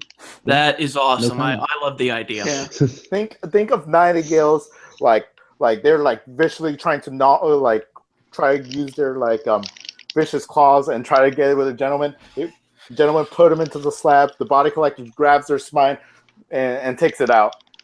Stuff like that. Spine like rip. Awesome scenes. Spine rip on a Nightingale that's just like screaming and thrashing around. Yeah, and like the gentleman's getting overrun by like two Nightingales and getting get ripped the body apart. rip in half of a gentleman. Yeah, and actually make it work. Stuff like that. I would say that right there. You're probably gonna see one or two humans or like people, so it makes it like kind of like spooky and stuff like that. But most of it is gonna be both of them fighting each other. It's a classic boy versus girl mentality. It's not going to give too much PTSD because it's not really. It's like real soldiers. They're some creatures that like that Halloween Horror Nights think of, even though the Gentleman and Buffy thing, but still. Basically, like an original version of Freddy versus Jason, just Horror Night properties. Yeah, with the span of time. No screens. Unless they do it right. No screen. I'm telling you, like the two physical screens, the two physical like scenes that you're gonna see. You're gonna see like the Nightingales like rip apart a gentleman right in front of your eyes. You're gonna see one doing the spine and stuff like that. You're gonna see like them fighting each other throughout like most of the maze. Yeah. I also And say like- just. Yeah. I would And love to see the how would I put it when they're on the harness, the Nightingales. I would like to see a Nightingale like flying over your head again. That would be an awesome effect to see back in the house. Think of a Nightingale flying with one of the gentlemen, like and like you could see them like trying to grab onto him. It would be amazing. Think of the possibilities. I would say that is like my house of it's like my house of my dreams right there. Mine is still Bioshock. That would be That- like that my and Trump Bioshock. house right there. It's like nothing after that would be able to beat it. Yeah, but yeah, for me that would be like in the beginning you could go to war, in the middle you could do modern time, and in the future apocalyptic overground. But they're still fighting till this day, in like secret wars. I also think you could definitely do World War II for like, and this is a dark thought, but you could do World War II for Nightingales 3 if you just wait like 10 years. Wow. Okay. But yeah, Don't mean to be all savage there, but I'm saying like mine would like kind of destroy the PTSD kind of idea. Yeah, that'll They're work. still gonna be humans. There'll still be a human or two, to make it like not like boring as all hell. But the fact still remains that it's like two unhumanoid creatures fighting each other. So the person who's like a veteran, they're not gonna really care about like their own buddies like getting killed at. They're thinking like, oh my god, it's like Alien versus Predator, Freddy versus Jason, but better and more original, and like awesome locations, not just the simple like space or simple summer camp ideology. the only concern I have with that is we already did the body collectors fighting another original property. Who? Kind of, but not really. I wouldn't necessarily say what happened at Shady Brook was them fighting, more like a massacre. Yeah, just getting killed. Yeah, I feel like they're just getting massacred. I've never seen like them like it seemed like they were in a fighting chance or they ever like fought back. They were just like comatose and they were just like already like, oh well, they're screwed. They're already like entrapped and everything. All the gentlemen have to do is just like whack them in the face. I mean, that like, was my only single complaint I could think of. But okay, someone tell me in the chat. Tell me that's not a good idea. Tell me It's that's like up there with that, the fabled Jack v. Eddie house. Yeah, but yeah, I'm telling you that will be grade A if we ever use it. I would say even put it on 30. But if we're gonna have the Nightingales, I would say put it with them in 30 in an anniversary year. We will see. All right. But yeah, let's get. Hopefully, from what I saw, what I told, hopefully someone tells A and D, and like they like, you know what, Diego, that sounds like the best idea ever. All I want you to do is just like put your name on a tank or something, and I'll be okay with it. Cool. That's it. So we got one more original property that I think a lot of people have been saying. I've been saying this since I walked into the scare zone for the first time. 26 was a year that's going to get another house out of a scare zone. No. We've done it in the past, and I think that it pretty much writes itself. So that brings us to the next topic, and that's Vamp 55, the house. I don't know about like 27, but maybe somewhere in the future. I like the through the decades idea for just continuing the scare zone better. Yeah. I like the idea. See, the thing is, I think we're going back to the same issue that I talked about with BioBlood. And the fact that I don't Deathwater find Bayou, tambourines scary. Deathwater Bayou beat Universal to the punch on a voodoo house. And the aesthetic of Hollywood High kind of reminds me a bit of Motel Hell.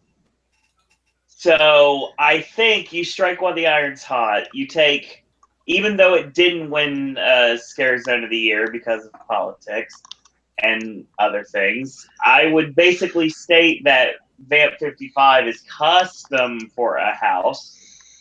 And I think it would be an amazing house, especially if they did it right.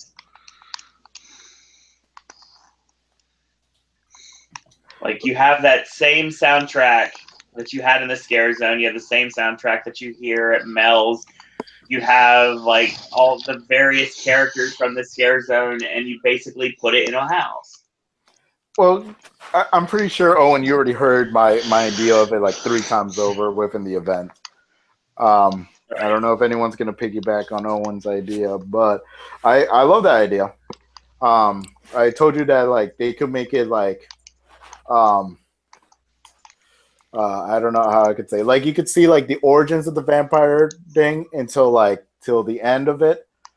Yep. Like it's like total chaos in the streets, and that calls into Van 55, the scare zone.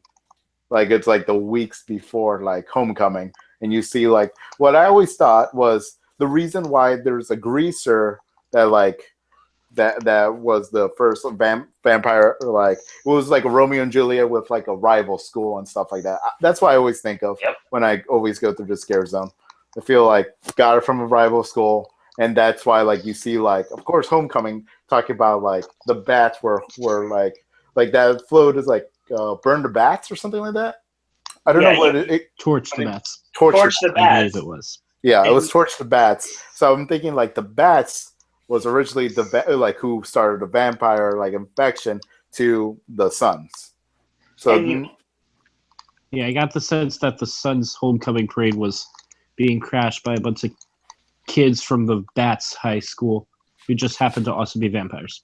Yeah, I think it'd be cool to like do it maybe after, but you see different aspects rather than just like the parade. Maybe you see like the actual school. Maybe you'll see like you're going through the school. I think that's the concept. You're literally going through Hollywood High School. I think it'd be cool though if you could even have like a reference, maybe like a Teen Wolf, Michael J. Fox, wink wink. Yeah, that's why I was that show on MTV that all the girls in my school were. Yeah. I was also telling Owen that like we use like different songs with it. We use like 1 or 2 of the like 2 or 3 like classic songs that were in the zone. So people were like, "Oh, I'm so nostalgic now." Would be like something like Johnny Be Good. Yep. I would say that like that magic moment, but that's just me. Every time I'm there, I feel like I want to dance and get scared at it at the same time. Only you. You could. What if they were doing Homecoming? Like it was actually like Homecoming after the parade or something like that. That'd be cool. Yeah. Let's do like a homecoming dance would be the finale room. Yeah, it's actually like identical to a zombie house at King's Dominion. Is that Zombie High or something like that? Yeah, Zombie High. Minus the 50s stuff, it's literally the exact same thing. Just zombies. Yeah, zombies instead of vampires. So you're and going, also shit. And also going, shit. You're going throughout the entire school, and then you're basically stuck in the turf war between the 2 warring schools too. And then the principal could come out and go for a scare, and then basically you could be dodging vampires from like all sides, and then Could we have like 1 or 2 kids from the Hollywood from the Suns are like actually vampire hunters? Of course. Yeah. I think it writes itself. I really think Vamp was such a successful scare zone, it'd make a phenomenal house. And also because of obviously the reason why it's 55 and not any other 50 year, being that Back to the Future, when Marty comes back into the 50s, is specifically 1955 in November. So I was thinking like, what if we were the place of Marty? We went back in time, but instead of trying to like try to make sure our parents like fool around in front of you or whatever that movie was. It's a surprisingly weird movie to be so popular. Yeah. So, but instead of that, you're like trying to like divert or like try to like do something with vampires. But the thing is, there's going to be a lot of movie quotes. There's going to be a lot, not movie quotes, movie references. Like you're going to see a DeLorean looking one. It's not going to be the DeLorean, or it's going to be like DeLorean, like all like you know what it is, but I'm not going to tell you what it is. A crumpled up license plate that says out of time, but it doesn't say out of time. Yeah, stuff like that. And then like out of blood. And in the end, you'll see like one of the old parade floats, and they'll play the song from Ferris Bueller Day Off. Yeah. And there's going to be a lot of 50s, 80s tropes throughout the whole thing. And I feel like they should bring back the ghost town, but make it a 50s town and make it like Kill Valley, and that's how you. And maybe wish. when you're going through, you see a window and you can see the clock tower. Yeah, stuff like that. I feel like this, like the movie references, the story itself, all kind of writes itself. They just have. It really does. Yeah, like that'd be great. But yeah, I had like a lot of like ideas. Like Teen Wolf was one of the ideas that I was thinking of. There were so many great references that I was thinking back in the time when I was in the zone. Once again, it goes back to that Popcast when we were talking about the speculation for the Scare Zone. If you want to go back and listen to that, whether it's here on the network or if you're checking out any of the other things that were on like iTunes, Stitcher, or Google Play, those Popcasts have a lot of great ideas that we could have used, but would fit really well in a house. Mm-hmm. So, I mean, I want to be chased by be chased by vampire James Dean. That would be awesome. Yeah. But yeah, maybe a Grease reference here, like there. Absolutely, Grease references. Yeah. But you know, like subtle hints to everything, but you'll know what it is. People will get it in their like second or third run through. I'm like, oh, I guess I know what movie this is from. I know what song they're playing in the background. Why is it here? I guess. Now, would that be just kind of lighthearted, or would it be full-on comedy? It would be the dark humor house of the year. Oh, without a doubt, it's the dark humor house of the year. Especially if it goes with anything that I had listed for the year. I think there's 100%. Unless it's the original house that I don't have an idea what it could be at this point. I think that this is the dark comedy house. And this is the house that if it's done properly, it's going to go down in history as one of the best comedy houses we've ever had. And it's the same mood as the Scare Zone. The Scare Zone, if you read about it, even originally for me, I thought it wasn't going to be a good Scare Zone because of the very few flyers and stuff like that. Thank God I was wrong. That thing was amazing. But you know, the mood is not, 100% scary. There's a lot of lightheartedness. You see the vampires like having fun. I always remember the vampire who's like in his own music video, like dancing around everybody and like shows up his fang and like does something like in someone's like neck and then goes back dancing out of nowhere. What about the ice cream man being outside Hollywood High trying to sell you body parts just to set the mood? Yeah, and the principal calling you slacker, and the redhead gangster guy calling everybody Tootsie Pop. There's a lot of reasons that like it's never gonna be a dark house. It will never be like a Halloween Horror Nights like typical house. It will be a dark. It won't be your body collectors. No, it won't be a body collectors. It will be an HR Blood and Guts. Oh, without a doubt. So I think that is the end of that. There are 3 things left before we end. Now, real quick, before we go any further, obviously there are 3 that are kind of hanging over my head right now, and a lot of things I'm thinking could possibly happen. Before we go, your 2 babies. We go for the most obvious 3 that I think, one of which is probably not obvious to many people, but I don't care. I think you guys are wrong. That's beside the point. Hopefully I'm right and you're wrong, and it's not the other way around. But I'm understanding that it's probably extreme wishful thinking on my part. But that being said, out of everything that has been announced tonight, name one thing for next year that we haven't talked about that you think is going to happen for 27. Oh, let's see. Let's start with Whit. That we think for sure is going to happen? Something you're wishful thinking for 27, something we haven't mentioned. And obviously, I'm not talking about a certain television property. I'm not talking about anything involving Stephen King, and I'm not talking about anything that's going to make Owen really happy. I'm talking about those 2. No. Name something you think is going to happen for 27 that right now that's just an idea. Your personal wishful thinking. Not my personal. Positive or negative? Hey, go either way. Hit him with the Bioshock. So not my personal. Well, if I don't think Bioshock's actually going to happen until 10-year anniversary of the game at the. Oh shit, that is next year. Holy shit, fuck. Well, is that a hyphenated joke's word? on you guys. It's gonna happen in your way. Yeah, but I'm gonna say Purge could always come back. because people like Purge. Well, it's I kind funny of you like mentioned. Purge. It's funny you mentioned that because there is supposed to be. They were going to do another movie, and now I'm hearing there's a possibility it's going to turn into a 10-episode television series. Either way would work. Purge Keeping is up with the purges. Purge is so freaking stupid that I don't mind. Just It's keep gonna it be coming. like Zombieland, the show that was on Amazon and only lasted for like a few episodes. No, it was got a canceled. single It didn't even episode. get past like pilot episode. It was one. It was terrible. I remember watching. It was terrible. Did they have any of the original cast? No. I guarantee they didn't. No, they didn't. That's why. It was like the Great Value brand. Mark, your wishful thinking, one item. Oh, one item. Wishful thinking for the next year. Yep.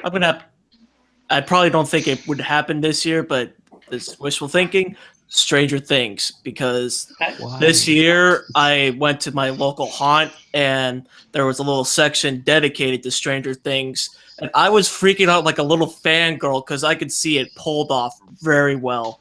So if they could wait for like season 2 to come out, get all the references, and then do a Stranger Things house, it would be the first Netflix property at Horror Nights, period. Oh, well, can I go back to something? Because I realized I said something stupid because I didn't actually have an idea. Okay. So, Netflix-wise, a lot of episodes of this would be terrible, but some would really work. Black Mirror. You could do just like a room per episode. Because it's kind of gaining some steam and attention and popularity right now. And it's really freaking good. Okay. I don't think it would be the standout like Stranger Things, though. So that's why I said for that show. Yeah. I haven't seen Stranger Things, and from what I understand, there's not too much to work with, but there isn't much in Black Mirror either. I will agree with one thing, though, Mark. Honestly, Stranger Things, I think that it has a presence next year. I think it's the soundtrack. Yeah. I could definitely love to hear the soundtrack at next year. Oh, I can't wait. It's going to be an amazing opening weekend, and then they're going to change it, and they're going to put just Wub Wub's version of American Horror Story again. It really surprised me soundtrack-wise. Goodbye, horses. It really surprised me soundtrack-wise that there wasn't any of John Carpenter's lost themes just throughout the park. I'm going to start crying now since someone brought it up. I know. I'm sorry, Darren. We all miss Goodbye Horses. And we hope that someday Silence of the Lambs comes to the event so we can actually hear it properly. Oh, yes, because I really want to see men genitalia in the house. Thank God. I mean, we saw the drill, though. There's not too much left. No one else gets the house again. Oh, my God. This house gives us free lotion. Time to go wait in the 3-hour line for crap lotion. It's going to be hotel sizes, too. It's going to be fun. Leftover clothes. Danielle, what is your one thing for 27 that you think is going to happen? Is she there? She's muted. Yeah. I'm aware of that. So, are you alive or dead? Hopefully Guys, she didn't pass out. She's doing the 75th Hunger Games. Give her a break. Shit! Would she survive the 7-hour podcast we had a few weeks ago? To be totally honest, Danielle just came from work, so if she is indisposed at the moment, I'd completely understand 100%. Same. I'm trying to keep myself awake. Miller? Shit. The Kevin Owens Show. No, yeah! I fully support this. Yeah. Anything WWE I love. Chris Jericho in the first room. You made the list. God. Finally, I'll make the list. I want this house now. Anyway. It ends with Seth Rollins injuring you. But for I don't know, because I joined late. I don't know if we talked about it already. I think it's a definite choice for sure. If it does not happen this year, it's gonna happen in the coming years. I think the supernatural or the paranormal house for this year is definitely gonna be the Conjuring, without a doubt, in my mind. Yeah, we did actually talk about that earlier, and the fact that there's all sorts of legalities involved with that. But I mean, you never know. I mean, stranger things have happened before, so you never know. He said it. Oh yeah, I didn't say strange things are afoot. I said stranger things. Anyway. See, I didn't know you guys talked Pokemon about Girl it. comes Sorry. in now. Eating an Eggo waffle. Anyway, never forget the final show. Anyway, hey Scott, what do you have for 27? Any ideas? Ooh, tough. A lot of good ideas have already came about. I was just thinking about it, and now it all escapes my mind. Oh, I'm gonna piggyback off of what Whit said. What did you say? Piggyback off that guy, yeah. He said Black Mirror, I believe. I said Black Mirror, Bioshock, and Purge because I suck at counting. Purge, I can see. Purge would work. But I'm also gonna throw another twist. I think the storyteller might have a big role. Because I mean, just like the Easter eggs and Krampus, there was a couple Easter eggs in Ghost Town. Yes. So, and the biggest one, that stands out for a lot of people, if you paid attention, is Storyteller. But there's also the Jack Smith crate. But the Storyteller could play a big part because, I mean, all these IPs and everything have great stories behind them. Right. That could be a possibility. So, I mean, maybe it's a big storytelling event, and the storyteller is going to tell her last story. Interesting. So you're basically saying the storyteller's our icon next year. Yeah, I think so. Nice. I mean, and she's gonna die next year. Wow. I wouldn't say die, but she's gonna tell her last story. You mean die? That's too. Well, my life experience whatever floats your... has come to an end. Here's my last tale. Good night. Good luck. Okay. That's right, and then 4 years. Yeah, and then the birth of a new storyteller comes about. Call the Terra Corentus Queen. Wow, that's a great idea, guys. The Telewriter. Not bad at all. You completely turned that around. I like that, Scott. It's interesting. Very interesting. Yeah. So there you go. Emperor Sephiroth. Okay, I don't take credit for this because I actually read it on Christopher Ripley's website and I thought it was really cool. And despite the fact that I know that music mazes don't do well in Orlando, and I'm ready for Goodbye horses. All the flack I'm gonna get Metallica. What? They did that. It was called Run. Yes, Metallica. If you read the article, I don't think Christopher Ripley actually wrote it himself. I think it was one of his writers. But he did a whole thing about how Metallica's new album, Hardwired to Self-Destruct, would be a decent house. And I actually read that and I was like, yeah, this guy has a point. But they did a Metallica house. I'm just going to say that, like, Metallica is known for a lot of good songs back in the Black album era. I'm pretty sure no one's gonna go, yeah, I want to see a Metallica without Enter Sandman, without like all those amazing songs. I'm just gonna hear a random album, very new.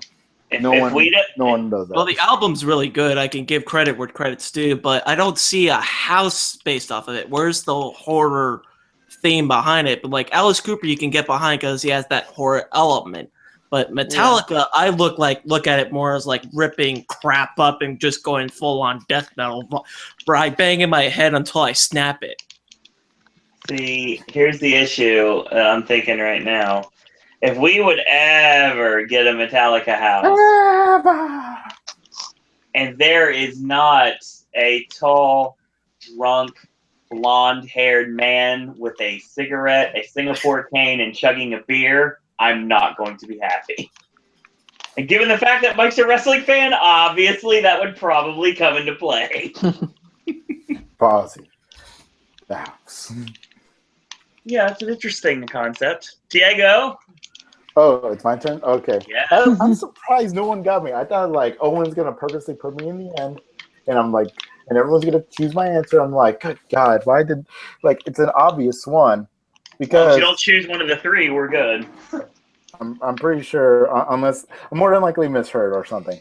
Well, right now, everyone's looking at, this is wishful thinking, like it's going to happen, or it's more like wishful thinking, like I know there's no shot in hell, but I want it to happen. No, you think it's going to happen next year? Oh, okay. Okay. So I'm still on the right path. Okay. Yes. Right now, they're looking at quality TV, and the biggest quality TV right now is like your premium channels, because like now they know they have to step up their game. TV is not like crap anymore. It's not just like shitty sitcoms anymore.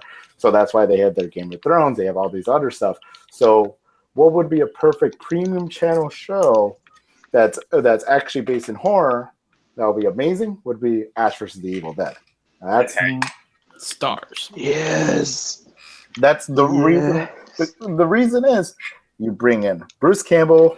This dude, he could do anything. Like literally, we could see just a video of him just like talking about his butt chin for like 5 minutes, and like everyone's like, "Oh my God, I will wait 6 hours for this line." I have thought about watching that not through getting a subscription, but through other unspecified means for a while, because it seems really good. Yeah, there was a free weekend like 2 weeks ago, and that's funny definitely enough, what I meant. on the last day they had a whole effing marathon of them, and it's like episode 1 to the second current one right now. I don't know. Well, anyways, it's like most of the all first season and most of the second season, so I can't wait to watch that. But yeah, I feel like it's a great like companion to anything that they want. It's something TV related and premium channel. People are nowadays, they are willing to pay for quality TV.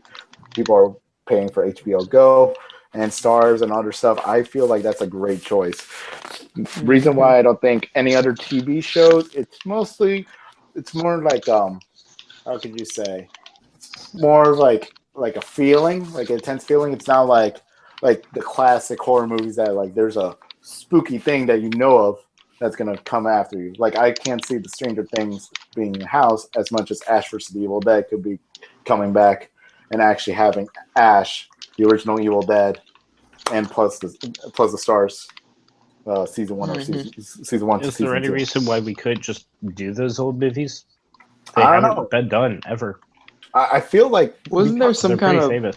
Wasn't there something like restricting them, like in 2009 when they tried to do Army of Darkness, and there was something restricting them from I feel like yeah, and then they call it something else. Yeah, I feel like it's like one of those things that like they probably thought they had it, because I feel like Army of Darkness was under Universal, but because of something happened in the last second, they had to change the poster. But everything else was still the same. It was still Ash with his chainsaw hand in that pit near the beginning of the movie, when like people are getting pushed into that pit and there's a deadeye down there and the walls closing in. That scene was in Rick from the Silver Scream's house. Mm-hmm. But yeah, they had it, and it was a great little scene, but I wanted more. So I feel like having Ash vs. the Evil Dead is the perfect time to have like the first three and like most of the half of the house, and then the other half would be the TV show to make everyone happy. That's why I feel like it would be an amazing idea. I think all your ideas is kind of weird, because Metallica, I said it before, like why would out of every album, why would it be the latest album? Metallica has like so many great choices. Maybe they could grab a song or two from there, but they have to have Enter Sandman. They have to have most of the Black Album. They have to have one. They have to have like a couple great songs that stand out. No one's gonna go to Metallica house without hearing Enter Sandman. Makes sense. Yeah, that's any lobotomite that knows one song from Metallica. Yeah, but general public. I'm keep telling you, general public will just the like entire original Doom soundtrack. Yeah. Where's Enter Sandman? Yeah, Diego, I agree with you, but I think it'd be cool to just do the original like trilogy of Evil Dead. For now, for like if we're doing it like I do that first before you do Ash vs Evil Dead. The reason is I think it'd be really cool to go through like the big scenes in those movies first, and then at the end of the house you could have like this really cool finale with like at the end of Army of Darkness where Ash is at the grocery store, and then like you just see yeah, and you just see like a zombie pop out. What was it, a zombie? It's been a long time since I've seen that movie. But the reason why I structured it this way, because Owen told me like what would be a perfect like what would be like mostly 100% going to happen. That's why I say, because Ash vs Evil Dead is still doing pretty good. They're in season 2. It's not a hit and miss. It had a second season in a premium channel, so I'm pretty sure that like fans of the old, fans of the new will reunite and go through that house enjoying their parts. Yeah. And I can see that. Yeah, and that'll increase interest for everybody who's like an old fan. Like, I don't know if the new ones is gonna be good. They go through the house. I'm like, hey, that's actually pretty good. Let me try a free trial of Stars, watch the first 2 seasons, and then probably I'll pay for the subscription. Win-win. Classics, new. That's why I feel like it's the most closest to reality compared to like most of yours. I'm sorry, guys, but like yours is like kind of off there. Hey, I just said purge and then things I was reaching for. I guess we'll find out, honestly, if that's the case or not. I just thought of a kind of good idea. I don't know. Go ahead. I was thinking, what about Shaun of the Dead as like a comedy house? I want that house so bad. That was awesome. I think we need a firm 1-year break from all zombies after just Walking Dead is done. having that really good soundtrack throughout the house. It'd be funny to go see. Do you know what scene that they used for Shaun of the Dead in Silver Screens? Was it the one with what was it called? The bar, right? The Winchester. The Winchester. It's the Winchester when the zombies come in and they have that and like in the broken jukebox, like it stops and like it restarts. Sean is like on top of the pool table, and when you're like about to walk out, you from the left is Ed zombified with an NES controller. It's supposed to be a PlayStation controller. It's a PlayStation controller? No, it's not. They were playing Mario Kart. No, they're in the PlayStation game. I'm going this by memory. I'm going by memory. I don't know which controller he was holding, but I know it was a video game controller, and burst me laughing and scared the hell out of me. And you could hear the zombies trying to come in and stuff like that. You see the shadows and you hear the banging. I think that'd just be a really cool like house. Like you could do it in a small space too. I feel like that could almost be a tent if you need to. For real. Oh, to tell you the truth, I wish the whole Cornetto trilogy was a house. Like if you're gonna, yes. Yeah, like I'm saying though, if you're gonna do a zombie house, and I don't know if you really want to, if Walking Dead's not coming back, if that's. I want a firm 1-year break from all zombies. So. For real. Yeah, right. Trust me, I'm in the same camp too. But like Shaun of the Dead is a great idea. It's a really good idea. Well, speaking of zombies. Nah, come on. I think they could do a World War Z 2 kind of scare zone. But I don't know. You need a lot of actors for that. Yeah. Did they ever announce a second movie? No. Unfortunately. Wait, they actually did? They bastardized World War Z. I'm sorry. They did. Oh, Movie's coming out in June. Honestly, read the book. That's a better time wasted. Man, everyone loved that movie. Like all my friends loved that movie. I never realized why. It was just like kind of a snooze fest. But yeah, I did not like that movie at all. Actually, I didn't dislike it, but it wasn't good. The zombies are like piling on top of each other. It just didn't. Like that was a neat concept. That doesn't make it a good movie. Nope. So they move too fast.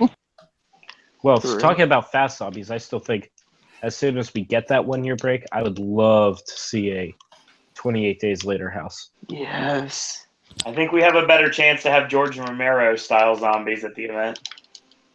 That would be cool. A George Romero house. It would make a really good, intense, in-your-face, aggressive scare actor one. Dawn of the Dead, Night of the Living Dead. I mean, I think it writes itself. They really feel have that I feel like Romero should package should like make like an idea for us into like Yeah, I think of the Dead, like something for us specifically for Orlando, for Universal itself, like a theme park of the dead or something awesome. As we still have like Nightmare, like as we still have like Night of the Living Dead and Dawn and Day. Like Yeah, I we, think we still have like a part of it in the mall.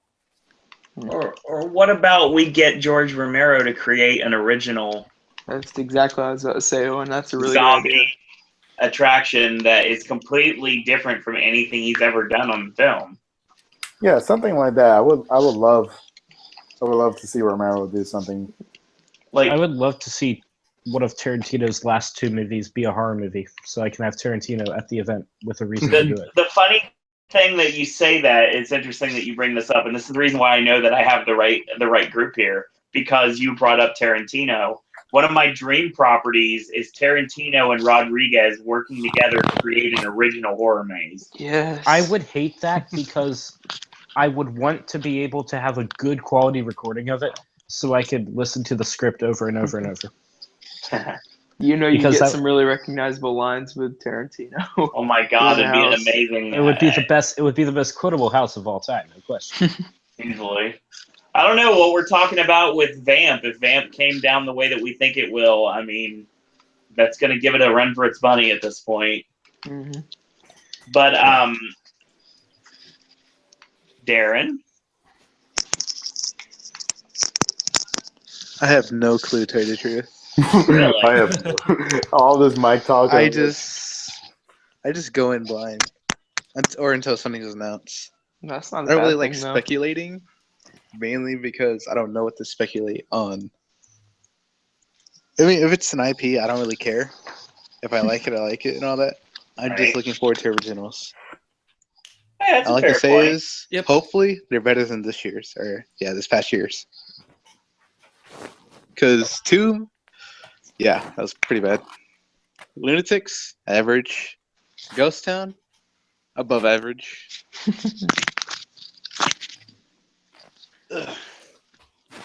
Oh, yeah, but that. Hopefully, Bill and Ted is a lot better than this past year. So yeah, Darren is our straight man. You know, he's like, I just hope the event is good and hopefully a house is good and event good. That's all I have to say. It's all good. That's perfect. I mean, plus everything that I probably would have said, everyone else said. All right. Okay, that's the same. It's the same thing, and we held off 3 for a good reason because that's what we're talking about last. It's gonna take a while. Danielle, are you still around? She is dead, ladies and gentlemen. Our only female elite person has died already. Jeez. Oh no! Wait, Diego, now we're back. Thought she'd make it at least one. It's like Unfriended. They got her. No. Hold on. She says she's awake. She's good. Danielle, how do you know this? I'm getting He's a contacting message. her through the Ouija board. Through the grave. Danielle, name one thing you want for 2027.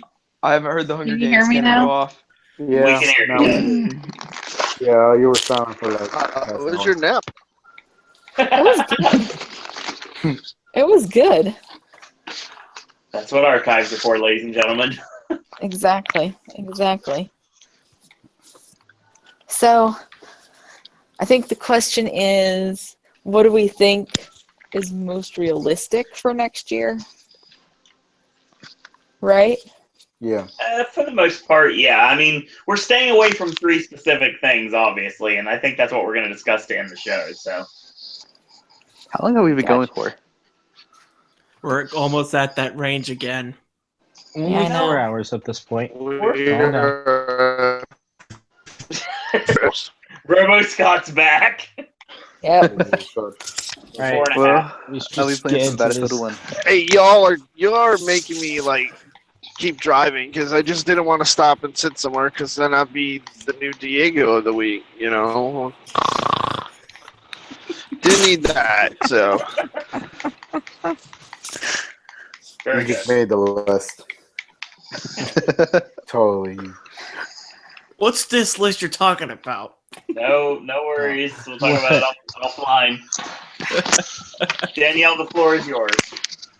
Got dance away.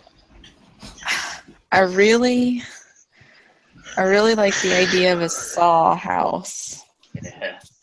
Honestly, I think that it gives us a nice break away from other IPs. Mm-hmm.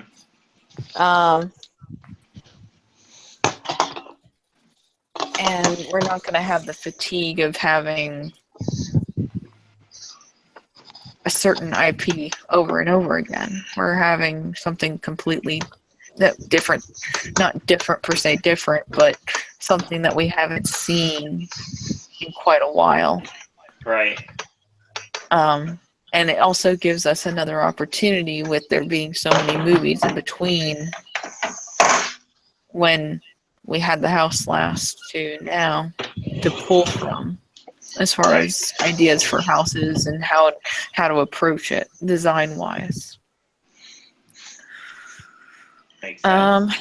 I think that Insidious is probably a shoo-in too for next year, regardless of when it's coming out. I think that Universal and they just have a good relationship there, and that and it seemed to have been a fan favorite on both coasts at that one, barring any major problems. I think that's going to return, definitely. And I think other than that, I mean, there's so many different ways you could go. So many different things that could be a wild card and save it for next year or save it for an anniversary year. I mean, there's so many other good properties. It's true. Well, speaking of Insidious, have they even talked about doing a fourth movie, or are they? They have. Well, you gotta understand everyone that's been with us for the duration of the show. Miller just showed up a minute ago, and he didn't really get a chance to hear the conversation we had about Saw and Insidious earlier. Miller, welcome to the Popcast Network. I am Diego. He is Sir Owen. Darren is Darren. Mockingjay is Mockingjay. Welcome to the group. Okay, here's day one orientation. F you, dude. Okay, Scott. Scott, the greatest traveler ever. What's your favorite house? What was your first year? No, we're not doing that again. We've already done that. We're not doing that ever again. First year. What was your first house? If you were a fruit in a house, what would you be?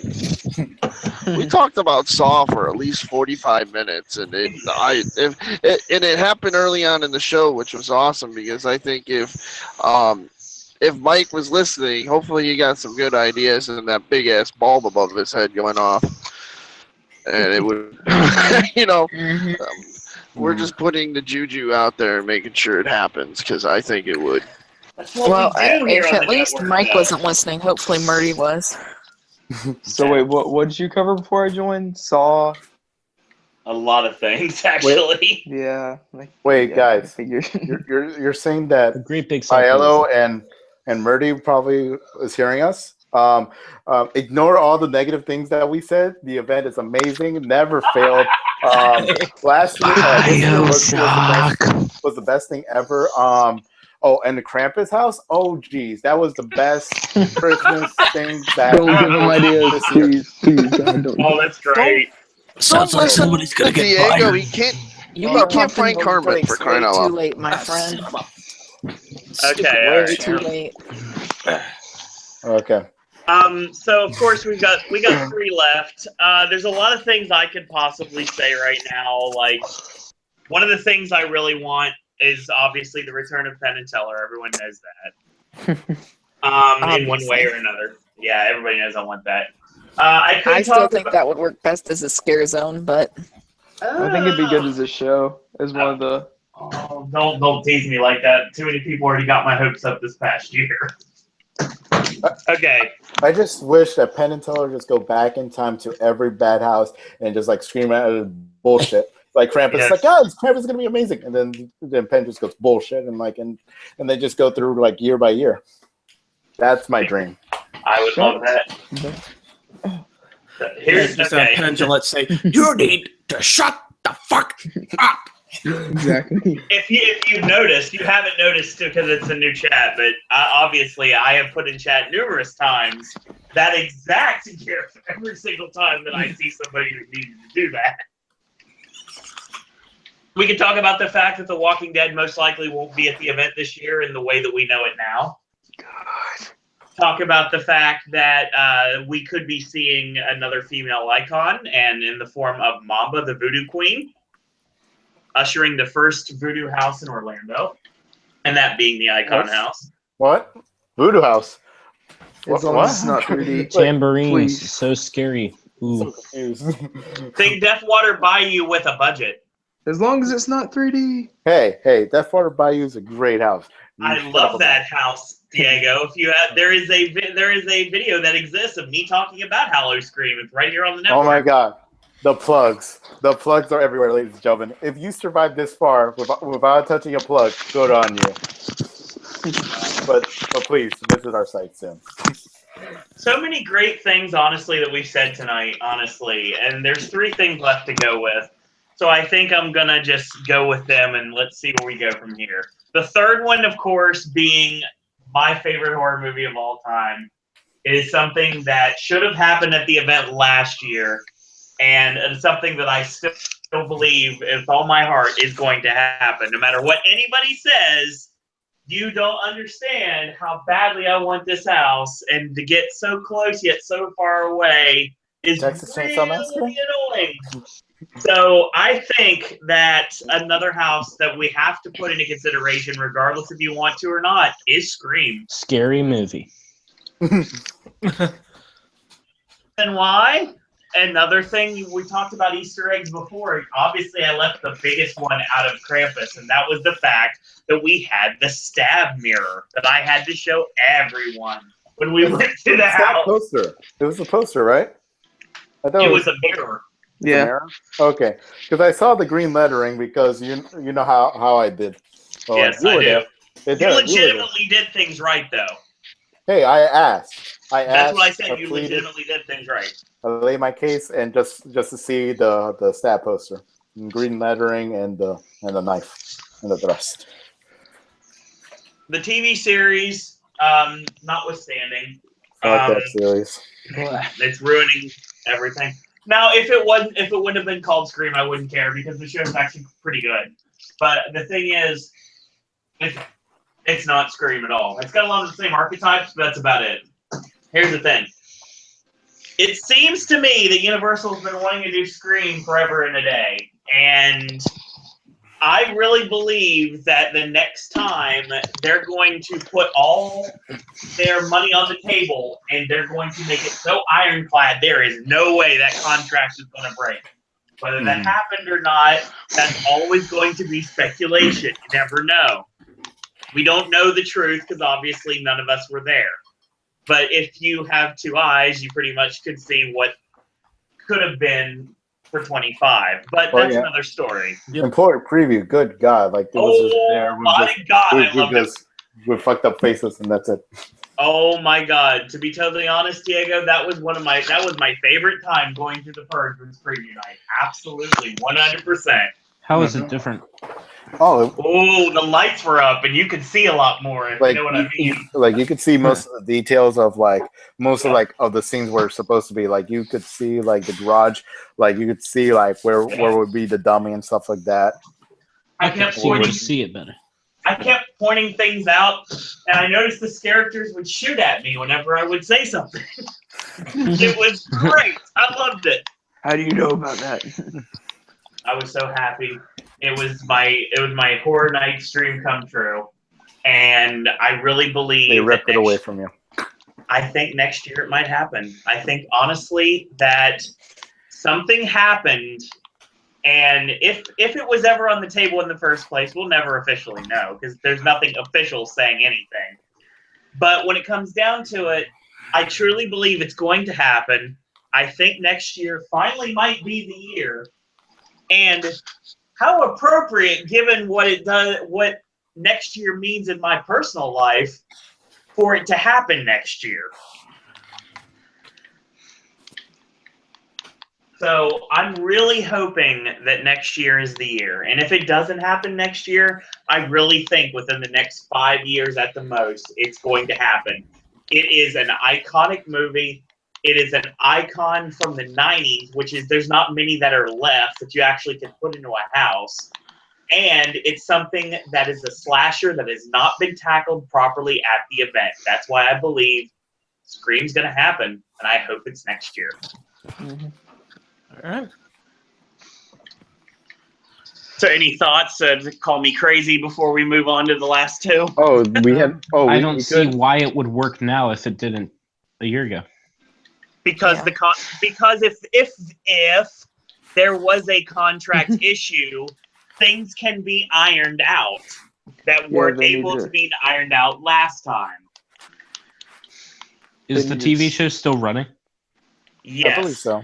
Then why would about to go season 3? Then why would MTV or whoever in Scream let Universal not do it based on the TV show? What incentive is there from their end? I think it was mainly that Universal wanted to do the movie. Yeah, and since the TV show was so, prominent at the time, that they probably just didn't want to go with it, because if they were going to let Universal do it, it'd have to be based off the TV show and not off the movie. Right. So why is that changed? I don't think it's changed. I think Universal's hard on doing the movie instead of the TV show. I agree. It was never going to be the TV show. Ever. I don't think we'll get it until that TV show's completely off the air. I completely disagree. I can see The only thing I hope is not like it's gonna be the Purge house without the graffiti. I just really hope they like tweak it in such a way that's gonna still be fresh for us. Not a conversation we should have online. We'll talk later, Diego.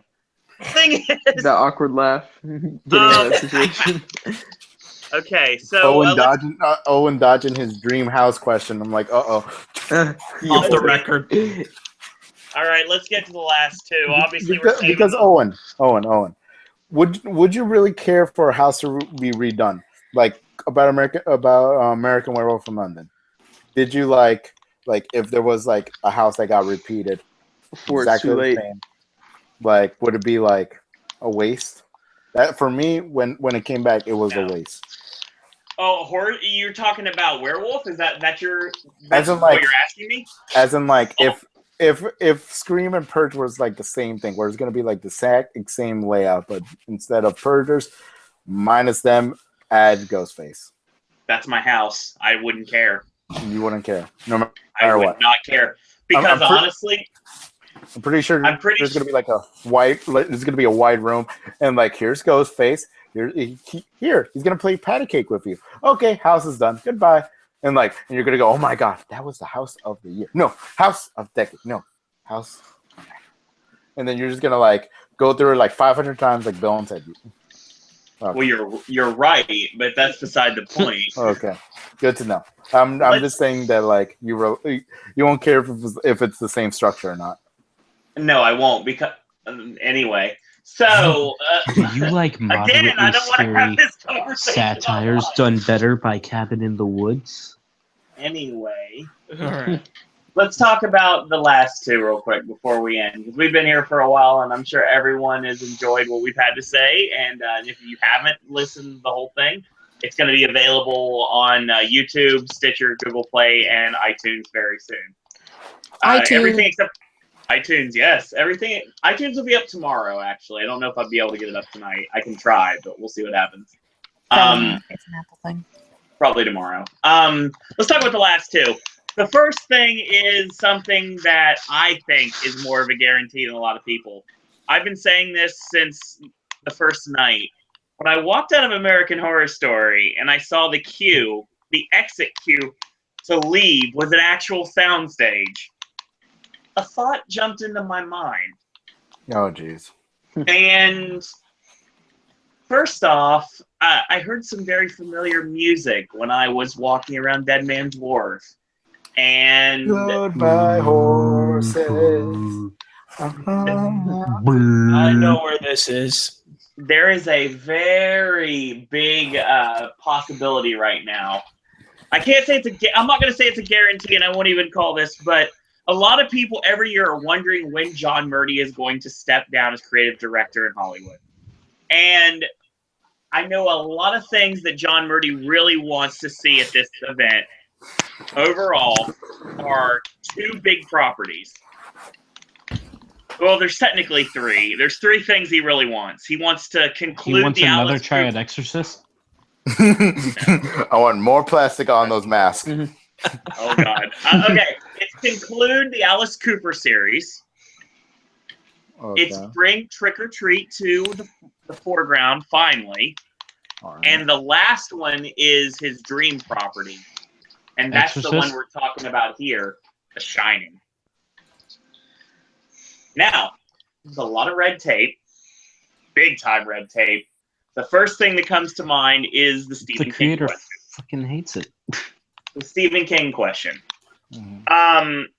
Would Stephen King ever let one of his properties at a haunt event of any kind? I used to believe absolutely not for any reason. Something tells me that this might be the year. And if that is the case, let's say we get The Shining for 27th. Here's Johnny. And you exit the house and you think that you're safe, but then you run into the hedge maze. And you are trying to navigate the hedge maze with Jack Torrance chasing you around every corner until you finally escape. That hedge maze would be in the same soundstage that American Horror Story's exit queue would be in. Mm-hmm. You turn up the AC, you have the snow effects, you create the exact same atmosphere. And after you exit The Shining, after you exit the Overlook Hotel, you end up in the hedge maze, and that's how you have to exit the house. If this can happen, this is going to be one of the most terrifying experiences that anyone's ever had at Halloween Horror Nights. Yeah. Basically a better ending than what was at Texas this year. Mm-hmm. Well, Texas felt unfinished when it was raining. Because all the stuff outside was kind of null and void because it was raining. But can you imagine being able to run back and forth through The Shining? I mean, come on. I think it writes itself. Yeah, it's perfect for a house. There's a lot of question on whether or not it's actually possible. That's the only reason I'm not 100% loving this idea. I watched the movie third week of October. It was in theaters for Fathom Events for some reason. And it should. Yeah. Great movie. Well, I said for some reason because it wasn't specifically an anniversary or anything. That's Yeah. normally why they do it. Fathom Events aren't always anniversary years. I know. Just I sometimes know we're just going to one randomly on good movies. Sunday, so I understand. Oh, what is it? Actually, From Here to Eternity. Well, I saw it. I loved it. I thought it would work perfectly as a house. I thought the way they had the lighting in the maze at the end, it felt like it was already a house. Just watching that little kid stumble through it. I think it would be perfect. You have enough stuff in there. You'd have to cast a lot of Jack Torrances, but there's also things you could do with the one guy getting cut in half with the axe. You can have the little girls. You could have the creepy old, almost naked woman. There's more than just Jack Torrance, so you won't have to only The find bear. people that look like him. Can you imagine walking into a room and a sound stage and it just simply said all work and no play makes Jack a dull boy constantly all over the walls? No, I don't want them to be all artistic with it like they did with Exorcist. They should just go straight through it. I really think that it would make sense in order to do it that way, especially because there's a couple of the more risque scenes you really can't do in a house. I thought that about American Horror Story, but they did the school shooting and they did the drill dough, so. Yeah, drill dough. Exactly. I don't know what they'll do anymore. Well, we'll see. I mean, nothing will surprise me though.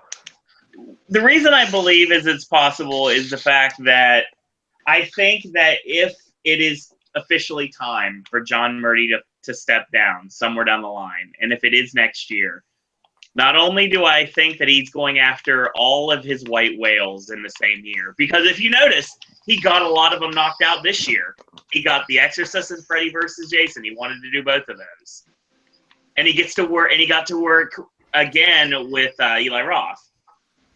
So it made sense that next year is the year he finishes the Cooper trilogy, and Michael Dougherty gives him Trick or Treat.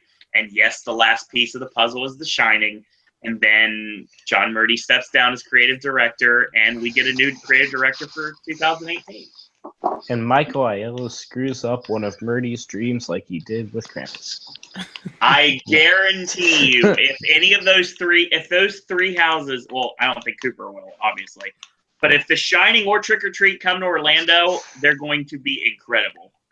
Mark my words, especially if they go with my Shining idea.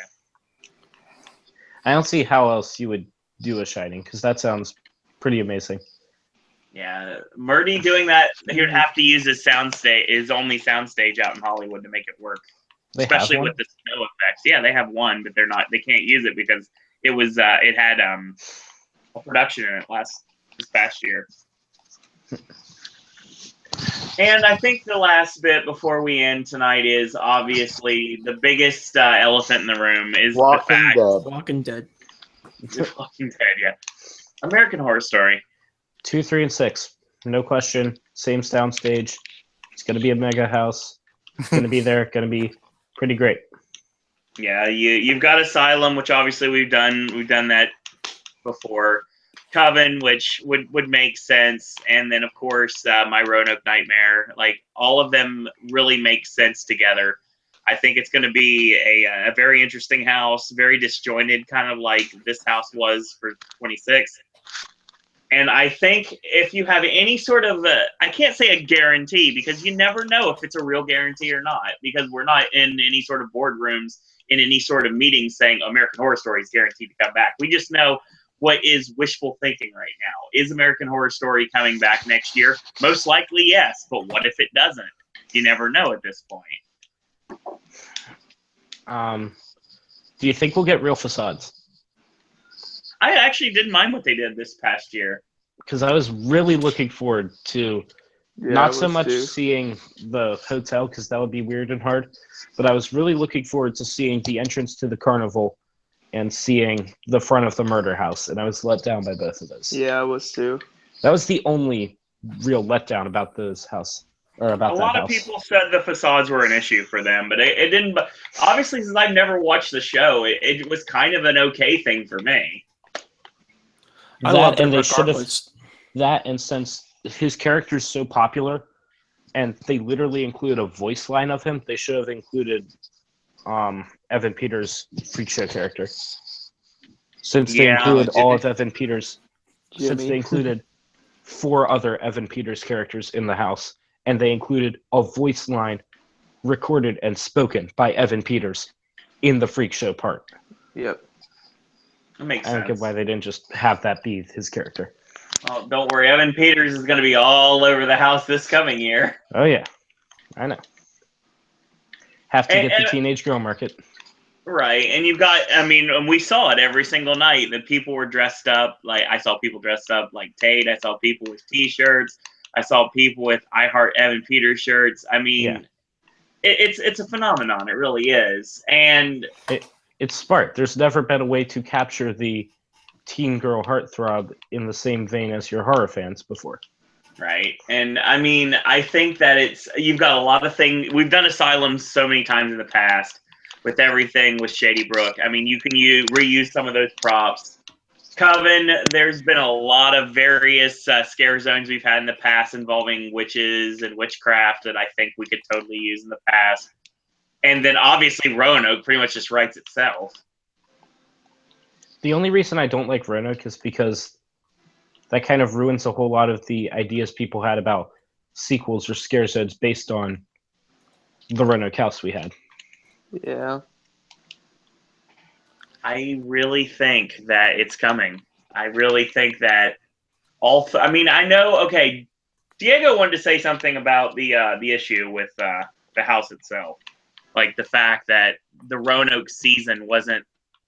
Well, a lot of people didn't take to it as much as the previous seasons of American Horror Story, to say the least.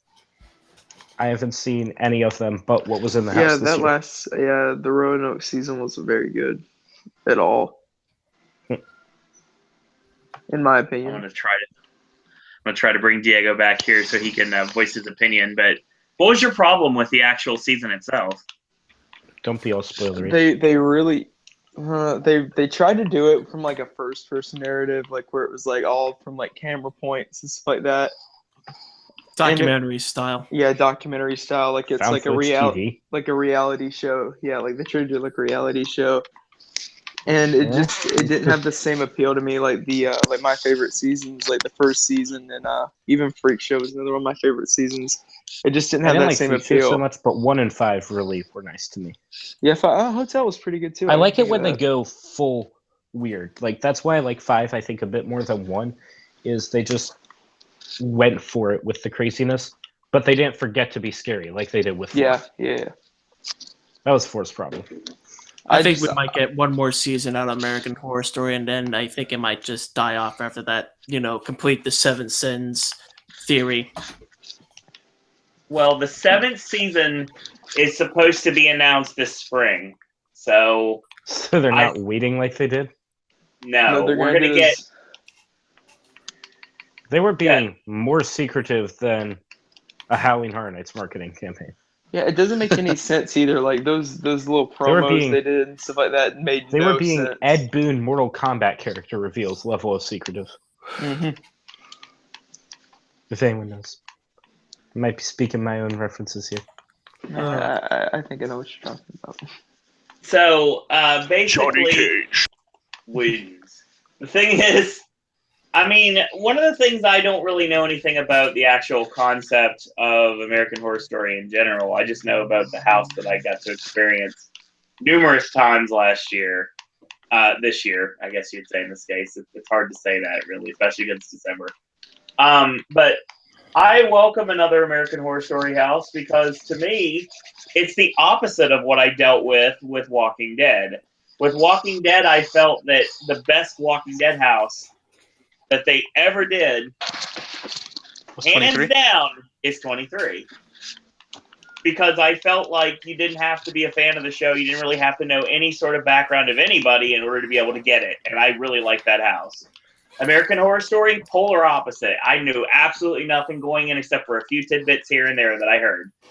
And that actually made me enjoy the house more in the long run, weirdly enough.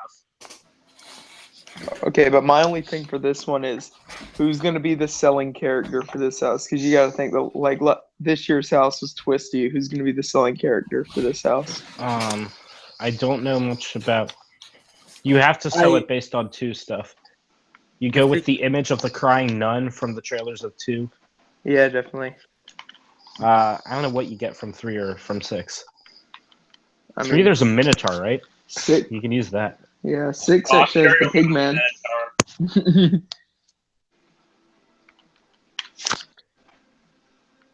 No, but yeah, for season 2, there's I forgot what the psycho's name was, but you could use him as the image. Bloody Face, I believe. Bloody Face. Use him. Face. Oh yeah. I haven't seen it. All I know is that one of my friends tried to show her boyfriend American Horror Story, and she's like, "Hey, watch this. It's a bit weird, but I think we'll enjoy it." And the episode she showed him was the first episode of season 2, where a nun ties a mental patient to a chair and rapes him, and then her boyfriend was just like, "No, what the fuck are you watching?" For real. So boyfriend. No, it makes sense. I don't blame him for that. It's weird. If anyone wants to nope out of American Horror Story, I don't blame them. It's a weird ass show. But it works so well as the house, though. Yeah, it did.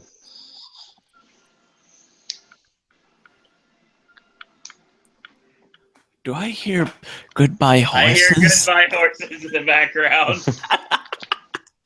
Oh my god. Yeah, That's your closing song, guys. That's So it. many good scenes they could do from The Shining, though. Going back to that. You are correct on that. How would you I've been thinking about that because that's like one of my top anticipations for this year. For Shining, though, how do you get The Danny? Blood Room. No, just how do you get Danny? How do you pull Danny. that off?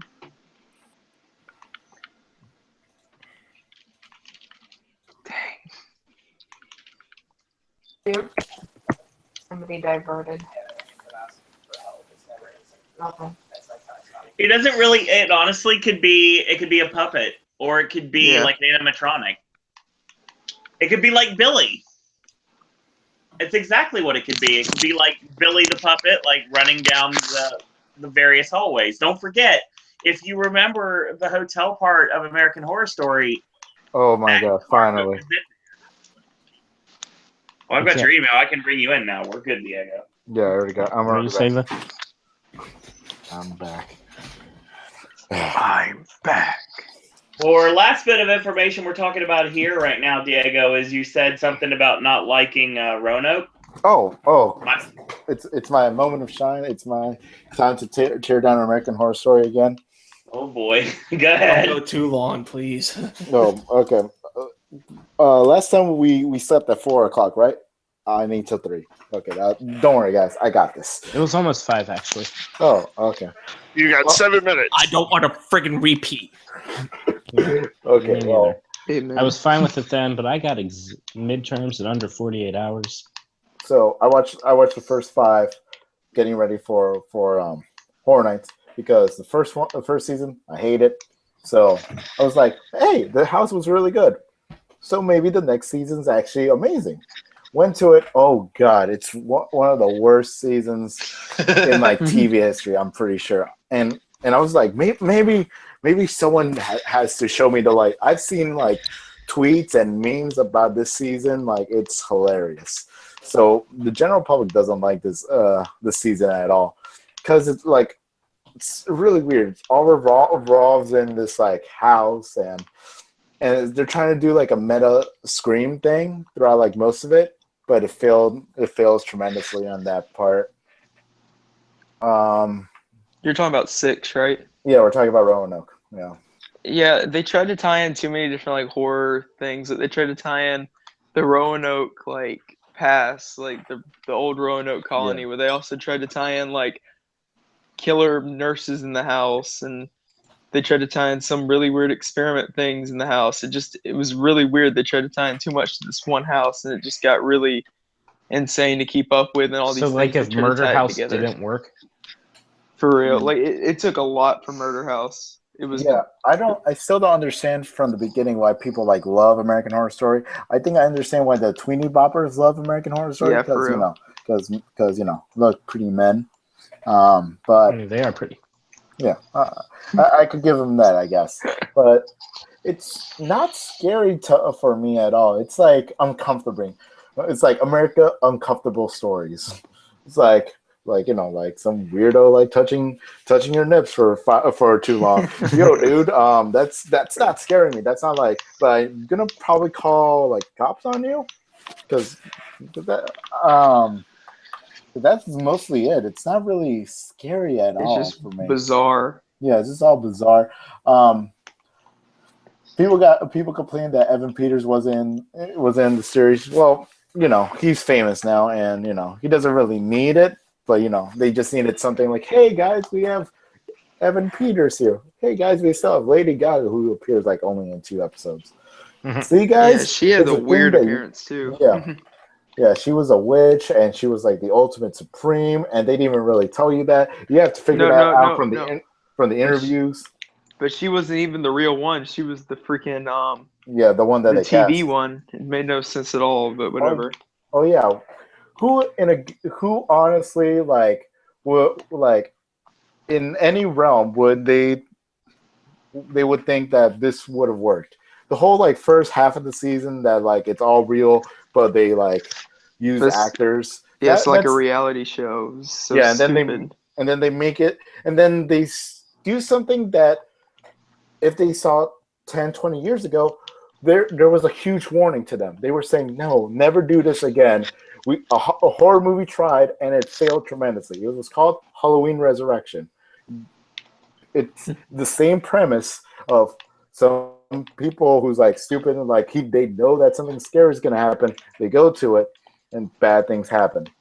It's literally Resurrection and Scream. I don't understand this guy's the director, the creator. I don't understand him. It's the creators of Glee, you mean?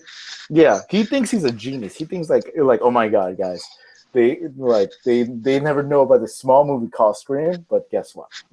I'm gonna tell it to them, and they're gonna love me. Not even the fans love this show. That's all I'm gonna say. I'm happy that it seems like it's coming to an end. The whole secret thing about Roanoke, I still don't understand that. I don't understand why is it supposed to be a secret? It wasn't what I was thinking the season was gonna do is gonna interlope all the seasons into one you get an episode in each area. That would have been cool actually.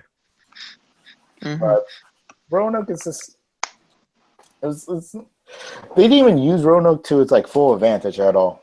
They said that it's not Roanoke. It's a place that's the original Roanoke. Actually, it's not the monument, but it's actually where they teleported. They just made so much BS nonsense just to make their series kind of work. So you think it was overall weaker compared to the other seasons? Oh yeah. I think it's probably. Let me see. I don't know if it's the worst or almost worst. It's pretty near the end for me. Yeah. So do you think they'll switch up the order? Because even though if you don't like Freak Show is one of those scary seasons, I feel like it did have the character development was pretty cool for some of the characters in that show. So do you think do you think Horror Nights might switch up the order? That way they're not ending with a crap season that people don't like? I honestly don't think so. I feel like they're gonna do it no matter what because that's what the money says. I'm pretty sure. I know they'll do it, but do you think they won't go 2, 3, 6? Do you think they'll switch up the order? That way they're just ending on a stronger note for the house. No, I don't think so. Most of the time they don't really care, especially for IPs. If it's not an IP that they really care about, look at Walking Dead. They didn't care about Walking Dead most of the time, and most of the houses weren't A&D's perfect decision. All those were thrown in last minute ideas that they just this is what A&D does. They get 224 packs. They sit down. They have season whatever of Walking Dead, and they blaze through it. And then when they wake up from the hangover, they write it down and they forget about it. Yeah, but it seemed like from the first house they really do actually like American Horror Story.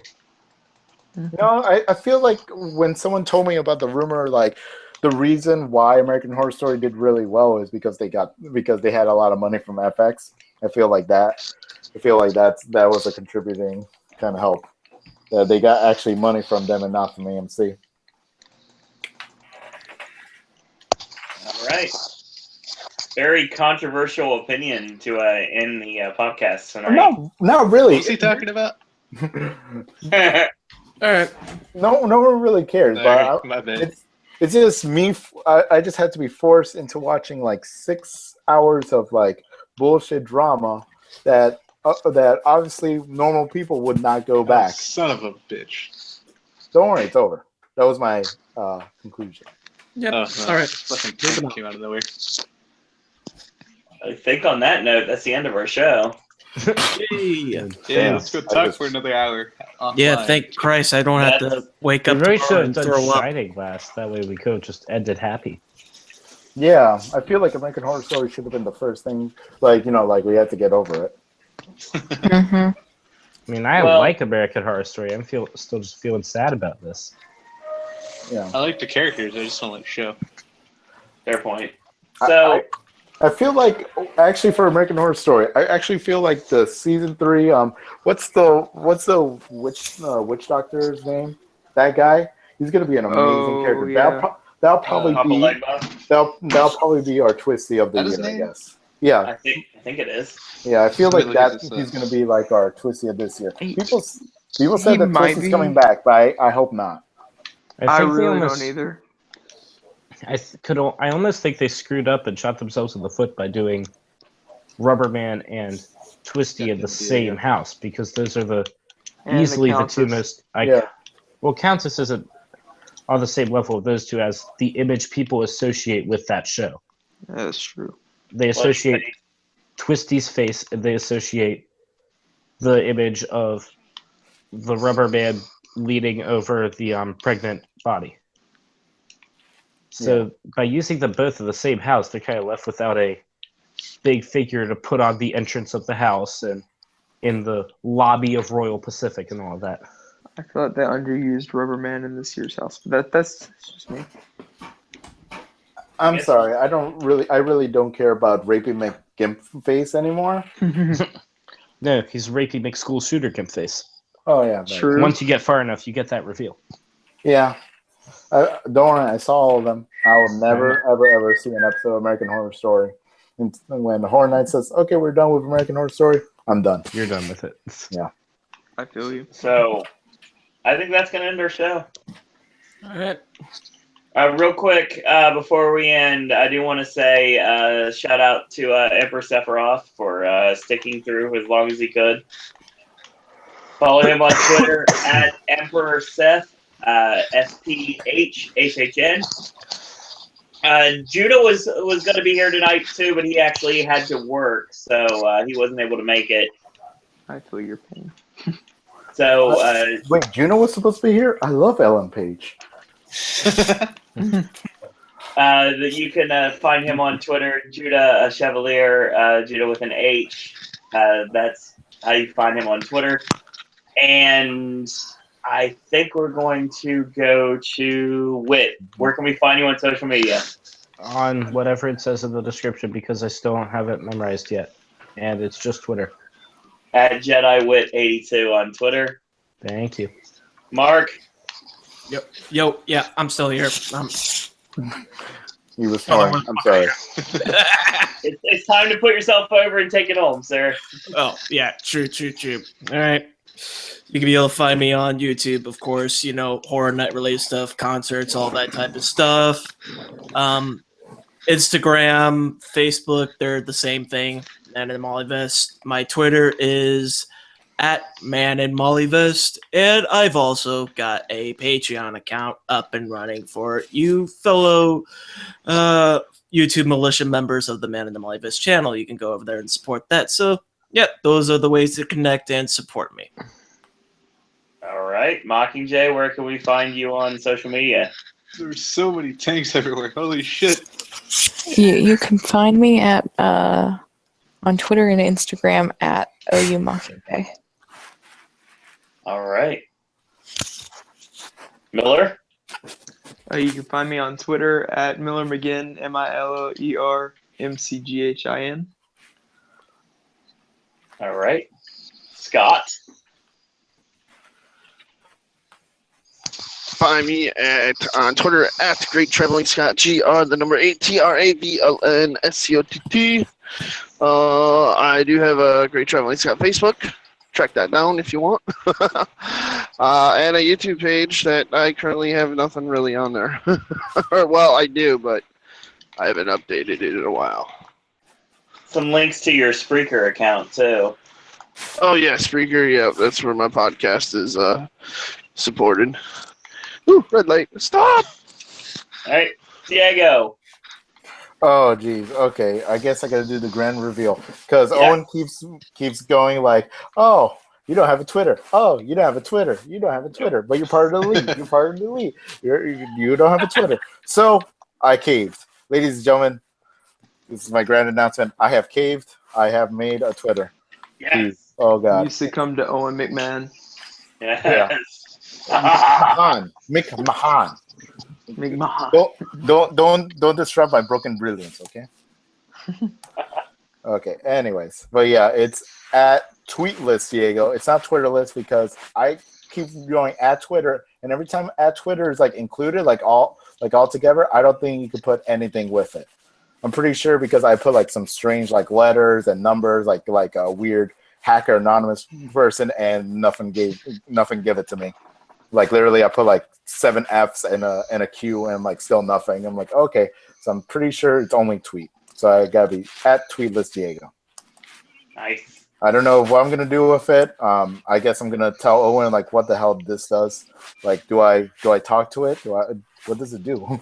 I'm just gonna look at the blue Twitter thing. I'm like, what does it do? If you're at Tweetless, does that mean you're not going to put any tweets out? Yeah, at Tweetless Diego. Maybe I'm not gonna put a tweet. Maybe I am. I don't know. Probably it's gonna be like a Owen clone kind of thing. I'm like, hey guys, you wanna follow the Popcast thing? So follow this, and I'll just be like I guess I'll handle the tweet. Retweets everything that Owen retweets. Yeah, I'll just retweet everything. Oh look, Universal has a new like thing. Yeah. Right. So, Darren, do you have a way to be gotten a hold of on social media?